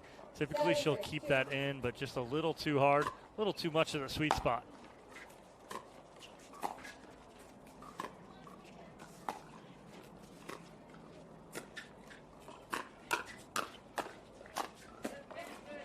Great job there by Todd and Johnson. Those elevated balls, getting him back to the feet of Jarjing and out of play. So Johnson and Todd take an 8-6 lead. Another look at how they did it. Yeah, again, it's taking that lead back here, taking control back. Started with a great Georgia Johnson drop shot. Todd coming in to shake and bake, and then winning this hands battle right here. Back on top by 2 are Johnson and Todd.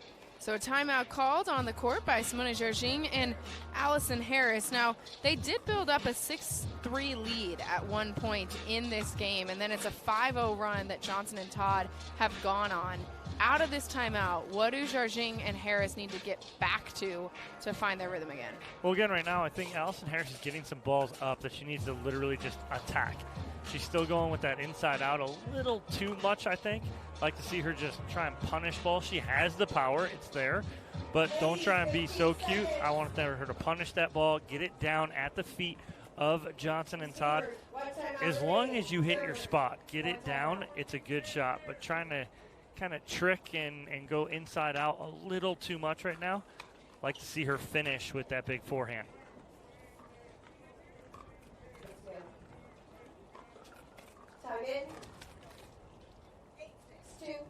8-6-2 the score for Paris Todd's serve.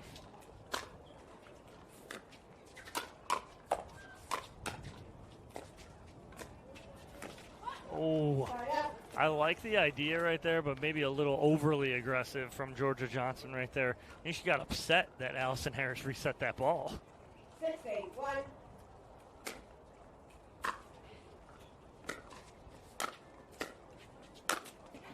That time, strong overhead finish from Georgia Johnson.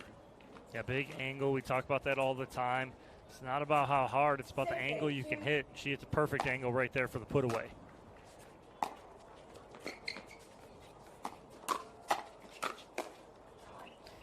Right now in those big sort of forehand right at the chest level firefights, seems like Johnson and Todd are coming out on the correct end of those more often. Yeah, that's their sweet spot right there. They want that ball right there.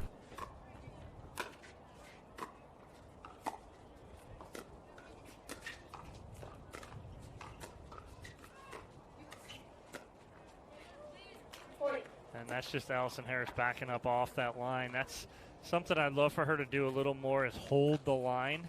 She tends to back up off that line just a little too much on that right side.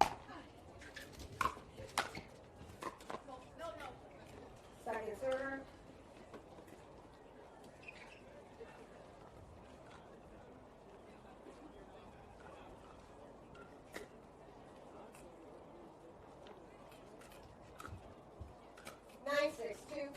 Nine, 6-2, the score for Johnson's serve.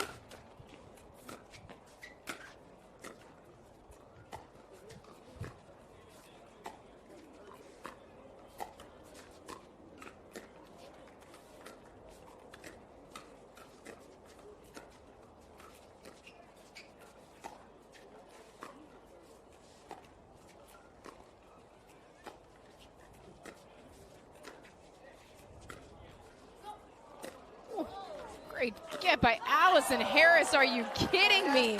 Johnson there to try and recover, but can't get the around the post to actually get around the post into it instead. Well, that was exactly, or the only thing that Allison Harris could do is flip that up and over. Not sure if it was there for Johnson. She attempts it and goes into the post instead of around it. Two good points right there for Jarjing and Harris as they start to creep back in here now. Get that side out after the timeout and a point right away. 7-9-1, still on their first serve.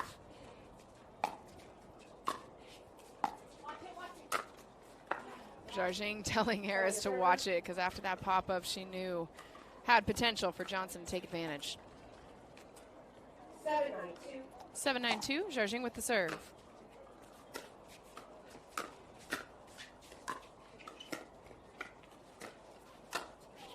Oh, great resets there from Allison Harris. Got what she wanted, but just overhits it just a tad. Misses the back corner, but a good setup there from Allison Harris.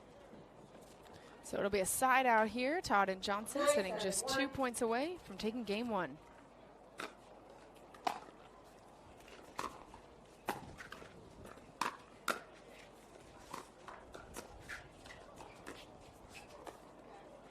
so good. What a point from Paris Todd right there. She went cross-court drop, two-handed backhand drive. 10-7-1. Game point done. opportunity here for Georgia Johnson.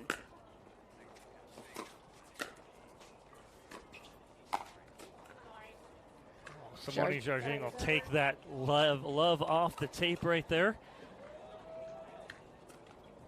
Pushes them onto their second point, second game point opportunity. 10-7-2. 10-7-2, Todd with the serve. Ooh. Good get out of the way there from Jargin. As you can see, trying to catch her on the uncoil, but she's like, I'm not being fooled into putting my paddle up for that. Going out of bounds. Yeah, good leave right there. It's a veteran move, knowing where she is in the court and the pace of that ball. Oh, no. That is a clean winner third shot drop from Simone Jargin. Hitting that into the wind, too. The wind knocks it down. 8-10-1, Jargin with the serve. Oh, Johnson there to take advantage of an off-balance Allison Harris. But it's a perfect spot there from Georgia Johnson. She's got Harris on the sideline. She tries to recover and get back in play. Johnson goes right back behind her again.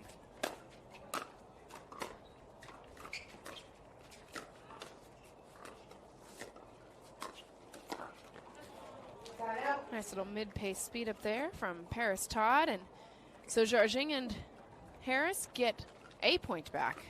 But it's now the third game point opportunity here for Johnson and Todd.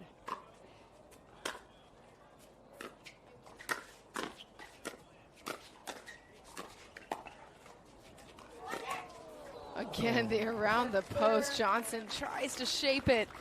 Just too harsh. But Take another look. Great hands here from Simone Jargin just to keep that in play. Drops it back. Johnson tries the other side with the ATP and off the post again.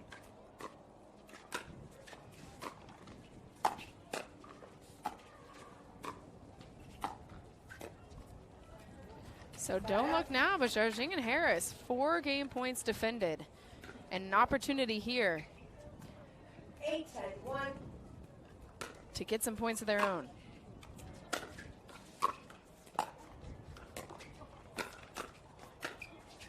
Nice job right there from Allison Harris. She sets up the put away right there with the inside out. But that was a good time for the inside out. It was a good position. She goes behind Johnson, gets the pop up, and then the put away. And getting a timeout here from Paris Todd and Georgia Johnson as lead diminished to 1. And this is always sort of that really critical point, right? If the team who is down by 1 at 9-10 has the ball, this is a really important moment if you have the 10 because you want to make sure that when you get the ball back, you still only need that 1 point. But if Jargin and Harris get a point here, we now go into that win by 2 scenario. Correct, and it is 9-10-1. So they'll have 2 opportunities here to tie this up, if not take a lead or win, do Harris and Jargin. But it seemed like Johnson and Todd have been in control for most of this game, but Jargin and Harris just not going away. Yeah. They didn't want to go away. They kept grinding away, keeping balls in play. Twice, Jargin's kept balls in play. Johnson trying to go around the post twice. Did not happen, and now all of a sudden it's a 1-point game on first serve for Harris and Jargin. It's also a beautiful afternoon here in Punta Gorda, Florida, right around 4 o'clock as we see the shadows start to creep onto our championship court. As we get later in the afternoon, we'll see how the sun plays a factor for the players on the court. Right now, Harris and Jargin, opportunity to tie us up at 10-all.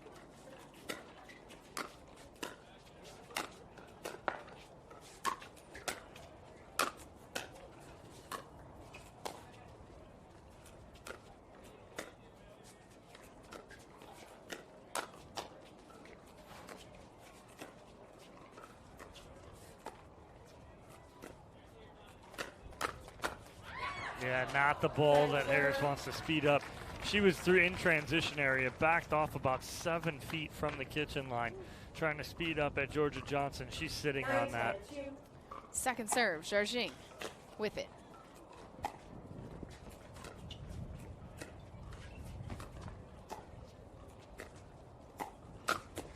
Ooh, I think Georgia Johnson read that perfectly as she was sitting on that little half speed up from Jarjing. Beautifully done by the youngster. And now it's another opportunity for Johnson and Todd to put this game away. 10-9-1. Here's Paris Todd.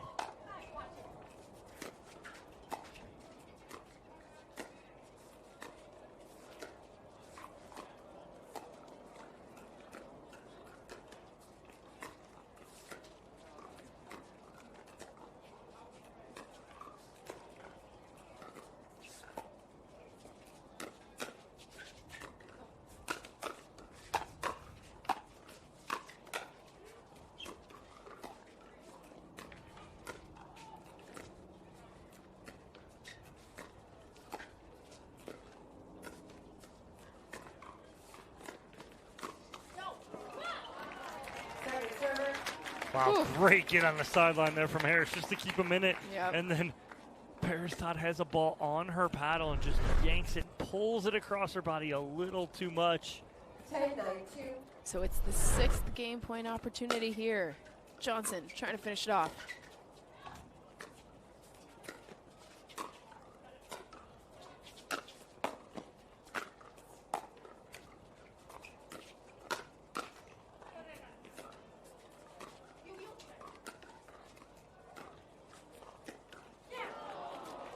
And they do. Right where she was standing right there. She backed off the line a little too much, goes off the tape, and that'll end game number 1, 11-9 for Johnson and Todd. Good job by Harris and Jarjing coming back. So we'll have a game 2 here in just a moment, but while we have a break in the action, we got a really cool update for you here on the APP. We're talking about a new partnership with the Fort. Thrilled to be joined now by Brad Tuckman, co-founder of the Fort, and Ken Herman, the founder of the APP, to talk about this historic partnership. Brad, I want to start with you. Just with the Fort opening this year and announcing this partnership, how does this set you guys up for the long-term future, and what does it bring here to the APP? Yeah, that's great. Thank you. Before I say anything, I just got to tell you, this guy, I have no idea how he is this happy every day of the week. So he has the greatest job ever. And if I could just have a little bit Ken around me, I think we'll be in a good situation. So, we started this process over 3 years ago, and it takes a long time to get a project off the ground. And 3 years ago, I think people weren't really understanding why we wanted to build such a big, large facility. At the time, we just needed more courts. And so it was providing a need to the local community, which is basically the grassroots amateurs. And as time went on and we realized what this sport was evolving to, we said, wow, this is great. We have to scale this thing and make it for everybody from the grassroots amateurs all the way to the senior professionals. So, when we're doing that, we're looking to, find a great partner where we can actually not just open, but open and excel and create a place that doesn't exist today. And with these guys, Ken and what the APP has is no better partner. And Ken, I want to talk about what the APP is bringing to this partnership, because I know you are so passionate about taking care of the pickleball player from the very first time they pick up the paddle all the way to when they're winning gold medals and you're getting to put them around their neck on championship court. What does it mean to have this partnership with the Fort? It's unbelievable. I went to Brad 3 years ago with this vision of how APP really needs to have a headquarters at a wonderful venue that we could not only maybe showcase tournaments there, but APP also has been providing a platform for players to continue to develop. We've got the Next Gen initiative, the U.S. National Next Gen team. I've got a headquarters now where we are also going to have office space, but now also an unbelievable training facility at the Fort where we can start to continue to train players, whether they're your amateurs, your pros, or your touring pros that are looking for a home base. And it's such a historic partnership for pickleball, for the sport as a whole. Brad, just how do you see this helping grow the sport? Well, I mean, what you've done the last couple of years is just ridiculous. But I think, players need a home. And I think, whether it's on a social side, pickleball players just like to hang out with other pickleball players. It's a little bit of a cult, and I'm okay with that. But when it comes to a professional level play, this sport's ready for a central facility where they can actually have all the tools they need, everything from recovery to proper training, proper video footage, to be able to see what they're doing every day, and then have the training that they might need to how to perform better from a social influence standpoint, things they can do to actually make more well-rounded in their career. Awesome. Well, we are so excited to see this partnership continue to grow. So excited to bring it here to you here in Punta Gorda. Guys, thank you so much, Brad, Ken, for your time. Looking forward to talking more about this as the season goes on. Great. Thank you. All good. Thank you. Wow, I mean, what a place the fort is going to be, not only for the people in that area, but for the APP, having the headquarters there, opening in Fort Lauderdale in 2024, 43 dedicated pickleball courts, 14 weatherproof courts, and a complete stadium court. We are so looking forward to that. Point. Brad and Rich, the two guys behind that, phenomenal guys. 1-0, Love working with 2. Ken in the APP. Got a chance to speak with those guys last week in Miami. Looking forward to that at the end of this year. Here on Championship Court, game number 2 underway, and Harris and Zhao on the board first. Take another look at how they did it. 1-1. Or excuse me, this is how Johnson and Todd got the ball back. 0-1-1. Second server. On to their second serve.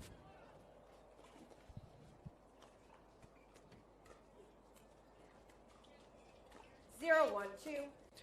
0-1-2.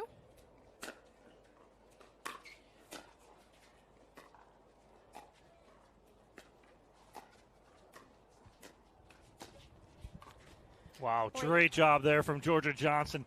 She has Harris sitting middle, thinking she's going to flip middle. She flips right shoulder, goes down that line for the winner. 1-2. 1-1-2. Johnson with the serve.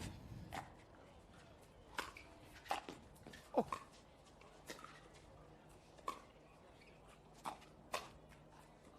Side out. Great ball there by Zhao to get that point started. Flying cross court, gets a little help off the tape. 1-1-1. And it's 1-1-1. Back on the side of Zhao and Harris.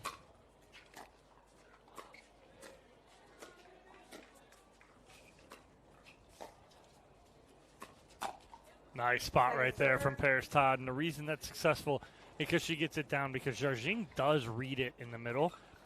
But Paris Todd does a nice job of getting on top of that ball and keeping it low.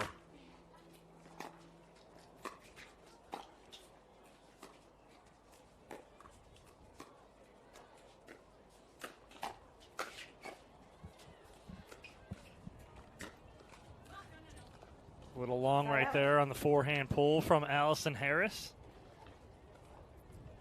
So have to give the ball back without getting any points on the board for themselves. Still tied at 1. Second server. It's just a tough drive from the position that Paris Todd's in. She's behind the baseline. Players at this level, if you're driving from behind the baseline, they're going to be all over that. There's so much time to read that and counter that. It's exactly what Harris does.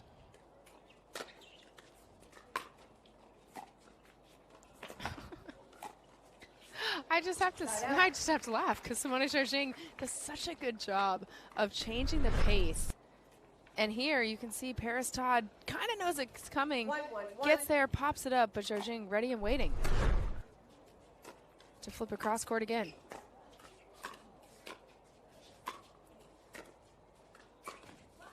Nice battle right there from Zhao and Harris, just fighting, keeping that ball in play until they finally get a good drop. And Todd goes into the net. Beautifully done by Harris and Zhao. 2-1-1.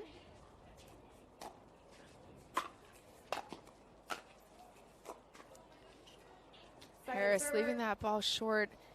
Walk me through what's happening on a ball like that, because it's a few times that we've seen her sort of falling back, not putting the power in after this point. Would love for you to break that down for us.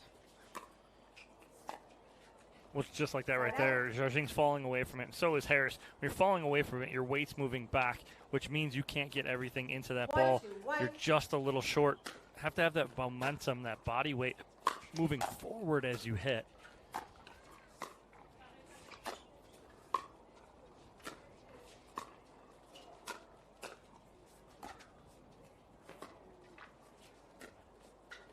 Oh, a little miscommunication in the middle right there. I think Harris thought Zhao was going to take it. 2-2-1. So it ties us up, 2-2-1, the score for Johnson's serve.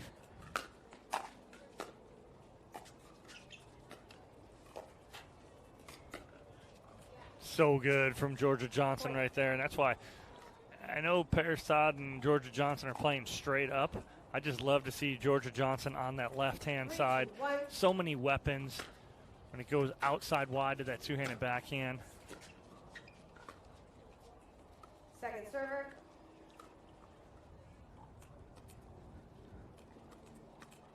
Three, two. Johnson didn't play on the APP Tour last year, but starting 2024, out with us. She's already locked in her spot on Championship Sunday in mixed doubles, trying to do it in women's doubles as well.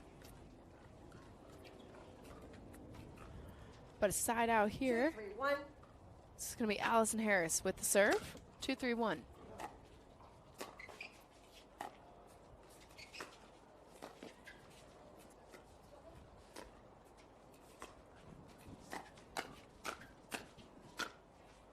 Nice finish right there from Allison Harris as she gets on top of that forehand, finds a hole in the middle. Beautifully done. Another look here 3-3-1. at the winner. Down the middle from Allison Harris. Second server. A little long on that serve from Harris. 3-3-2.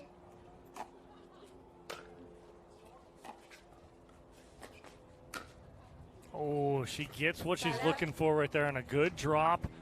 Comes in, just can't get on top of it enough. They do tie this second game up at 3 apiece.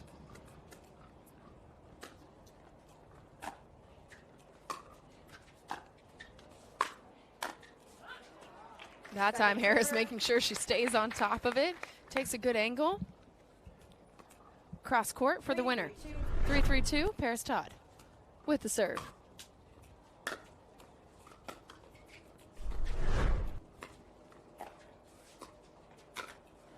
Ooh, Todd gets away with one right there. Harris not going to miss that very often. 4-3-2. 4-3-2.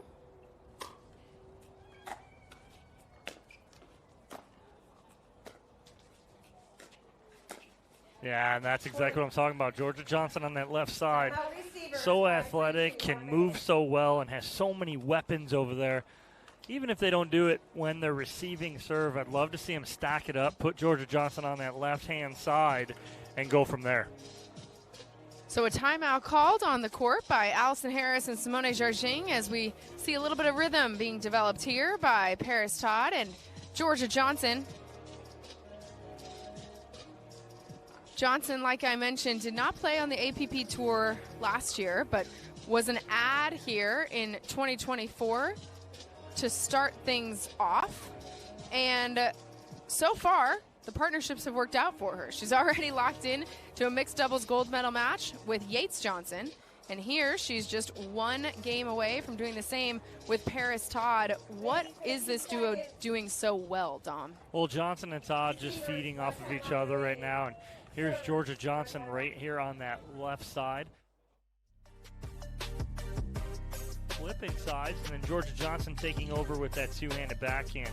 But again, look how they move the ball in and out, and then Georgia Johnson has Harris leaning middle, goes backside on her. Beautifully done, and has given them a 1-0 lead and a 5-3 lead here in game 2.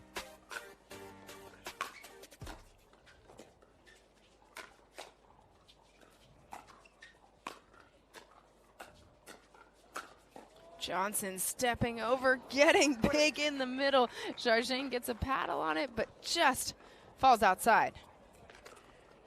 6-3-2. So it'll be 3-6-2, or 6-3-2, excuse me. Side out. That ball left short, so opportunity here for Harris and Jargin to start digging into this lead, trailing by 3 here in game number 2.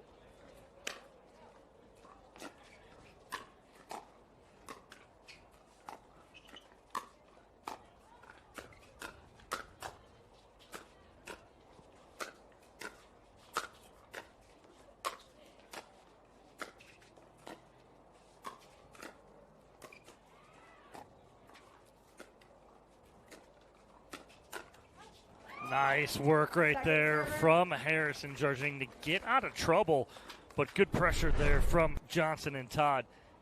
Continuing to apply it, and then Harris going just a little long on that forehand. 3-6-2. 3-6-2, Harris with the serve.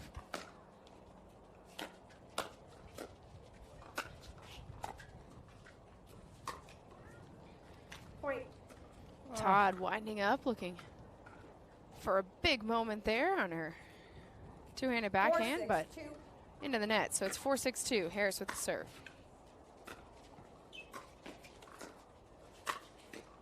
And great again, spot. Todd great taking spot advantage. right there from Todd going in the middle. But the point before, AJ, is what you pointed out, talking about leaning back, and that's exactly what Paris Todd did on that that backhand. She leaned back off her heels, goes into the net.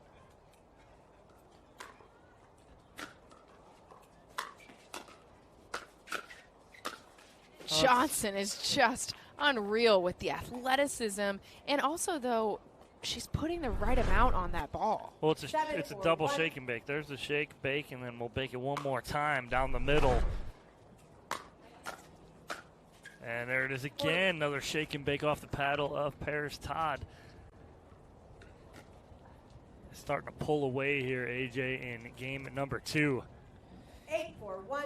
It's their biggest lead so far of this second game, up by 4.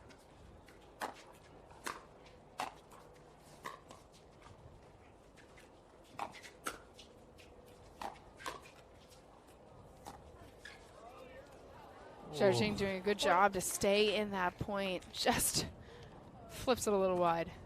Yeah, nothing she can do right there. She's caught thinking that ball's going to get back to her, and then it's off the tape, drops in.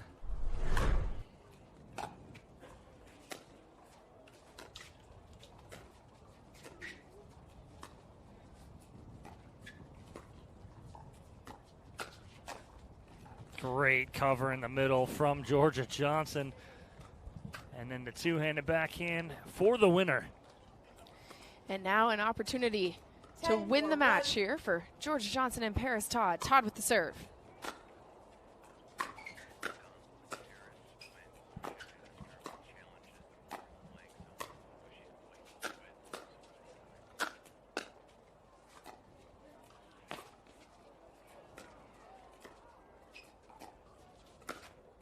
Ooh. The gasp from Georgia. The issue right there is as she's going to hit that, she takes a step backwards. She needs to hold that line, lean into that. Second match point opportunity, excuse me.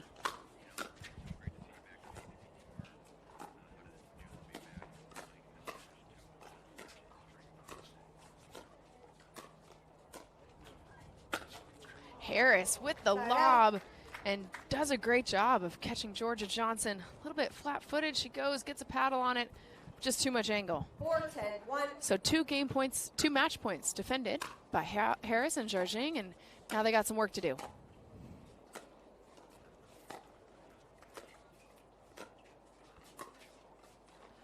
Too good backside from Paris Todd. Jarjing caught in the middle just enough. 4-10-2.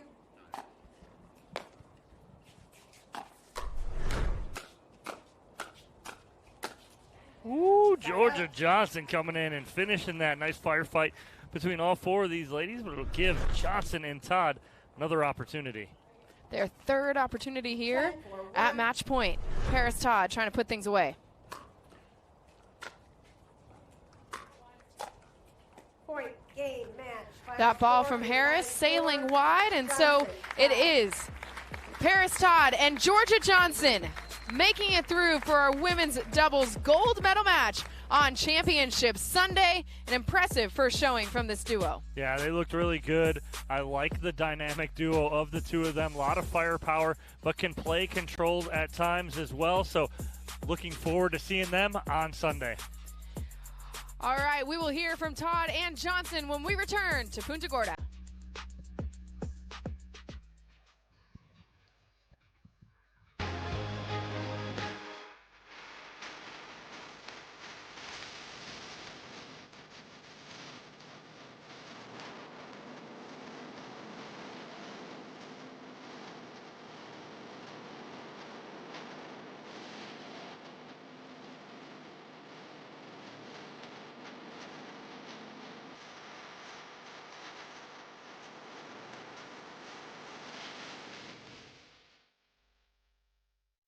Introducing Skechers Pickleball, the official footwear of the APP Tour. They're ultra lightweight and responsive for incredible speed. They have Goodyear rubber outsoles with a specialized pickleball design for increased side-to-side stability and agility. Plus, they feature shock-absorbing foam and Skechers' famous Relaxed Fit design for incredible comfort game after game. Conquer the court in comfort. Skechers Pickleball, the official footwear of the APP.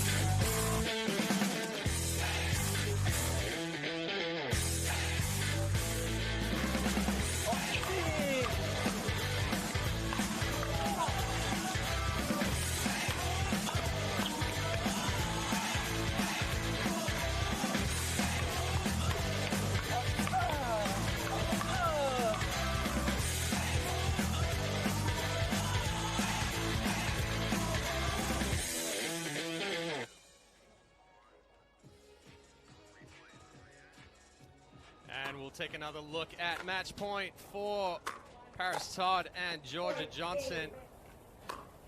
It's a little too much power, too much pace from Todd and Johnson. That one missing just wide. So they'll move on to Championship Sunday here in women's doubles. Dominic Catalano is courtside. All right, first, congratulations, ladies. Moving on to Championship Sunday. Georgia, great to see you, first and foremost. And, again, now 2 gold medal matches you're playing in on Sunday here on the APP Tour. What's it mean to you? Oh, it's really special.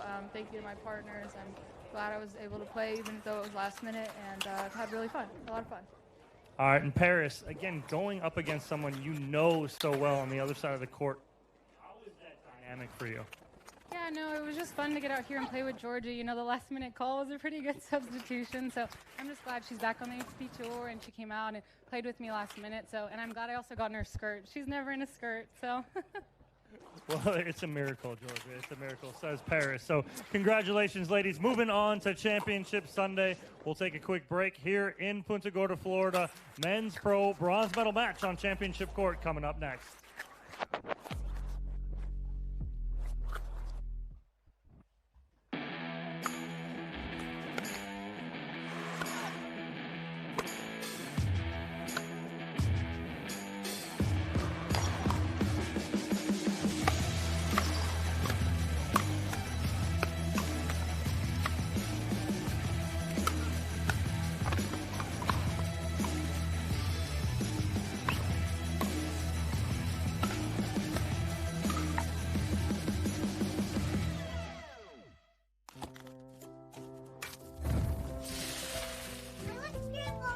Nothing brings us together like Eggland's best eggs.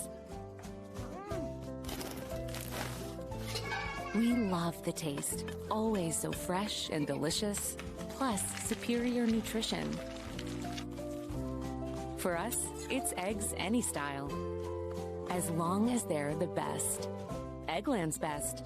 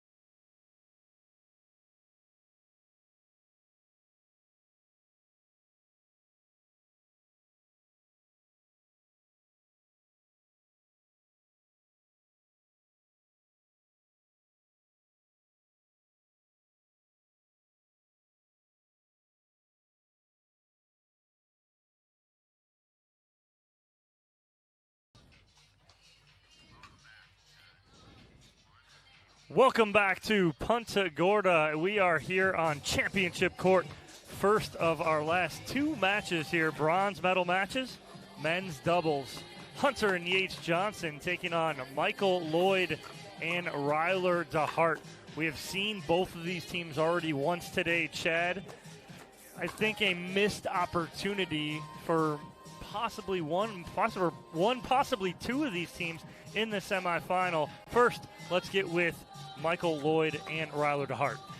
Yeah, we saw DeHart and Lloyd going up against Daescu and Nunnery, an injured Nunnery. And like you said, Ryler DeHart kind of didn't take advantage of that cross court with Nunnery. Look for him to put a little bit more pressure on the Johnson brothers here. We'll see if the Johnson brothers switch sides continuously like they did in the semifinal. But I think the X factor, as always, is going to be Ryler DeHart. Can he step in? Can he put the pace on it? And is his partner Michael Lloyd, going to be able to step up and be there for the shake and bake and put some pressure on himself? So I spoke with Rob Nunnery before my interview with him and Daescu, and he was like, I didn't understand why they didn't hit to my right foot more, right? He didn't understand why. Then I spoke with Ryler DeHart, and he's like, I was trying to run around it to get to it, and I asked him, I'm like, but your backhand has improved so much over the last 6 to 8 months. Why did you not stick with that? He's like, again, that's part of that dynamic too, Chad, where we talk about coaching in the game of pickleball. You don't have someone on your corner to tell you what we're seeing in the booth to kind of help you out those mid-game adjustments. DeHart never made that adjustment. They're on the losing end and playing for bronze instead of playing for gold. Now, let's talk about the Johnson brothers, who are also here in the bronze medal match. They go down in the semifinal as well. What are you looking for from Hunter and Yates? Well, they had their opportunities in the semifinal. And when we talk about the Johnson brothers, as we take a look at Yates Johnson right there, it all depends on how well they can stay in the moment. If they start letting those external factors get into it, they show that frustration, then it's a focus on the wind, the other elements, it kind of snowballs away from them. So I'll be looking for them to really dial in, communicate well, and play like we know that they can play, because they're explosive. Both Hunter and Yates have two of the best drives in the game, and when they're stepping forward and putting pressure on it and able to that controlled aggression, as we take a look at Hunter Johnson.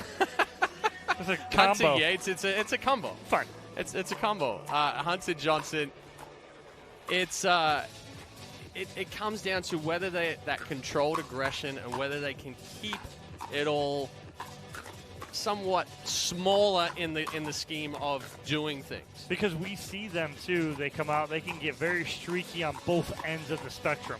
On the hot end, where they rattle off 3-4 points, or on the other end, where 1 point of frustration leads to 2, 3, and 4 points in a row. And in pickleball, you can't have those kind of mental lapses in the game. And so it's all about staying that course, staying positive, and staying within yourself. So we're about 1 minute from game time here on Championship Court. With the new look of the APP and our draws, there is no back draw. So used to be where when you had a back draw and a come around, the bronze medal match meant that you came out of that bronze medal match if you won and you played for gold. Now, with no back draw, the two semifinalists who lose play one match, which we are seeing right here on Championship Court, for the bronze medal, meaning you have to win to earn that bronze medal here. Loser of this match finishes fourth. Thoughts on that, Chad? Yeah, it definitely puts a different aspect on it. The same thing is we're going with 2 out of 3 to 11, or you talk about Championship Sunday, right? We don't have that double dip anymore. So we're going with a straight format of 2 out of 3 to 11 on both sides. And here is what's new in 2024 on the APP Tour. All pro draws are single elimination like we just discussed. The singles, best 2 out of 3 rally scoring to 15, have to win on your serve. That rally scoring, we were here on Thursday. Players like it, players don't like it. Guess what? Make your adjustments. Get used to it, because that's the way it is. Doubles, still best 2 out of 3 to 11, but we don't have that back draw. So you're going to have a true undefeated champion when it comes down to it. Then we have the biggest thing, $100,000 in purses in regular events, and then $150K in all of our majors. We're about to get started here on Championship Court. We'll take a quick break, hear from our sponsors, and be back with men's pro doubles bronze medal match here in the APP Punta Gorda Open.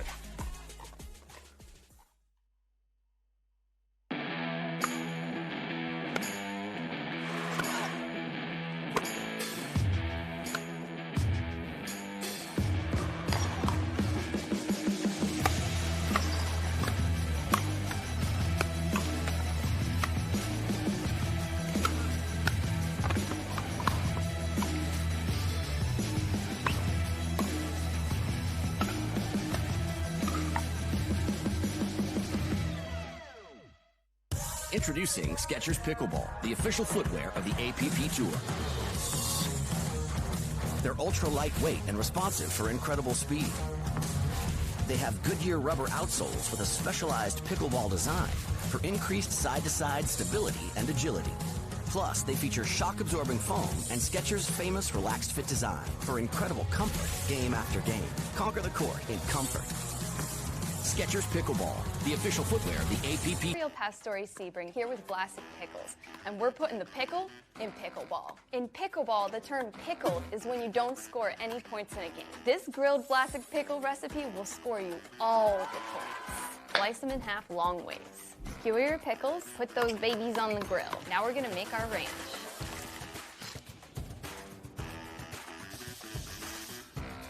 Roll in crushed potato chips. Winner's grilled pickles.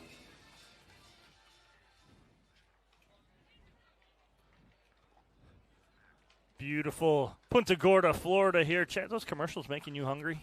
Well, it would if I liked pickles. If you like pickles, but you don't, so. Back here on Championship Court, men's pro doubles bronze medal match. Ryler DeHart, Michael Lloyd taking on the Johnson brothers, Yates and Hunter.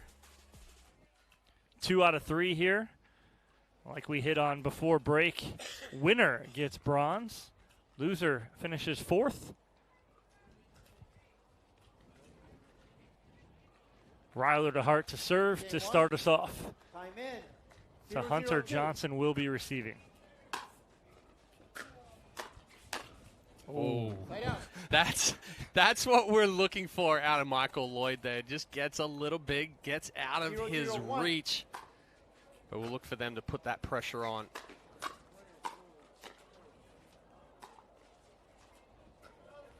Point. Lloyd tipped that.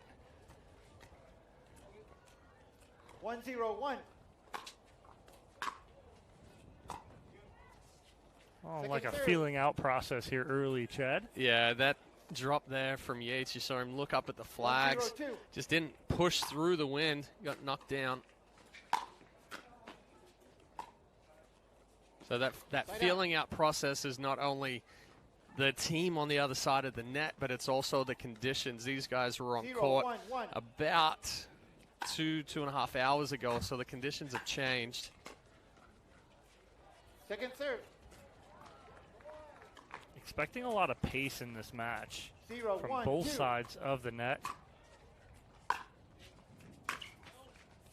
Oh, good talk right there from Yates Johnson to brother Hunter to let that ball go. Yeah, and Lloyd has the power in that drive. It's just when he rushes through it, doesn't quite set his feet. He loses that control aspect. 1-0-1. Larry Scott, your USA Pickleball certified referee on the call. Local Larry Scott at Fort Myers. Yeah, there's the pace we're expecting in this match, Chet. Yeah, good attack there from 1-0-2. Yates Johnson. Just got a little big on that last swing.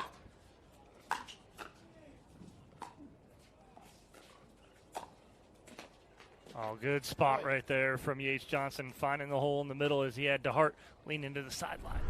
But that's a good adjustment here as well. You see him reach in, doesn't try to do too much with it.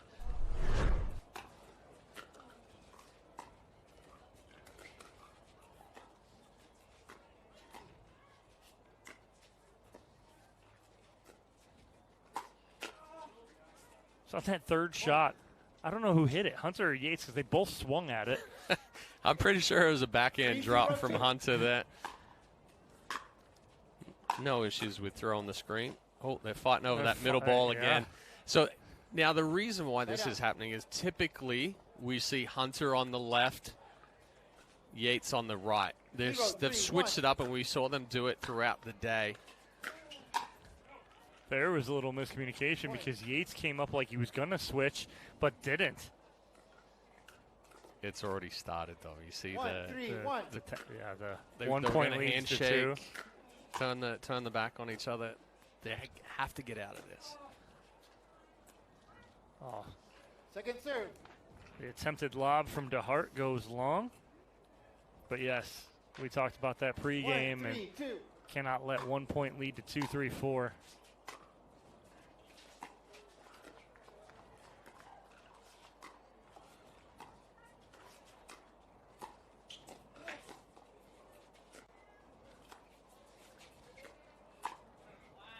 Nice get there from DeHart to not push off the kitchen line. That's what I was looking for. Because he was flat-footed, almost like square, and took off from that position instead of stepping forward.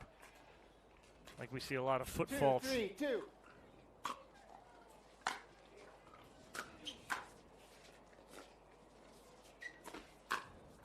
Yeah, and that's just good placement there from Hunter. He knows that Lloyd's going to be crashing hard off of the DeHart drive. He takes that angle, creates the angle with the paddle, doesn't try to do it with the wrist, keeps that ball down and out of reach.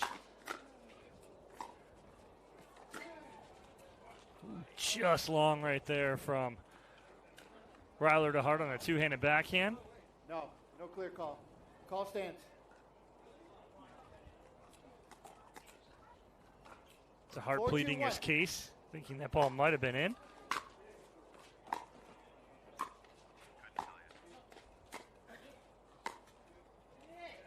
Second serve. Yates right there telling himself to hit it. It was a good leave by Hunter. He wasn't in position to take that ball. And then a good spot there from Yates going right into that hip as DeHart's trying to come forward. 5-2-2.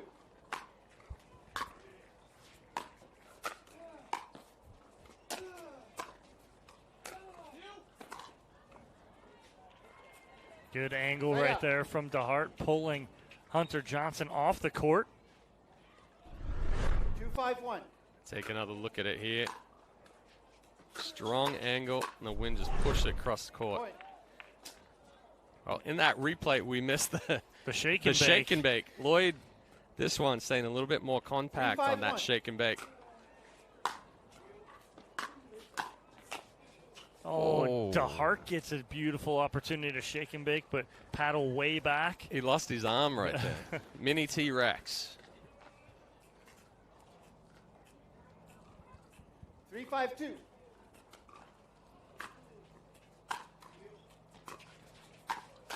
Oh, geez, if Lloyd can get out of the way of that ball, it's going 3 feet out. But again, right at his body, center mass, and he was moving, so hard for him to do anything. Second serve. Yeah, Yates continuing to struggle a little bit with that drop. Potentially needs to go to the drive a couple of times into the wind here. Get that feeling of the extension that's needed for that drop to get it through. 3-5-1.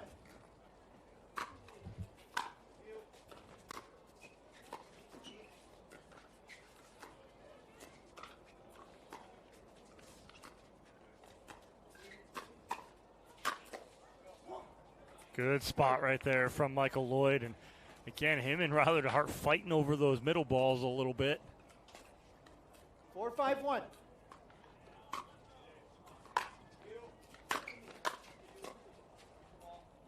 Second serve. It's a tough volley there for Hunter. Coming across, uncoiling off the stack. Good drive from Lloyd, but he does a good job of staying compact. Oh, no, again, jammed up just a little bit. They're over-committing right now. Yes, 2 opportunities, one for Lloyd, one for DeHart. 5-4-1.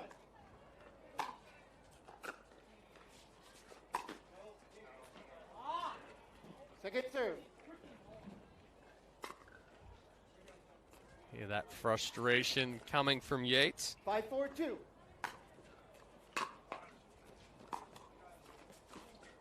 Side out. I think that's 0 for the last 5 there for Yates. Just not quite got that timing dialed in, that contact point dialed in. Oh, off the tape, little love for DeHart. Good hands from Yates Johnson just to get that back up and over, but Lloyd there to put it away. You see that nice little kick up off the net court.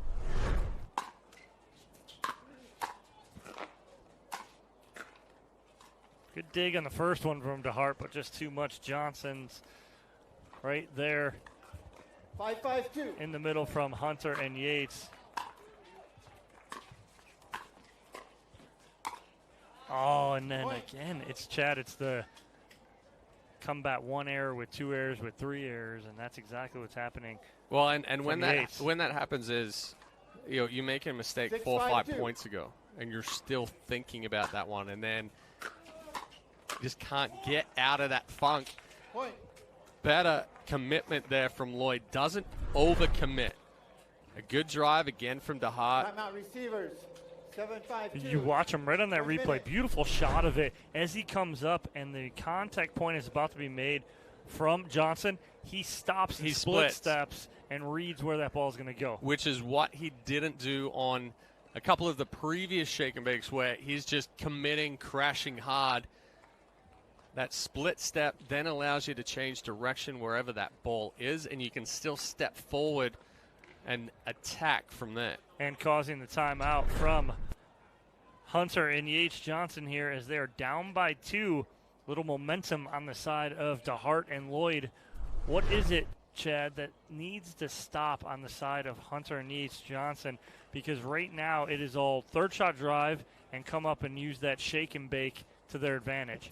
Well, I'd like to see a little bit more slice on the return, something that's going to hit and stay a little bit lower. Then it forces DeHart and Lloyd to hit up on that ball a little bit more. Now you're getting an elevated ball that you can counter rather than getting that ball that's coming in hard and linear.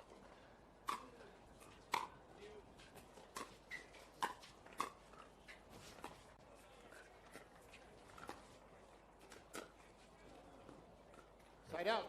DeHart staring that corner down, but again, I don't know if that's the right shot at that moment. It's a tougher ball. I think you're going a little bit more body compared to court right there, even though he was going deep part of the court.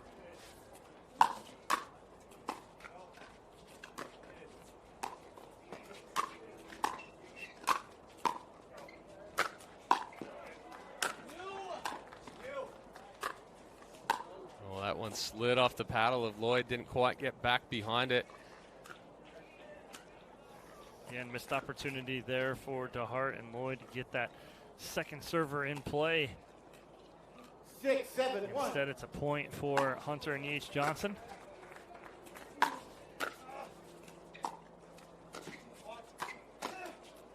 Oh, so Yates has driven the last 2/3, added a little bit of shape to it, but that's not necessarily to kind of try to win the point there. It's to get that easier ball for the 5th.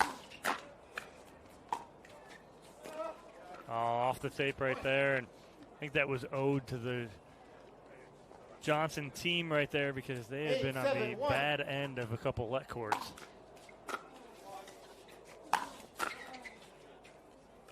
There's that run that we're talking about with the Johnson brothers that they're capable of. And also that drive by Yates. Heavy topspin.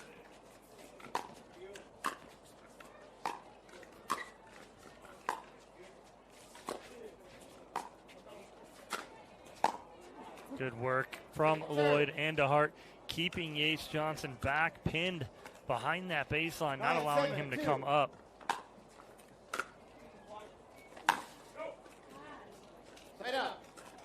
Big hold right there. This is a 4-0 run right there from Johnson & Johnson as they were down 7-5 now, have a 9-7 lead.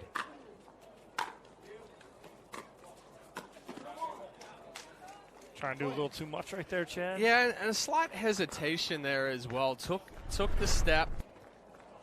And you see, goes a little bit later on that Ernie. The ball's already starting to dip down.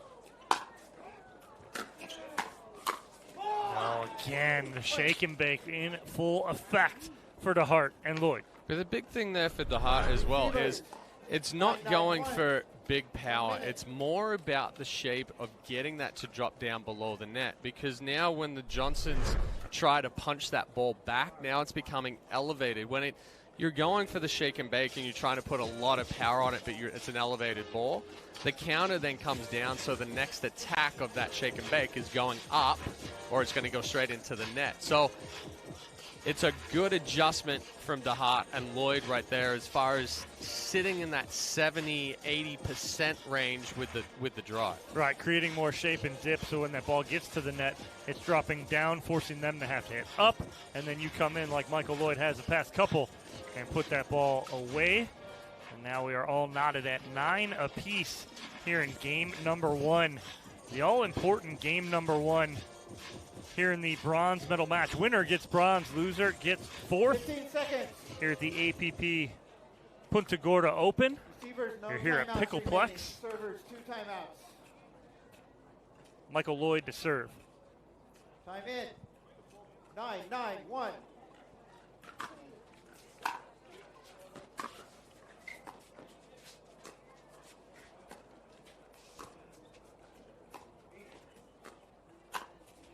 A little miscommunication there in the middle, again between Lloyd and DeHart. The ball gets a little deeper. Lloyd breaks that wrist, trying to bump it back over, pops it up. Oh, freebie right there on the return miss from Hunter Johnson. 10-9-2. Oh, the change of pace serve from DeHart. And Yates Johnson goes into the net. 2 unforced errors on return of serve, Chad, will give DeHart and Lloyd game number 1.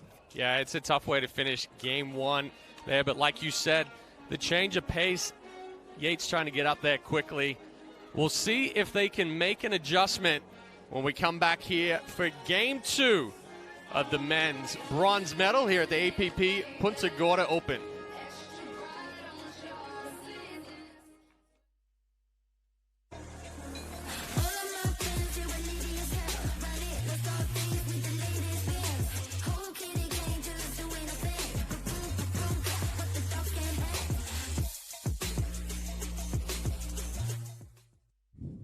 Need to sell tickets for an event? From Sports Illustrated's official ticketing platform, introducing Box Office. Manage ticketing for sports, festivals, fundraisers, and more, paid or free. And we go beyond the barcode. Introducing Super Ticket. Super Tickets are secured by blockchain technology and transform into exclusive digital content, promotions, and rewards between the event and guests. Cheaper, better, simpler, more secure. Sports Illustrated Tickets. Partner with us for your next event.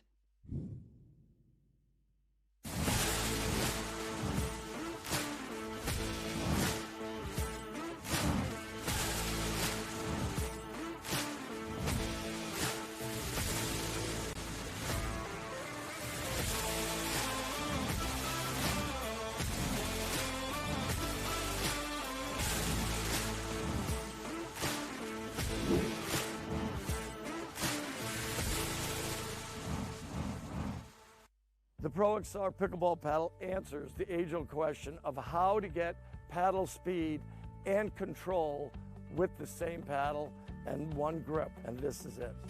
Pro XR gives you more spin, greater control, and quicker reloads on every shot in the game, because you always have that constant feel for that leverage and control and paddle speed that we're all looking for. Pro XR is the most revolutionary technology in pickleball. Introducing Skechers Pickleball. They're ultra lightweight and responsive for incredible speed. They have Goodyear rubber outsoles with a specialized pickleball design for increased side-to-side stability and agility. Conquer the court in comfort. Skechers Pickleball, the official footwear of the APP Tour. The APP is sponsored by Gamma. Play to live, live to play. Skechers Pickleball. Experience comfort that performs. And Humana, bringing you the human side of healthcare.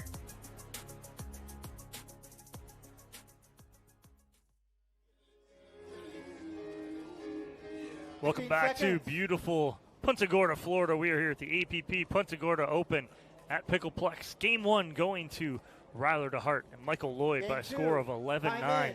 We'll see if Hunter and Yates Johnson have an answer here in game number 2. Ooh, just wide. I mean, the dip and shape on that. Lloyd's calling it wide. Hunter thought it was in. Take a look down the line. That ball looks just wide. 0-0-1.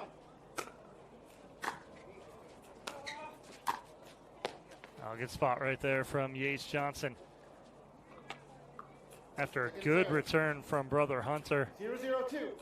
Pinning Ryler DeHart back behind the baseline. Point.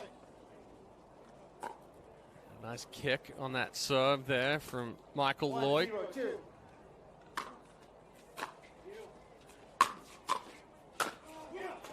Just, it's a formula that they have come to like here. Michael Lloyd and Ryler DeHart. When you got a good drive, use it. You're going to get bunt a couple of times, but 2-0-2.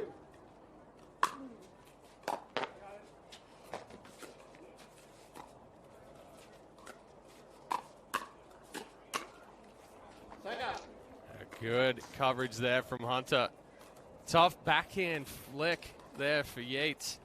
0-2-1. Second serve. Just deep. 0-2-2.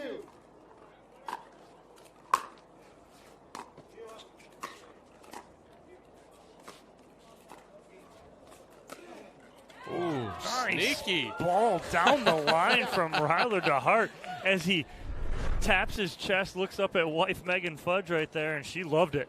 You're like, how about that? That's not a shot we typically see from Ryler DeHart.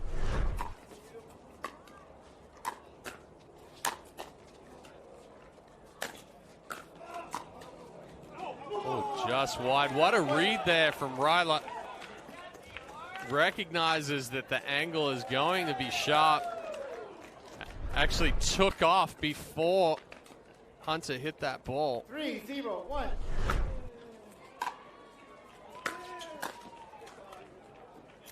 Yeah, that's the time that you're going to get burnt. You Right. don't get enough. Yes, we don't want to overhit it, but we do have to have some pace. 0-2.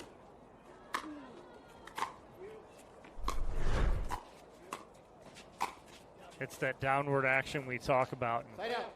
There's a fine line between making the shake and bake work and getting burnt. 0-3-1.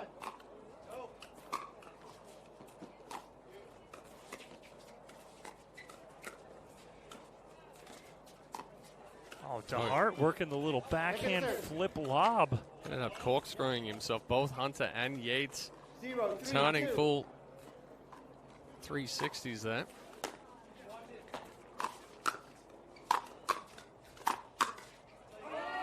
Wow, that's just calm, cool, and collected by Michael Lloyd. But that goes to show, too, is when that power is coming, you're not having to generate a lot of power yourself. Your opponent hitting hard at you is doing that for you. And nice and compact there from Lloyd. Point. That frustration continues to build here for Yates Johnson.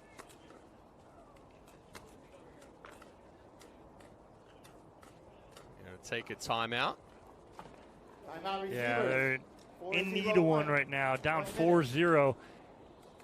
So again, it's the energy right now from Ryler DeHart and Michael Lloyd that I like right now. Right after winning game one, come right out early in game number two, put it to Yates and Hunter Johnson. What does the flip side look like for you, Chad, from Hunter and Yates Johnson? What do they need to do here to get back in game two? I honestly, first thing right now is to just change the body language a little bit. Try to get yourself back into this with that change of body language. Get some confidence back, and then you can start working the point a little bit more. You know that DeHart is going to drive, so maybe we split or we're a step back so we can counter and not being right up there at the kitchen line where we're getting caught a little bit. And then once we can counter, we count it down, or we create that angle behind Lloyd that we saw from Yates a few points ago, and just trying to change the level, change the look, and change the pace of play right now. It's like changing eyesights with the hitter, right? You go high, you go low, you change those eyesights right now. 4-0-1.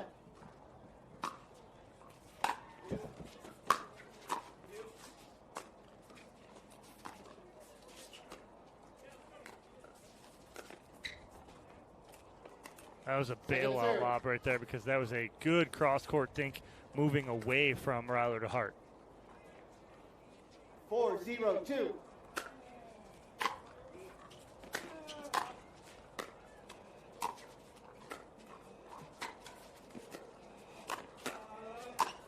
Yeah, good move there from Hunter. Coming out of that timeout, they went back and put Hunter on the left, Yates on the right. 0-4-1. Nice roll there from Yates, creating the pop-up from DeHart.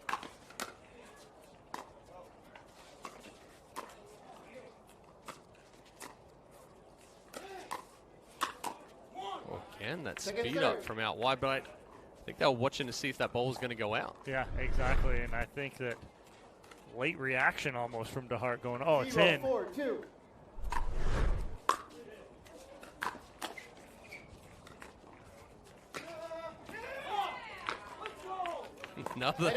Another two-handed down the line from DeHart. You know, it goes to show even the pros are developing new shots, something that they haven't hit before. And that is something that I talked to him about the other day that he has been working on in the offseason, that two-handed backhand. Really didn't have one in tennis, and he's like, I'm trying to develop this right now.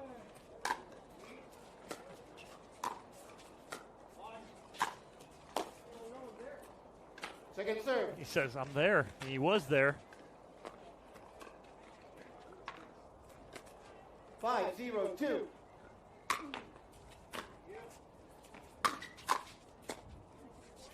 Nice dig. Side out. Just tries to cut that backhand a little too much. Also, the body's moving back cross court before the contact point, so it cuts off that extension of that swing. 0-5-1.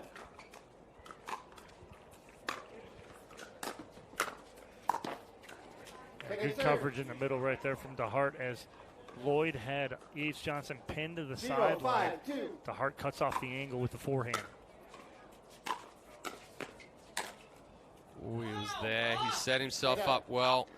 A little too big on the backswing, but that's what Yates needs to do a little bit more. He took some pace off of it, and we know we've seen him hit balls that are 6 feet above the net, and it just snaps off the table. Second serve. Lloyd falling away from that forehand. We talk about that, staying through it. 5-0-2.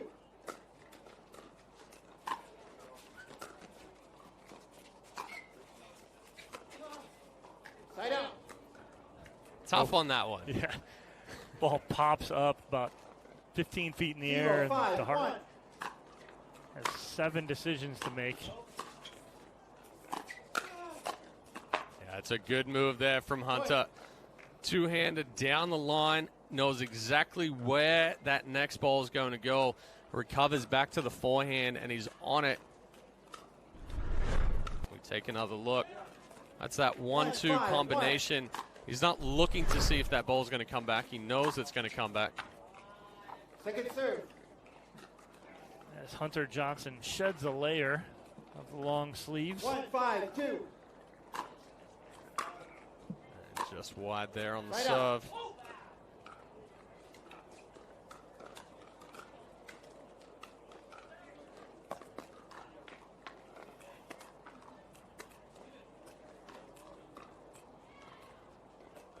Five, 1-1.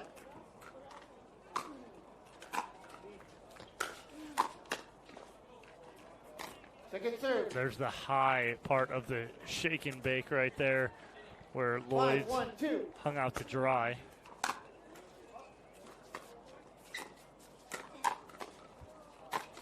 Ooh. Right up.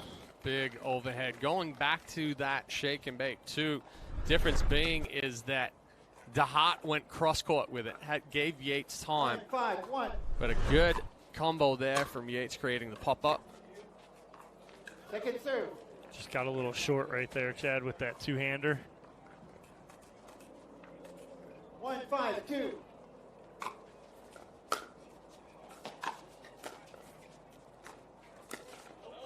Oh, and it's almost a bait ball there, or bait position from Hunter Johnson, giving DeHart a false sense of security to go down that line.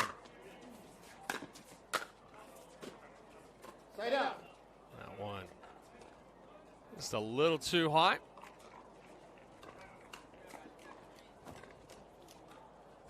Oh, that was a point for Johnson and Johnson right there, as DeHart and Lloyd are going to take a timeout, as you have a few clean forehands and backhands from the Johnsons. What do Lloyd and DeHart need to do on that flip side to kind of slow their momentum down, as it seems like they're starting to find a rhythm, are Hunter and Yates? Well, yeah, like you said, Hunter and Yates have slowed themselves down. They're executing the shot before they're needing to move. That's what DeHart and Lloyd need to do as well. They were getting away with it a couple of times where if that ball had have come back, they were still moving. They would have got jammed up. But Johnson's missing the ball into the net a couple of times. Now that the Johnsons have kind of found their rhythm, they're striking the ball well. Slow yourself down. It'll slow the tempo down. You're able to create some angles, keep those balls lower. If they want to attack from something at their ankles, let them. 3-5-2.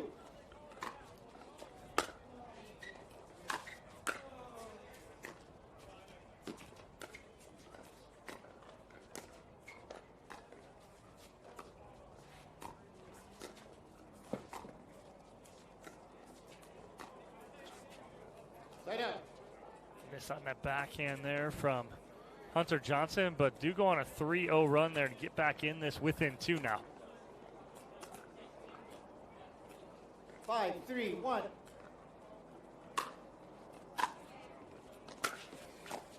Oh, there's another net cord. Kicking up into the body. 6-3-1.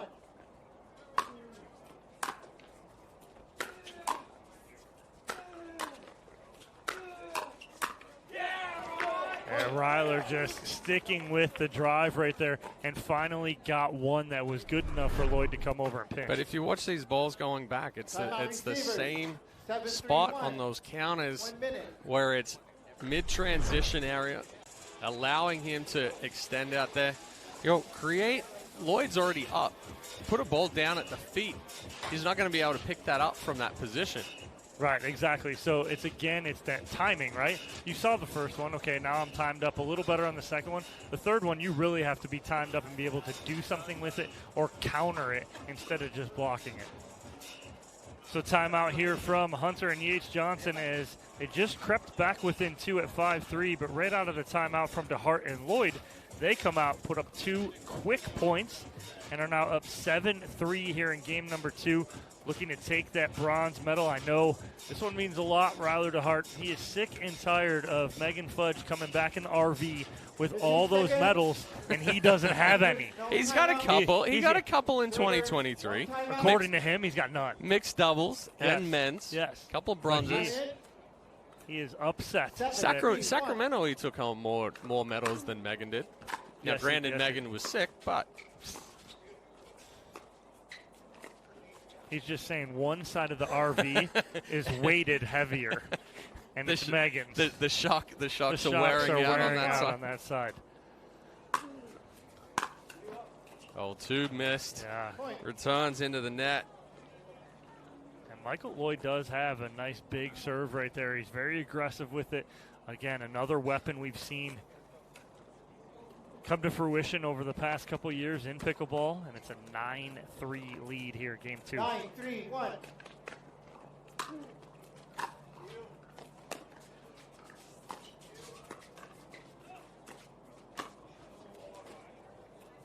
A little long on the forehand right there. He actually tried to beat DeHart to that ball. DeHart was sitting there, and Lloyd's like, I'll jump in and hit it. Well, he rushed through it, missed it deep. And it will be game and match point here on the paddle of Rattler DeHart. 10-3-2. Looking to take home bronze here in the APP Punta Gorda Open. And they will, with a big forehand there from Rattler DeHart off the wrist of Hunter Johnson. And Rattler DeHart and Michael Lloyd are your bronze medalists here in Punta Gorda. Well, and that's exactly what we're looking for out of DeHart and Lloyd, was that shake and bake, the aggressiveness on the drive. DeHart, we know, has a good drive with that tennis background, and he just showed it there what power and movement and precision can do. So Rattler DeHart, Michael Lloyd take it 11-9, 11-3. We'll take a commercial break. One more matchup here on Championship Court. Women's Pro Doubles bronze medal match next in the APP Punta Gorda Open.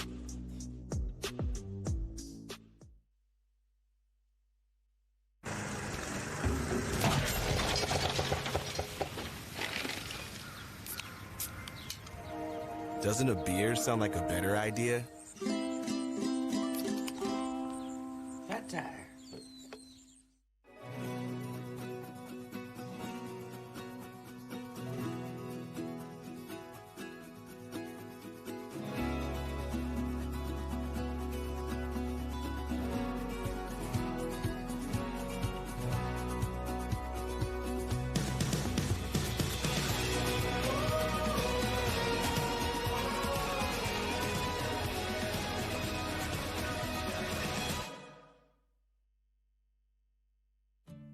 Years from tonight, Grant Gill will become a legend when he totally kills it at his improv class's graduation performance.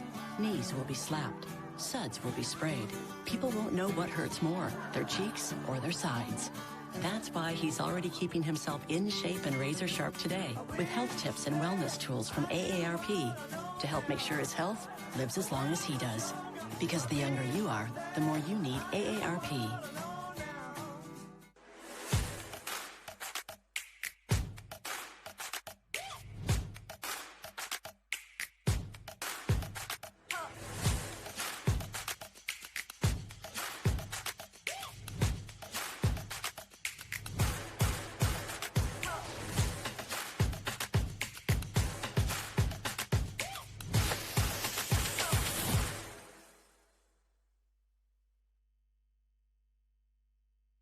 The APP is sponsored by LS, where history meets sportswear. C&D Nets, the highest quality nets made in the USA. And Vlasic Pickles, the Big Crunch.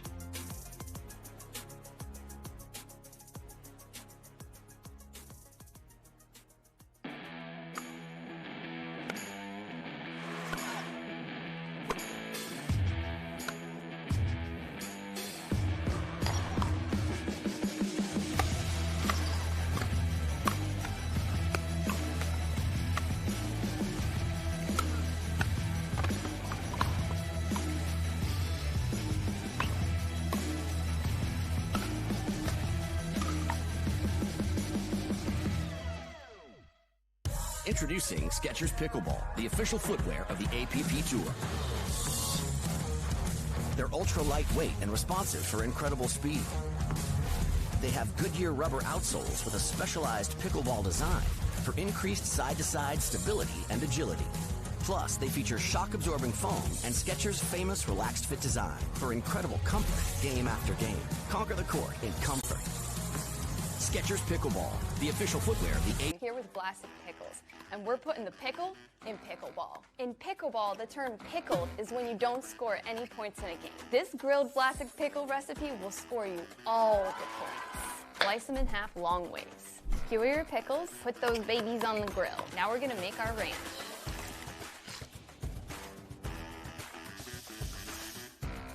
Roll in crushed potato chips. Winner's grilled pickles.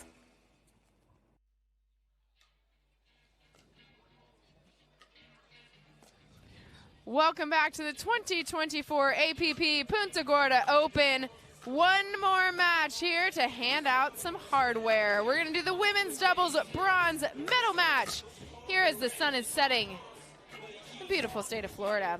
Taking a live look at Megan Fudge. She's getting warmed up with her partner Susanna Barr, and as you can see, she's talking about how comfy cozy that jacket is. It certainly well, looks hold that on. way. They're exchanging what jacket that is because I guarantee Simone wants to buy it. And the fact that when Simone walked in, she walked in a 3/4 length warm like a puffy parka. coat. Yep. You have Megan Fudge in that, Susanna Barr in that. The only one who's not in really anything majorly heavy is Allison Harris. Whoa. It is a chilly 63, according to my phone, for what it's worth. Megan and Simone live here in Florida, so Sure, we've sure. already established that 60 degrees is cold. Susanna is in the frozen tundra of Idaho. This should be like T-shirt and shorts weather for her. And before she got here, there was like a foot of snow, and it was like 8. We don't do 8, Chad. We don't do 8 anymore. Well, regardless of the temperature, we're going to get a bronze medal match underway. And there's a look at Susanna Barr. Listen, here's how I feel about cold weather and your temperature in it. If you have the cold weather gear, there's no reason for you to ever be cold. So if you're even a bit chilly, put on the jacket. Oh, I don't care. I had this discussion with Alexis this morning. Like Daughter. a big discussion. I said, bring a jacket. Yeah. Just in case you get cold. No, I'm going to sweat. Well, I didn't say you had to wear it. Sure. Yeah, but, that's logic for you. Susanna's partner, Megan Fudge, she is not cold right now in that jacket as you see her warming it up. looks quite cozy. I might get the insight. Court. I think you may go ask her after Listen, this. hey, Megan, quick question. I know you're getting warmed up for a bronze medal match. But Susanna and Megan are taking on Simone Jarging, 44 years old, based out of Naples, Florida these days. And her partner, Allison Harris. These two won a gold medal together in 2023 at the New Jersey Open. There's Allison, 30 years old, based out of Nashville, Tennessee. And if you've been on social media at all or watching from the great state of Tennessee, I know that your weather is not what we are experiencing here in Florida. So we send our apologies and thanks for watching us from wherever you're snowed in. There were a couple of days that were -3, -4, -5. That's not warm. I will give to the South's credit, right? Because I'm sure our viewers who are in the North states like New York and Buffalo and like the city of Buffalo, state of New York, obviously, Michigan, Minnesota, all those are like, okay, South. But in the South, like in Tennessee, when it gets cold and there's even that little bit of ice, it's impossible. The entire city shuts down. It's dangerous because, again, it really doesn't snow. It sleets and everything freezes. When I was in Louisville and lived there, it was even worse. Yep, and same when I lived in Arkansas. It was the same thing. It turns into that freezing rain, and it's no fun. It's not that here. No, thank goodness. I will say the weather, as annoying as it was for the first few days of this tournament, it is stunning today here in Punta Gorda, Florida. I feel like Mother Nature is saying, hey, sorry for the first few days, but look at me now, right? And here she is. Look at me now. Beautiful shot of the Pickleplex here, championship court, and these women are trying to ensure that they start 2024 by taking home a medal. Bronze medal at stake here on this Saturday evening, right around 5:15 local time. So we've seen both of these teams before today already. Newer partnership for Simone and Allison. They played together last year a little bit, but only one time properly. And then Susanna and Megan, new year in a bronze medal match to start after being so strong to end 2023 in particular. Dom, I'll start with you. Where do you think this match gets decided? Well, again, neither one of these teams, I'll be honest with you, all four of these ladies are not happy to be right here right now. They just both came off of semifinal losses, expecting to be in a gold medal match on Championship Sunday. So, again, it's who can let that go and make the adjustment and come in here, play clean, and earn that bronze medal match, because that's the difference between 2023 and 2024 now. You have to really earn that bronze medal by winning this match. Other than last year, you could come around, and when you lost in that bronze medal match, you got bronze. Right. If you won, you moved on to the gold medal match. So a bronze at stake here. Susanna Barr going to get us started.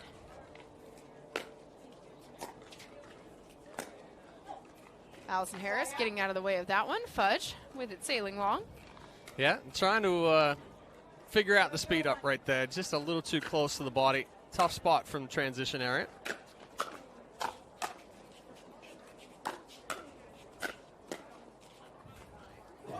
think Zhajing and Harris are going to come out and be a little bit more aggressive here, really try to set the tempo. We saw Oshiro and Rain have some success with that against Fudge and Bar.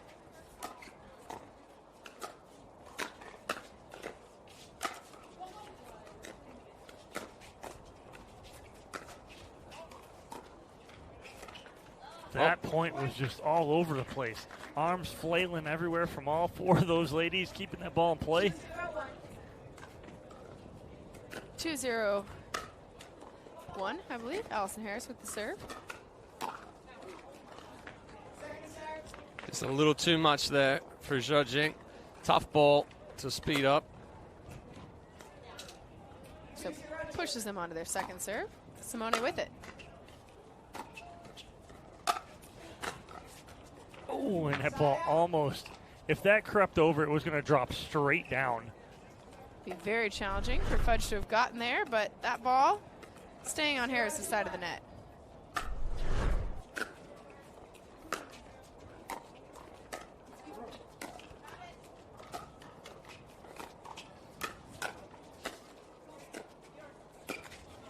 There's an unorthodox amount of wet cords early on here. In this Well, I think we've seen it all week long so far. I agree. How many net cords we're seeing in each match.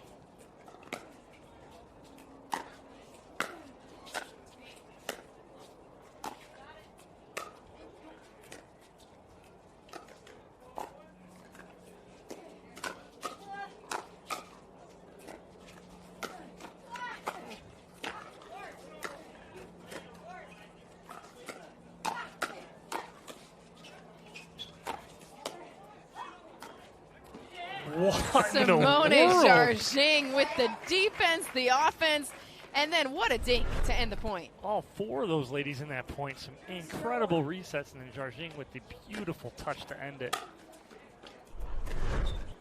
Well, you're watching 2 teams that are known for their ability to defend, but also switch from defense to offense.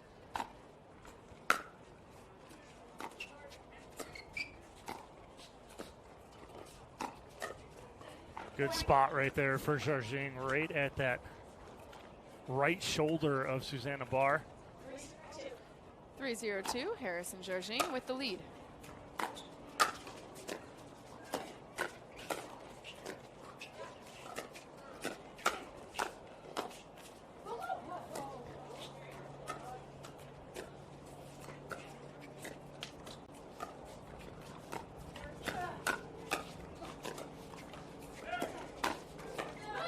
Allison Harris sitting on that speed up right there from Megan Fudge. We are, what, 6, 7 points into this? We're not going to see any short points. No. Here. These are going to be long, extended rallies.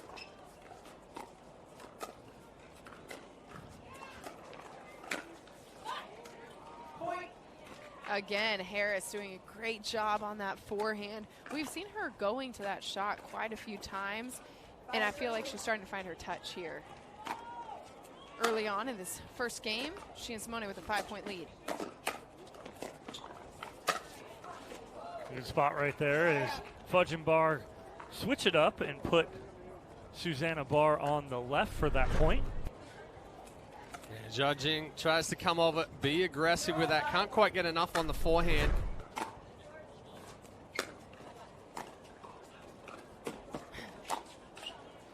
That time, Megan Fudge able to get to the ball that Jarging changes the pace of, but then she goes cross court. Take another look.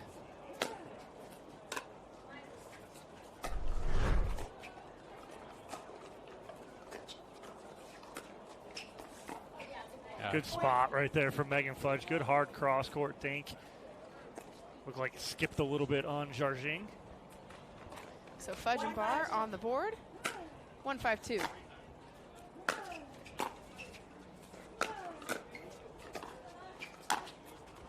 Great ball there. Forehand from Jarging in the corner. Good coverage there in the middle. See. Harris steps over, then Jarging comes in, creates the angle back behind. Chance here for them to extend their lead. Yeah. Great attack there from Fudge, and then Barr going cross court. Initially, Jargin goes no, and then it drops. Nice little cross court there from Barr.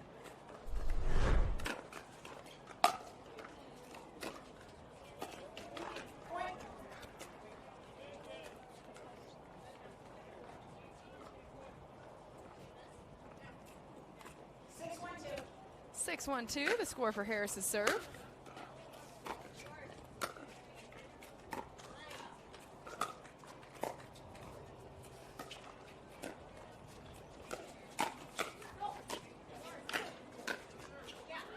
Good attack right there from Megan Fudge. Kind of bringing the pace, initiating it. So it'll be a side out here. Fudge with the serve. Opportunity to cut into this 5-point lead. Jargin and Harris have built. Yeah, good spot there from Jargin. Barr took a step inside the baseline there. Jargin gets that deeper ball.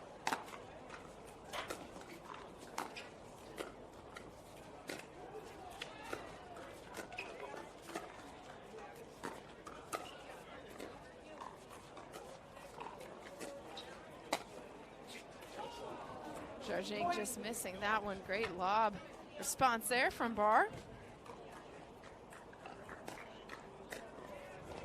Not sure what happened. Lost where it got the ball, lost. I think. Yeah. The sun, Had to, completely. sun is setting to the left of your screen, the right of the players on the court. That's a good drive right there from Megan Fudge, and the block goes just wide from Harris. 3-6-2. Then a missed serve.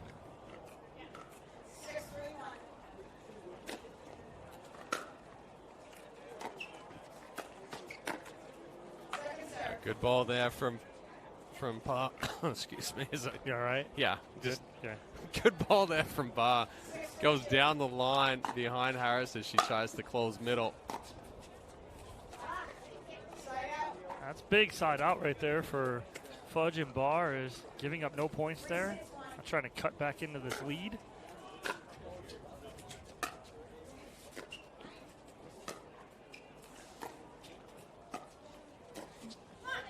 Harris leaving that dink just a little bit short. So it'll be a point for Barr and Fudge. 4-6-1 the score for Megan Fudge's serve.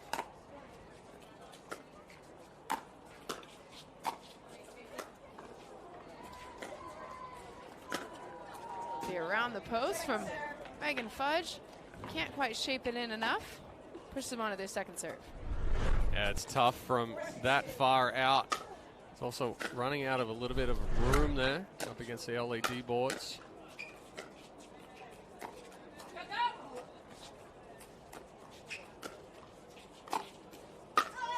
Oh, and Fudge with an opportunity there, because it was almost what Simone does a lot. Throws up that lob and then will counter with a drive when you have your opponent on your back foot. Jargin was on her back foot, but Barr can't convert there.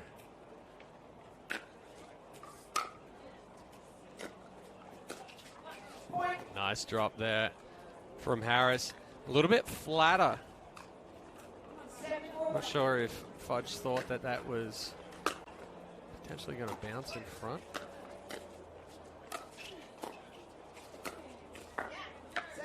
Harris trying to get a paddle on that one, but well placed. AJ likes to call that the point of contention in the middle right there, where Harris and Jargin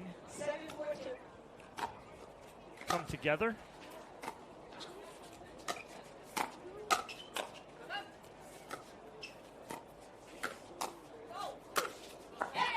Good finish right there from Megan Fudge. And good talk from her as well, as the ball off the tape telling Susanna Barr, come up, I'm up. 4-7-1, Barr with the serve. Great forehand there from Allison Harris, going cross court for the winner. 4-7-2.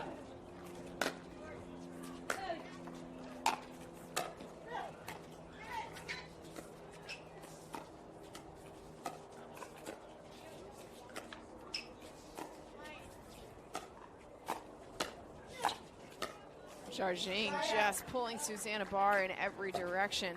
Well, good Forces spot. side out. Yeah, good spot right there from Jarjing initially. Watch her go middle, pulls to the middle, and then recognizes to the sideline. 7-4-1. Jarjing with the serve.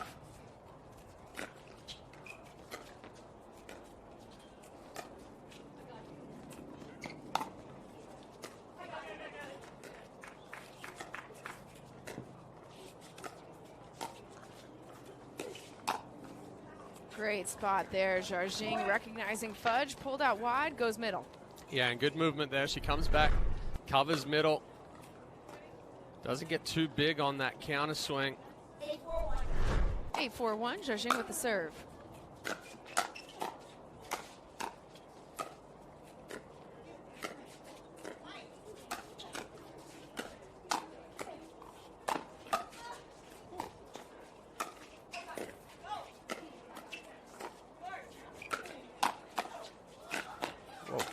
Oh, they fought over the middle ball. Yeah, and What that a ball right point. there, again, right to the forehand of Susanna Barr, and Megan Fudge coming over and trying to step in front. I think just let Barr take this last one. She was trying to come over with a two-hander and finish this. So a timeout called on the court by Barr and Fudge as they trail by 5 here in this first game to 11. A bronze medal on the line for the winner of this one. Harris and Jarjing certainly seeming like they're finding a rhythm here as they built up a 5-point lead. Chad, what do you think is the biggest factor to them having done that? Well, part of it is just that ability to scramble. They get into trouble, but they find a way to get themselves back into the point. And then once they're back into the point, Jarjing is going to step forward and put a little bit more pressure on. Like you said, they've only played one tournament together, but they have been drilling, they have been practicing together any opportunity that they have.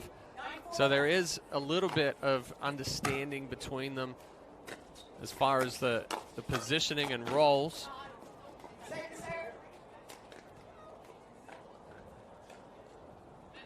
Certainly we're seeing that play out, and in just the first tournament here of 2024, the players getting used to that.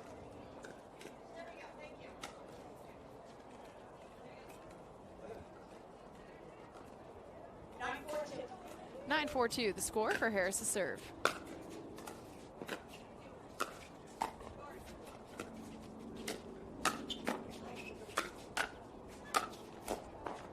Nice Great spot finish there. Yeah, good spot there from Bart. Finds the feet of Harris. And a good timeout.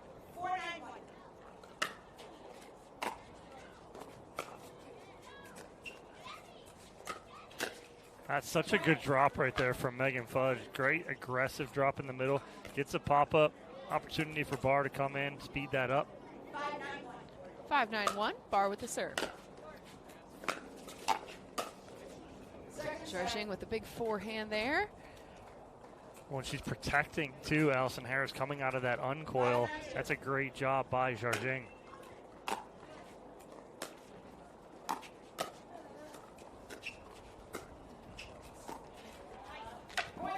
A good deep ball there from Fudge. Jarjing not able to get back deep enough to get behind it fully. So timeout. Get the serve back. And 3 quick points. 7-9-2, Fudge with the serve.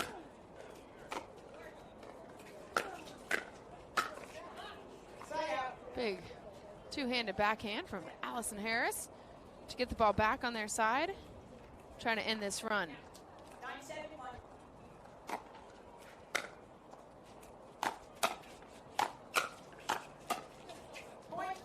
Barr with a little pancake, it looked like, but can't quite get it back over the net, so it sets up a game point opportunity here. Another look. Yeah, good pressure there from Jarjing. Keeps stepping forward, cutting down the reaction time. At time, just left that a little bit short, did Jarjing. On to their second.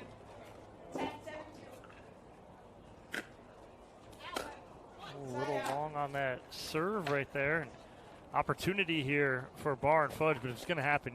Got to make it happen now. Got to close this gap.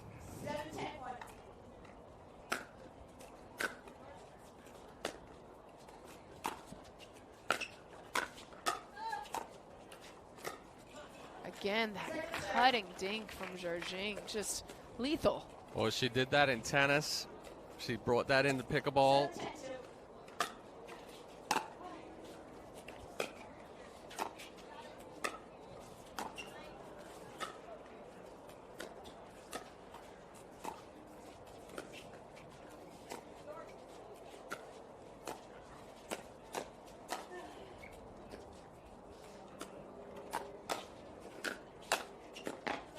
Good counter right there from Bar. Instead of trying to do too much with it, she finds an open spot.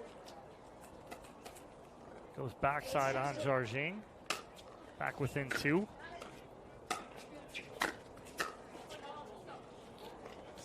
That dropped just a little too high. The return never came up. Nice low return there from Harris. So they get one back, but it's a third game point opportunity here for Harris and Georgine. Allison Harris with the serve and the point that wins the game. Allison Harris and Simona Georgine take game 1 here of our women's doubles bronze medal match. We'll have game 2 when we return to Punta Gorda.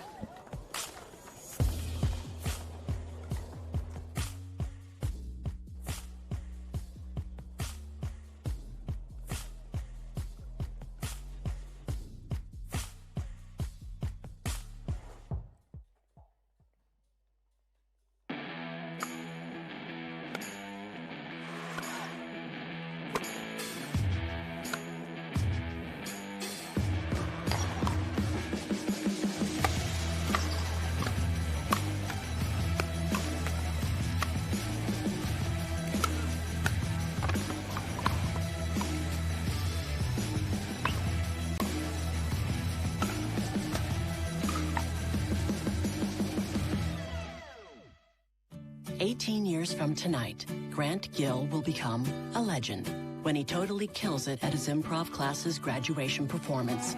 Knees will be slapped, suds will be sprayed. People won't know what hurts more, their cheeks or their sides. That's why he's already keeping himself in shape and razor sharp today with health tips and wellness tools from AARP to help make sure his health lives as long as he does. Because the younger you are, the more you need AARP.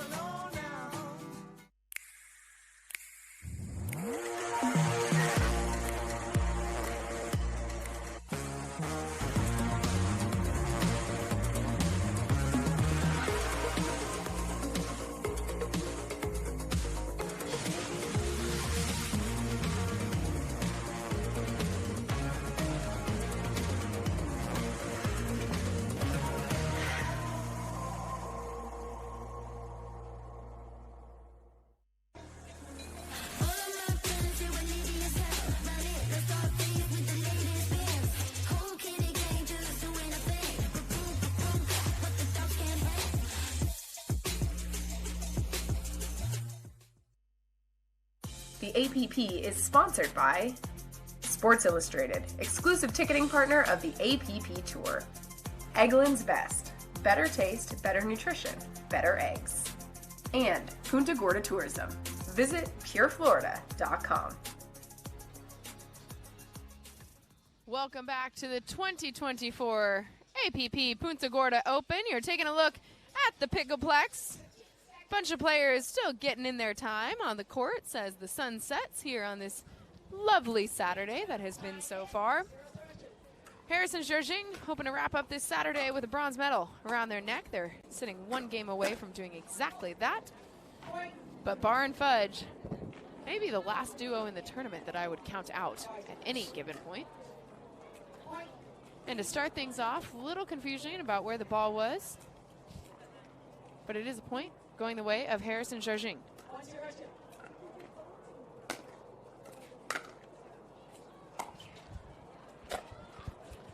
That overhead from Fudge just can't get, or from Bar, excuse me, can't get on top of it. So sails long. 2-0-2. Another look here. Live action now. That time Zhao flipping that forehand just a little bit long. Yeah, trying to close, take advantage there. Just hits it a little too hard. Doesn't get the roll that she's looking for.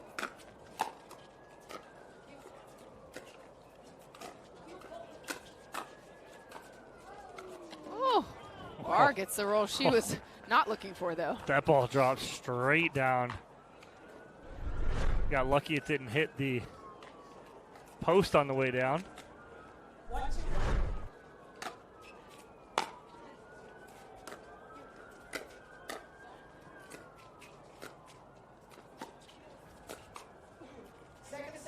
Fudge can't get that cross-court dink over the net, so it'll be second serve now.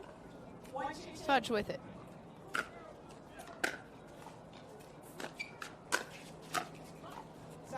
It's coming in a little too flat there for Bart. Had Harris push back.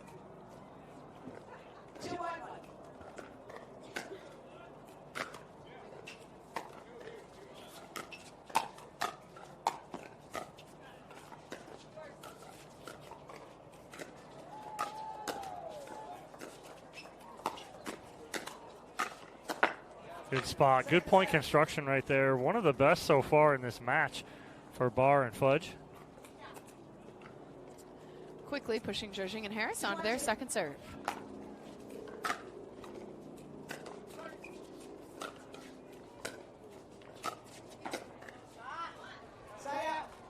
Little confusion in the middle. I think Harris thought Zhao was going to step in front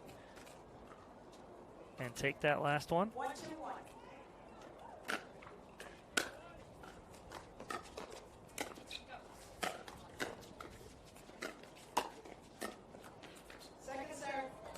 Good defense there from Harris and Zhao.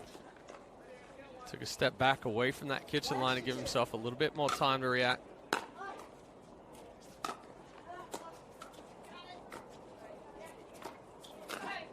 Oh. Fudge getting back, trying to recover, but forehand sailing long. 2-1-1. Side out, Harris with the serve, 2-1-1. Second serve. Just didn't quite use the legs enough there on that cut drop. 2-1-2.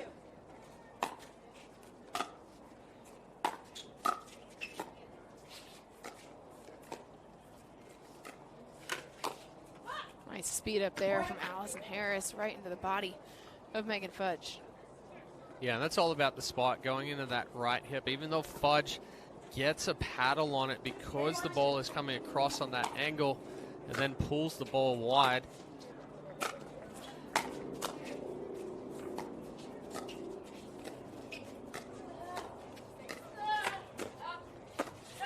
Good hands right there from Megan Fudge as Susanna Bar was left, right, center, fighting her way through that point.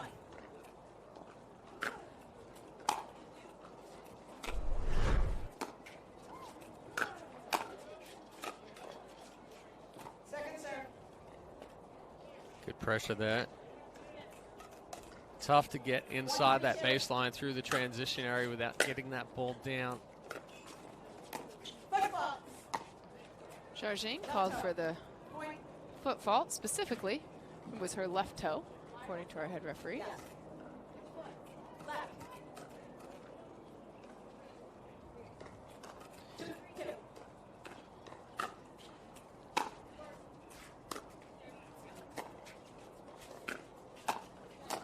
Zhao actually playing from one of her favorite positions, just sitting on the court. Again, just great reset there from Zhao from her backside. So in that situation there, she knows that it's going to take her longer to get up and get into a position rather than just stay on the ground and get into a position where she's looking to get the ball back. Well, and the other thing that I have to imagine that does is she's so confident from that position if the ball is getting back to her, but it has to be distracting if you're the opposing team to have her just sitting on the court and playing so well. You know, you have to be going, come on, no way. And again, then you're trying to hit a perfect spot to try and keep it away from her. Exactly.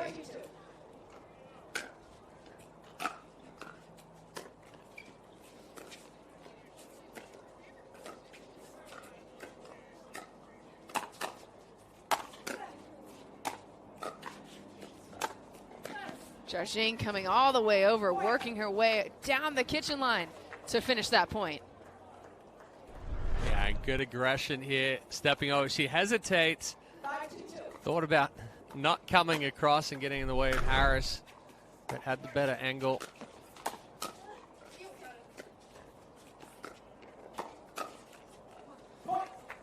That's tough. A couple of those balls just left up a little high from Barr and Fudge, and Jarjing and Harris able to come in and attack, put some pace on that ball, and a 4-point deficit here for Barr and Fudge as they call timeout. Simone Jarjing, one of the veterans of the game, and she's so good at not just working the kitchen line like that, but it seems like she and Harris already finding their sync with a moment like that where Jarjing's literally stepping in front of Harris, but Harris recognizing also, like you said, that Jarjing had the better angle. Yeah, and it comes with not only drilling and practice and everything, but it's that communication part. Now, you know, we're not hearing them communicate as much, but Allison knows that Simone is going to be a little bit more aggressive, and the fact that with that forehand, she's going to be able to take that ball further out in front than the two-hand backhand coming from the position that it is. So some great play, great teamwork by Harris and Jarjing. They're up by 4 here. Moment for Barr and Fudge, though, to try and disrupt the rhythm out of the timeout. And they do. Susanna Barr with the strong forehand cross court at the feet of Harris. Well, did the same thing in game 1. Took that timeout, went on a little bit of a run. See if they can do the same thing here in game 2.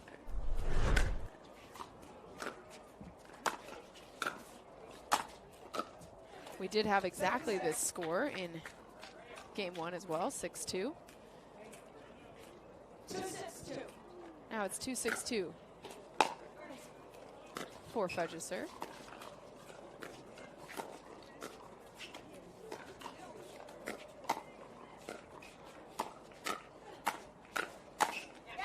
Good fight right there from Fudge and Barr as Jarjing was in control. 3-6-2, the score for Fudge's serve.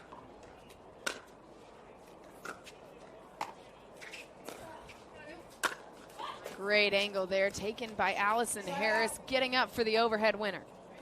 Yeah, and a good cut volley there from Jarjing. Takes the pace out of it.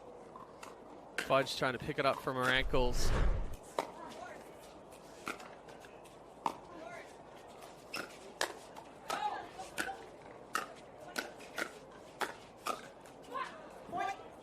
And a point going the way of Harris and Jarjing.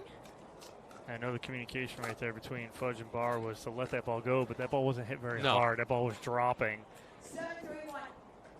7-3-1. 7-3-1, Harris with the serve. Yeah, good spot there from Barr. Doesn't overswing, nice and flat. 7-3-2.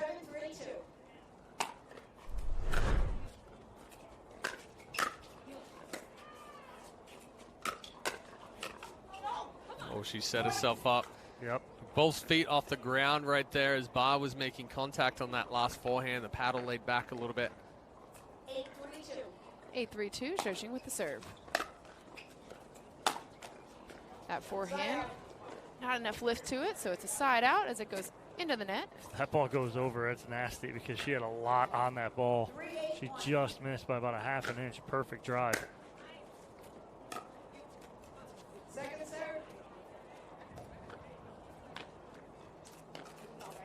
Looks like she's lost a little bit of confidence in the drop.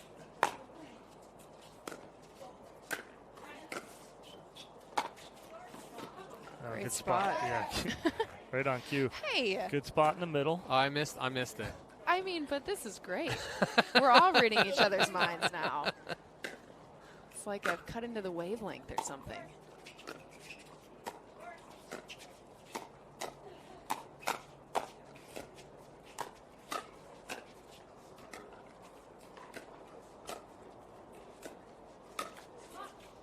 Allison Harris and Simone Jarjing just seem like they're being so intentional, staying within themselves, not doing anything massive, but they're not making the mistakes, which is what we always talk about.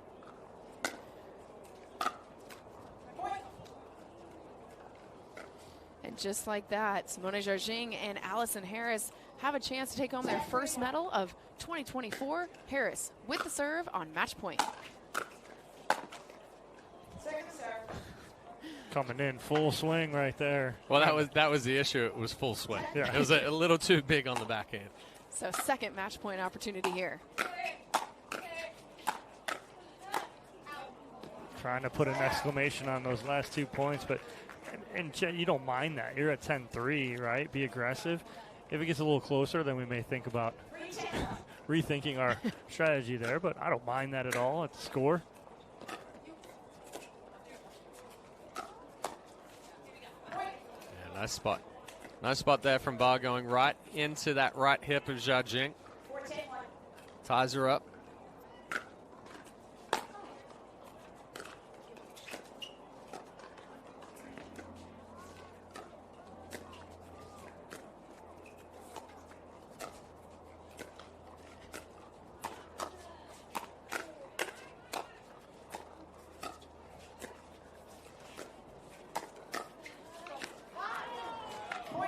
Good defense right there from Fudge and Barr. Is quick 2 points right here. Now cut that lead in half. Another look here.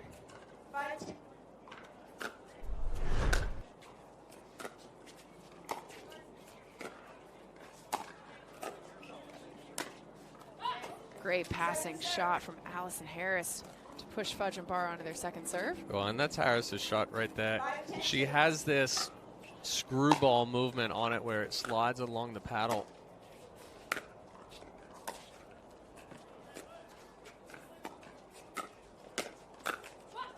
Allison Harris doing a great job putting that on a hard spot for Fudge to get a paddle on it the way that she wanted to. So side out, and another match point opportunity here. Allison Harris can lock in the bronze for herself and Simone Jarging with this serve.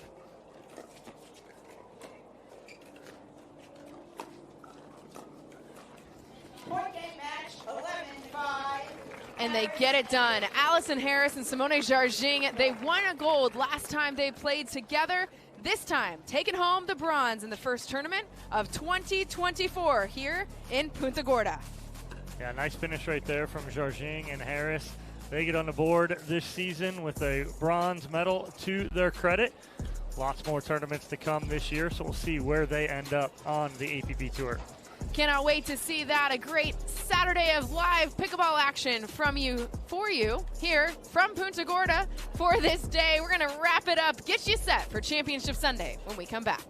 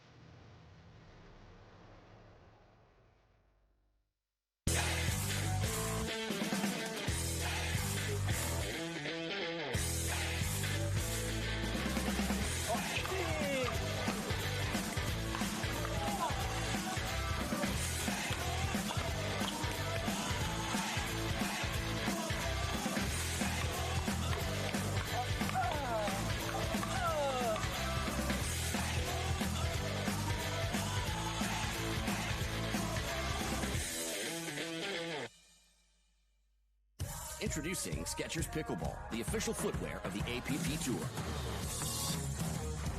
They're ultra lightweight and responsive for incredible speed. They have Goodyear rubber outsoles with a specialized pickleball design for increased side-to-side stability and agility. Plus, they feature shock-absorbing foam and Skechers' famous relaxed fit design for incredible comfort game after game. Conquer the court in comfort. Skechers Pickleball, the official footwear of the APP Tour. The APP is sponsored by Yola. Elevate your game. Humana, bringing you the human side of healthcare. And Fat Tire. Crisp, bright, easy drinking.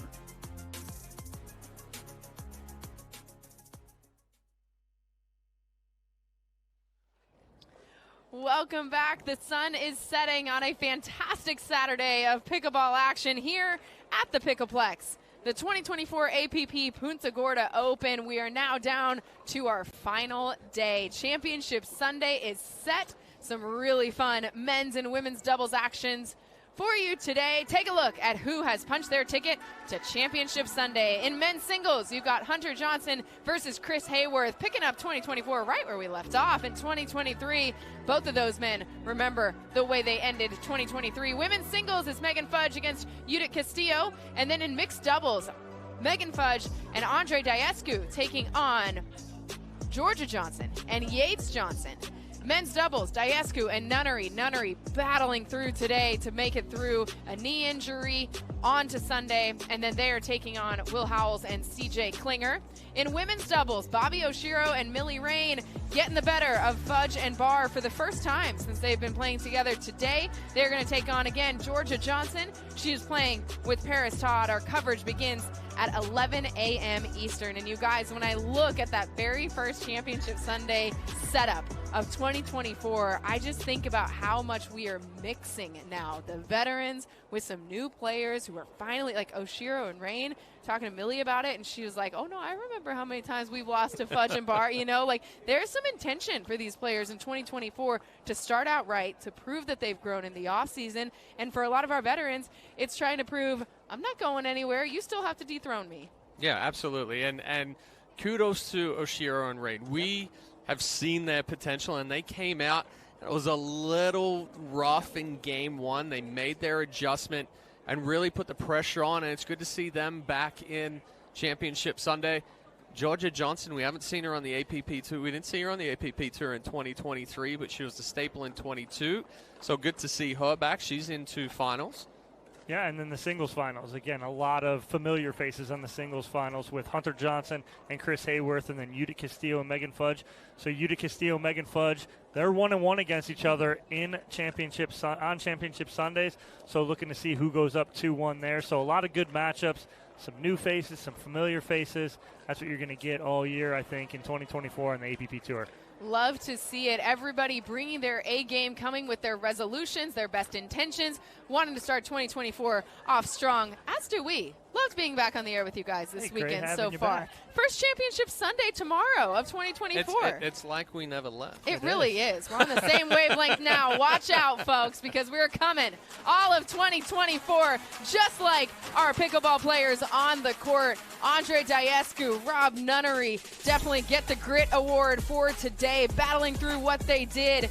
And then the crowd here in Punta Gorda out all day long. The rain cleared, the sun was shining. CJ Klinger feeling it. He and Will Howells punching their ticket. Even the doggos enjoying the action. Some free swag. We had it all here on this Saturday of men's and women's doubles. And now it comes down to who is going to bring home the gold on the first Championship Sunday of the 2024 APP Tour. We'll find out with you tomorrow starting at 11 a.m. Eastern. For Dominic Catalano, Chad Edwards, I'm AJ McCord. Thanks for spending your Saturday with us. We'll see you in the morning.